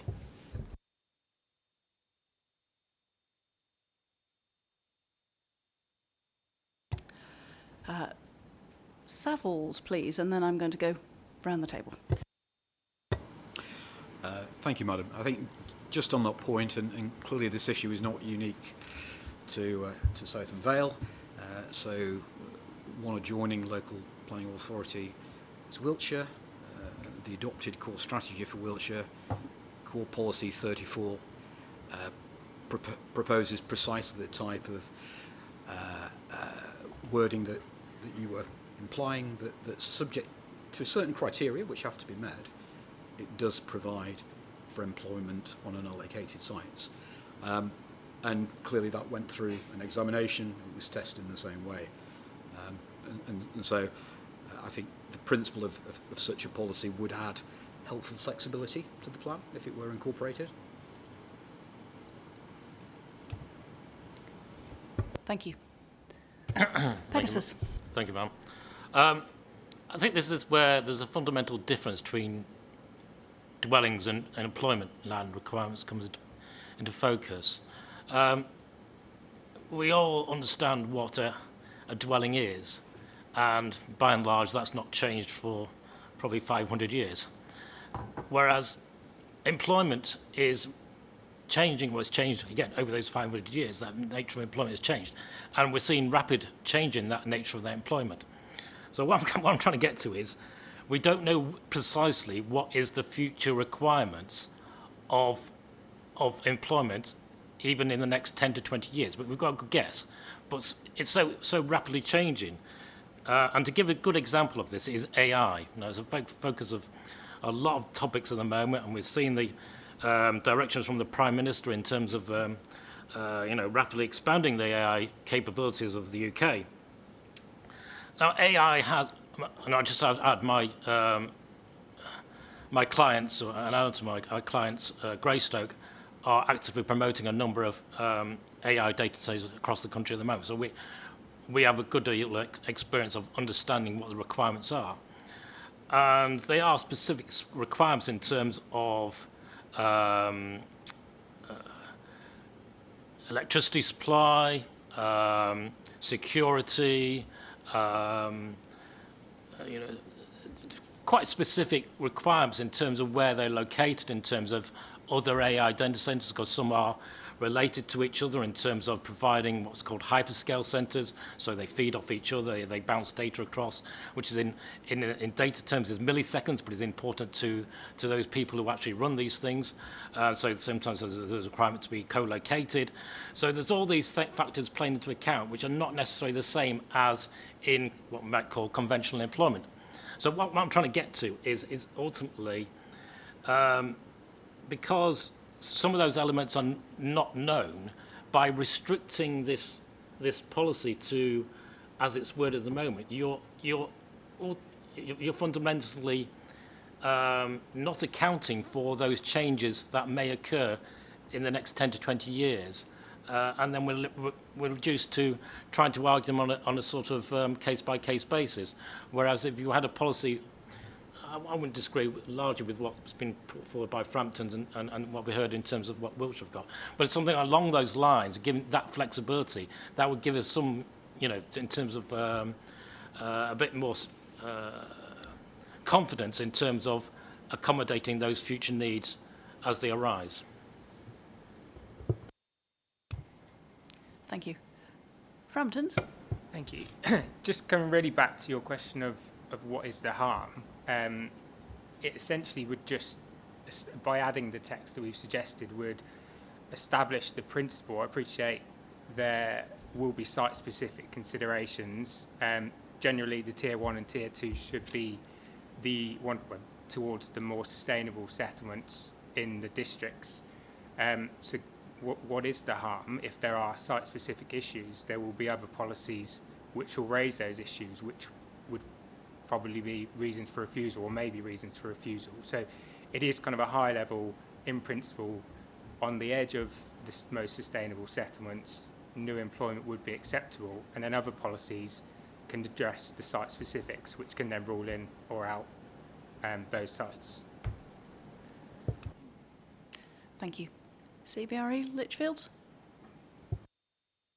It's just really echoing the point around the concern that there isn't any flexibility in how the spatial framework is applied, in that where the sites don't neatly fit in with the spatial strategy, they are sort of by default being excluded from moving forward.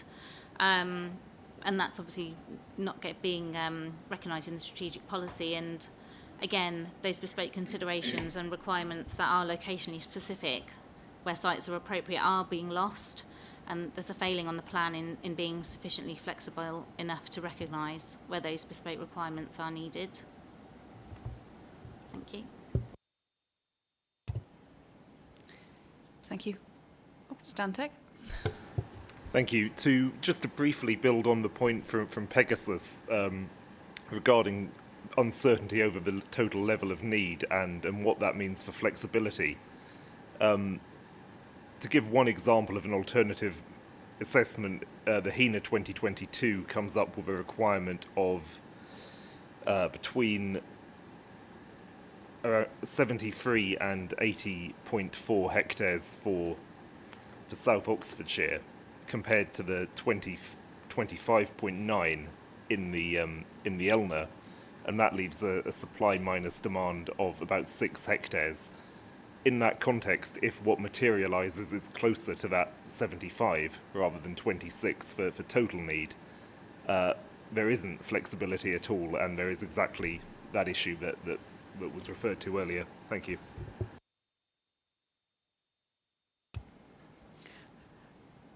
I'm going to come back to the council. Can I just take one? Oh no, it's gone down again. I'll take the council's view on those that cluster of points, and then we'll hopefully be able to move on to question 4.1.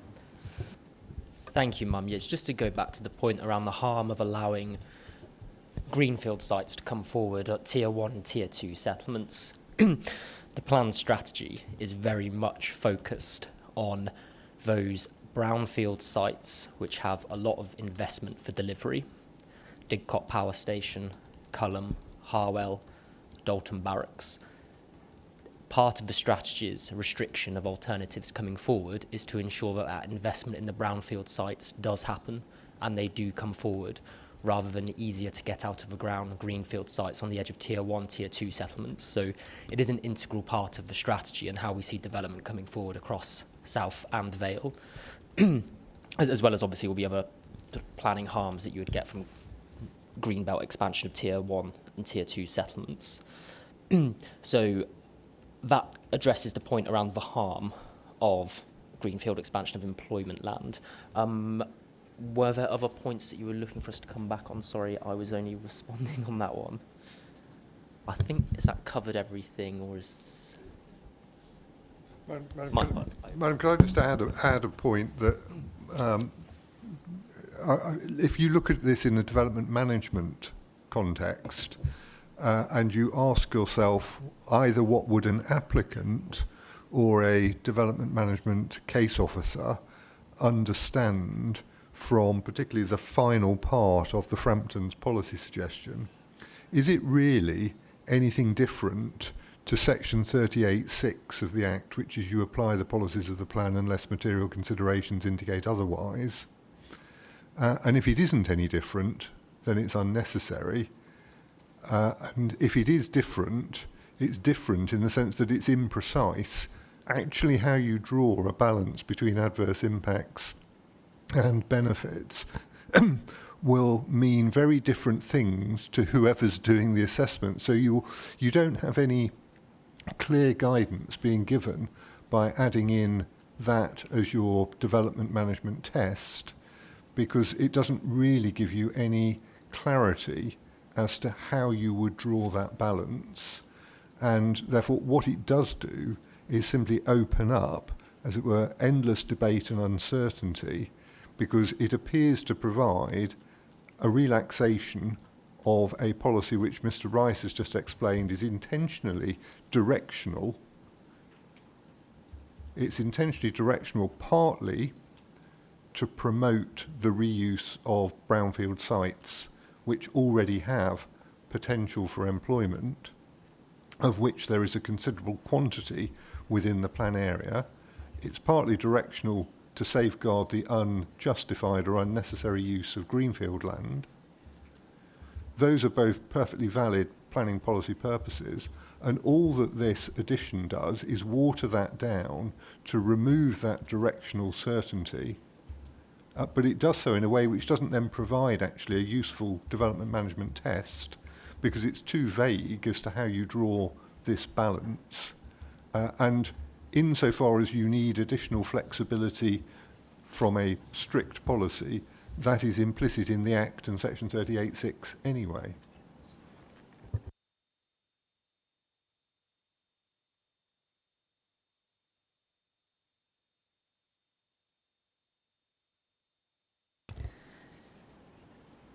Okay, thank you. I think that's the end of that question. So shall we return to the top of the agenda, and that is question 4.1, which is the ultimate question: is the employment requirement set out in JT1 justified? And I'm going to come to the council, and I'd like a little bit more than a three-letter word and a comma. Well, yes, it is justified. I think, so Mr. Howes and Mr. Heath have gone into depth really explaining how the ELNA as the evidence base is rigorous and comprehensive and balanced. So I'll leave it to them if they want to expand on that anymore. But just to kind of provide context for how we took that on then and sort of applied it to JT1, just so you can have assurance that it is justified in terms of how it's brought into the plan. When we took the recommendation then from the evidence base, the ELNA, about following the hybrid approach, that option was put into our preferred options consultation, Regulation 18 Part 2, alongside those other three alternative scenarios. And that consultation showed that there was broad public support for our preferred approach. So if you go to the consultation statement there, the LPPO 7.2, page 137 of that. So when we asked them directly, which was your preferred approach, there was 55 respondents to that question, and of those 73% preferred that option. So that kind of gave us, I suppose, the mandate that there was broad support for that recommendation from the ELNA. We then took that through the sustainability appraisal. So if you go, this is in the preferred options version, because that came out from the preferred options. So the examination library reference for that is LPP03. You need to go to Appendix L, page 19. When you do that, you can see there that all the elements of that hybrid approach were predicted to have strong positive effects for economic growth, and more so than the other options. So we've got public support, we've got the sustainability appraisal showing it's the best option. So when you take those into account, plus the evidence then that's in the ELNA, that was our preferred approach, that was the justified approach, which took consideration of reasonable alternatives. And so our position is that yes, it is a justified requirement set out in policy JT1. Thank you.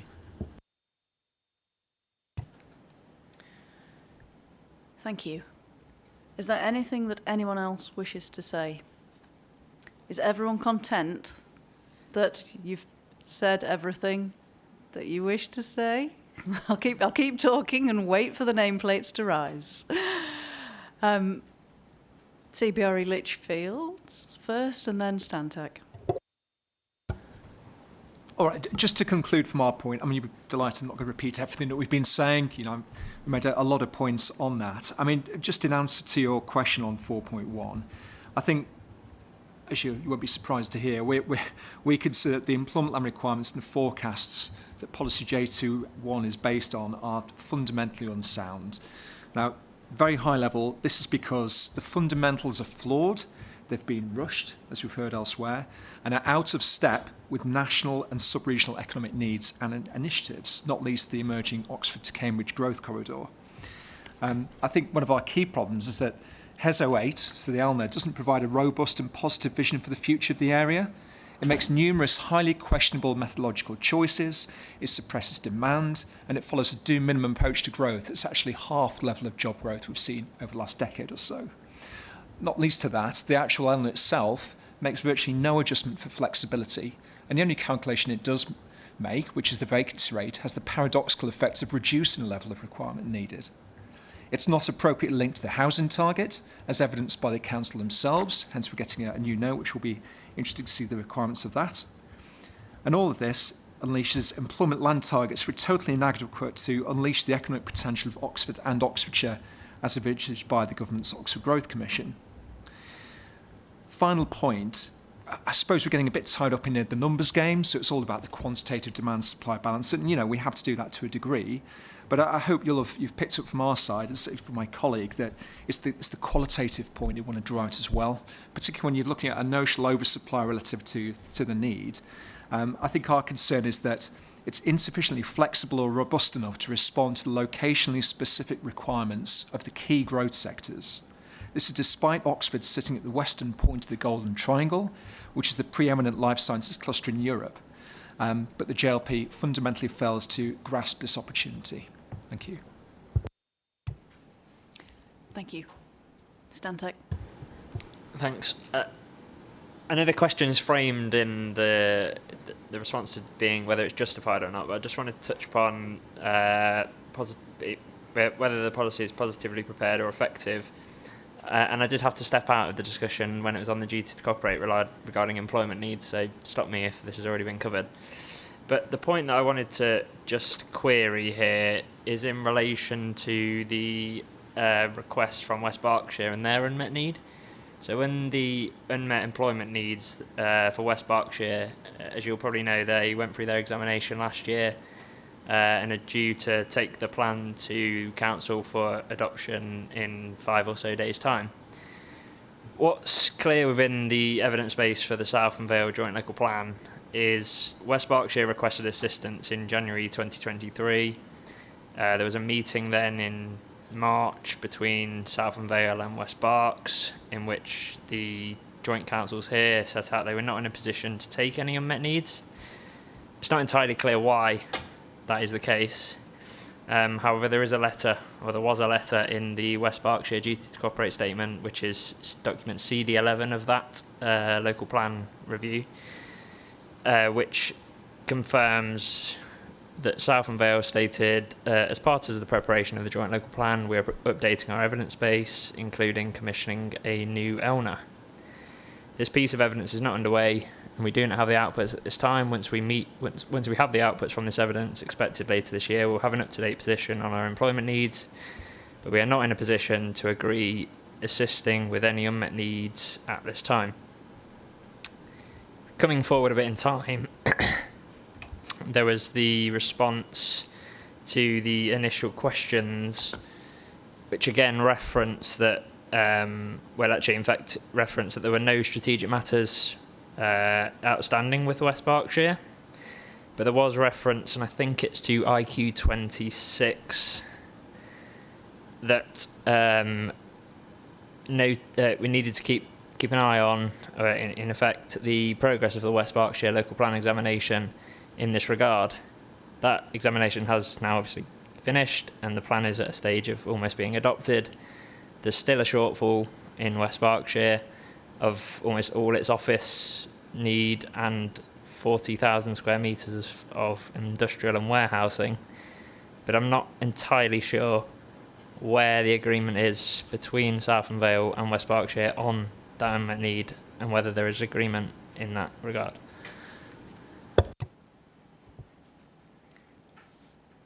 Thank you. I'll come to the council in a moment, so if you want to confer with colleagues, that's fine.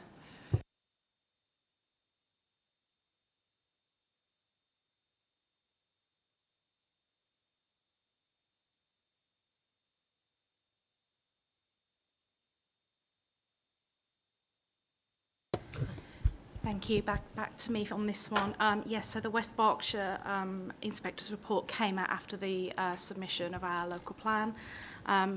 From our discussions with West Berkshire, we understand that they will be committed to address the matter of unmet needs again in the first 5-year review of the West Berkshire local plan. So, of course, we'll engage with them on that process.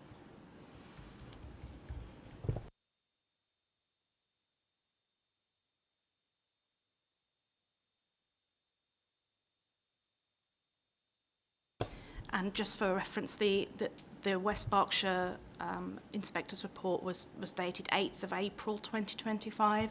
I believe it is in our evidence library. LPA 19. Just a point on that. Obviously, there was almost a bit of a holding response saying that, that the council hasn't prepared its ELNA at this point in time. But obviously, there's still an outstanding unmet need. After the ELNA was produced, were there any further discussions with West Berkshire at that point? I may need to go back to LPA 2.2. I believe there was an email to at the time that the planning policy manager. That was just prior to their examination, and it was agreed we'd just wait and see what their examination would say about the issue. But there weren't any further discussions in terms of, well, we now have our evidence base, and to discuss, is there potential to accommodate the unmet need, if you see what I mean. Madam, I think we'll provide you with the references, if that's acceptable, in a note after today, because I have to say this point has been rather shoehorned into a discussion on matter 4, and it's clearly a matter that should have been raised as part of the matter 2 discussions. Madam, my recollection, and I say we'll confirm this in a note, is that we invited West Berkshire to consider whether they wanted to have a statement of common ground with us to deal with these issues, and there was no response, there was no engagement back. No doubt because they were pursuing their examination. But I think the references are in LPA 02.2, and we'll provide those, I say, in a note so that you've got that information. That would be helpful. Thank you. Thank you. Right, one more. Pegasus. Thank you. It's really just a way of wrapping up in a sense. And it's just to perhaps remind us of the consequences if this side of the table is correct and the plan is under providing unemployment. What does that mean? Well, one scenario is that the economic growth goes elsewhere. Best we can hope for, it goes elsewhere in the country. It might go abroad, it might go to the States, especially with Trump's policies at the moment. Otherwise, we're down to which I think is more likely, is that we'll see increasing number of appeals it might keep some of us in employment, and it might keep our learned friends in employment, but I'm not sure it's in the interest of the council or the taxpayers.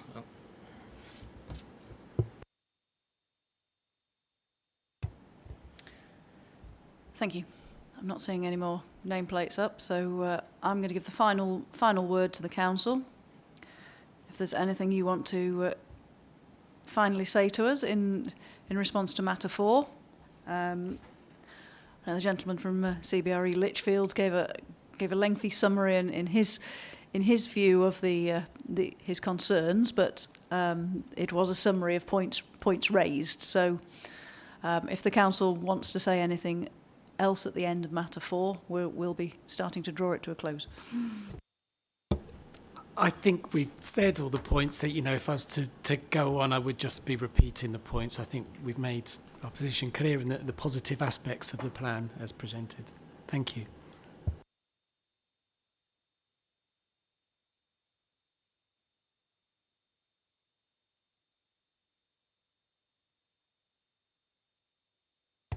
Right, thank you.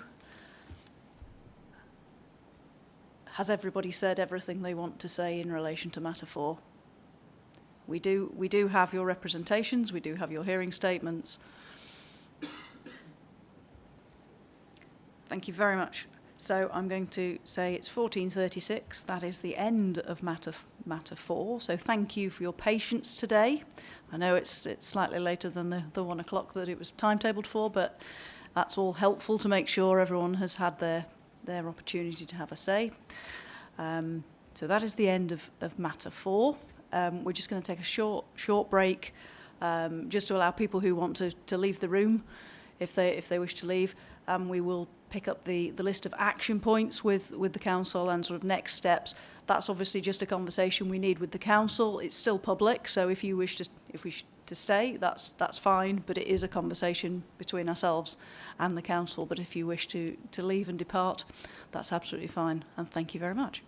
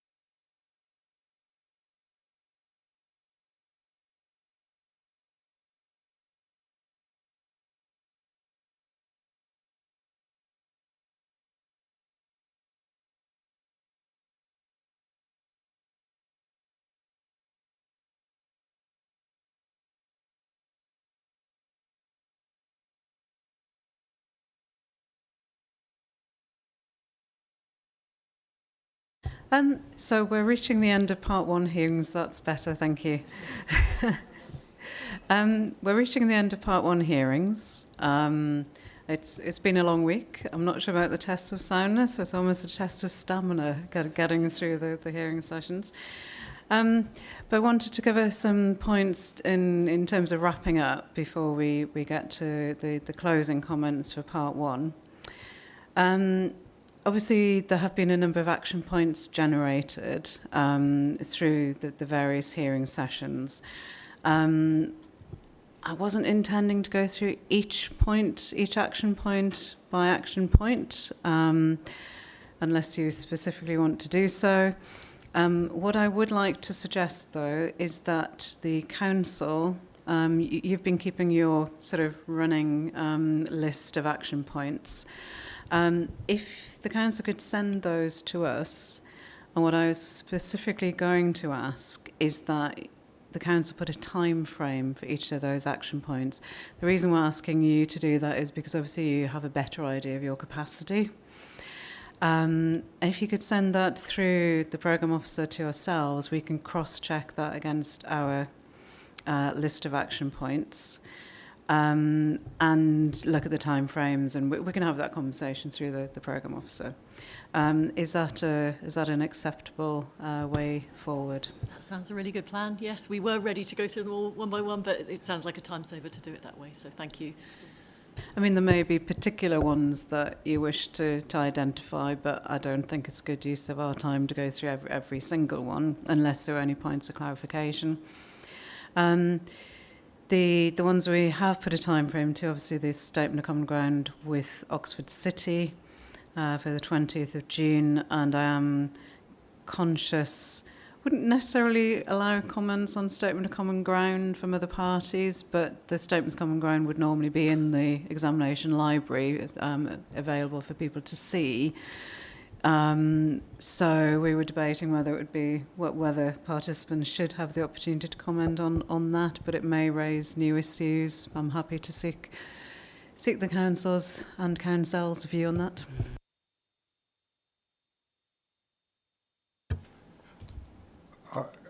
I would take the view that a statement of common ground is simply setting out the position between two participants, and it's a record of their position as between themselves. It obviously is not binding on you, and I wouldn't normally see it as therefore necessary to invite comments on such a document between those two parties by other parties.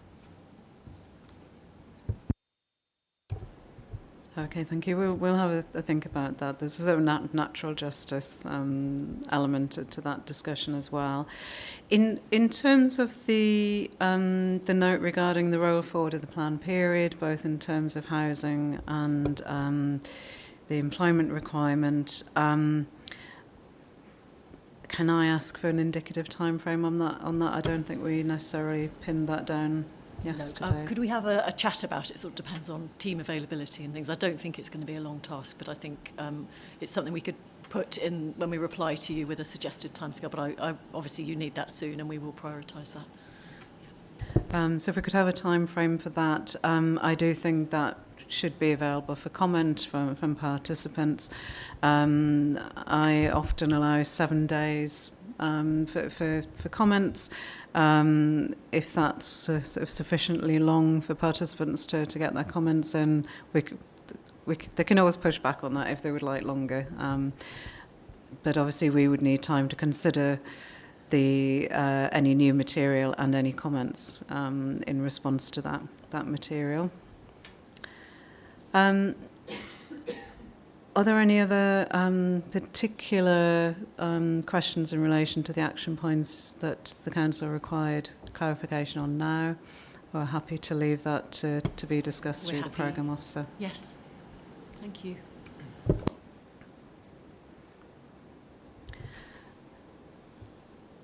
And obviously those points, that additional material would need to go on the examination website. So for participants in the room, just keep an eye on the examination website.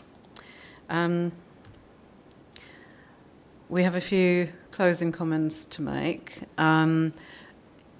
Is there anything that the councils would like to raise now before we close the part 1 hearings that I haven't covered yet?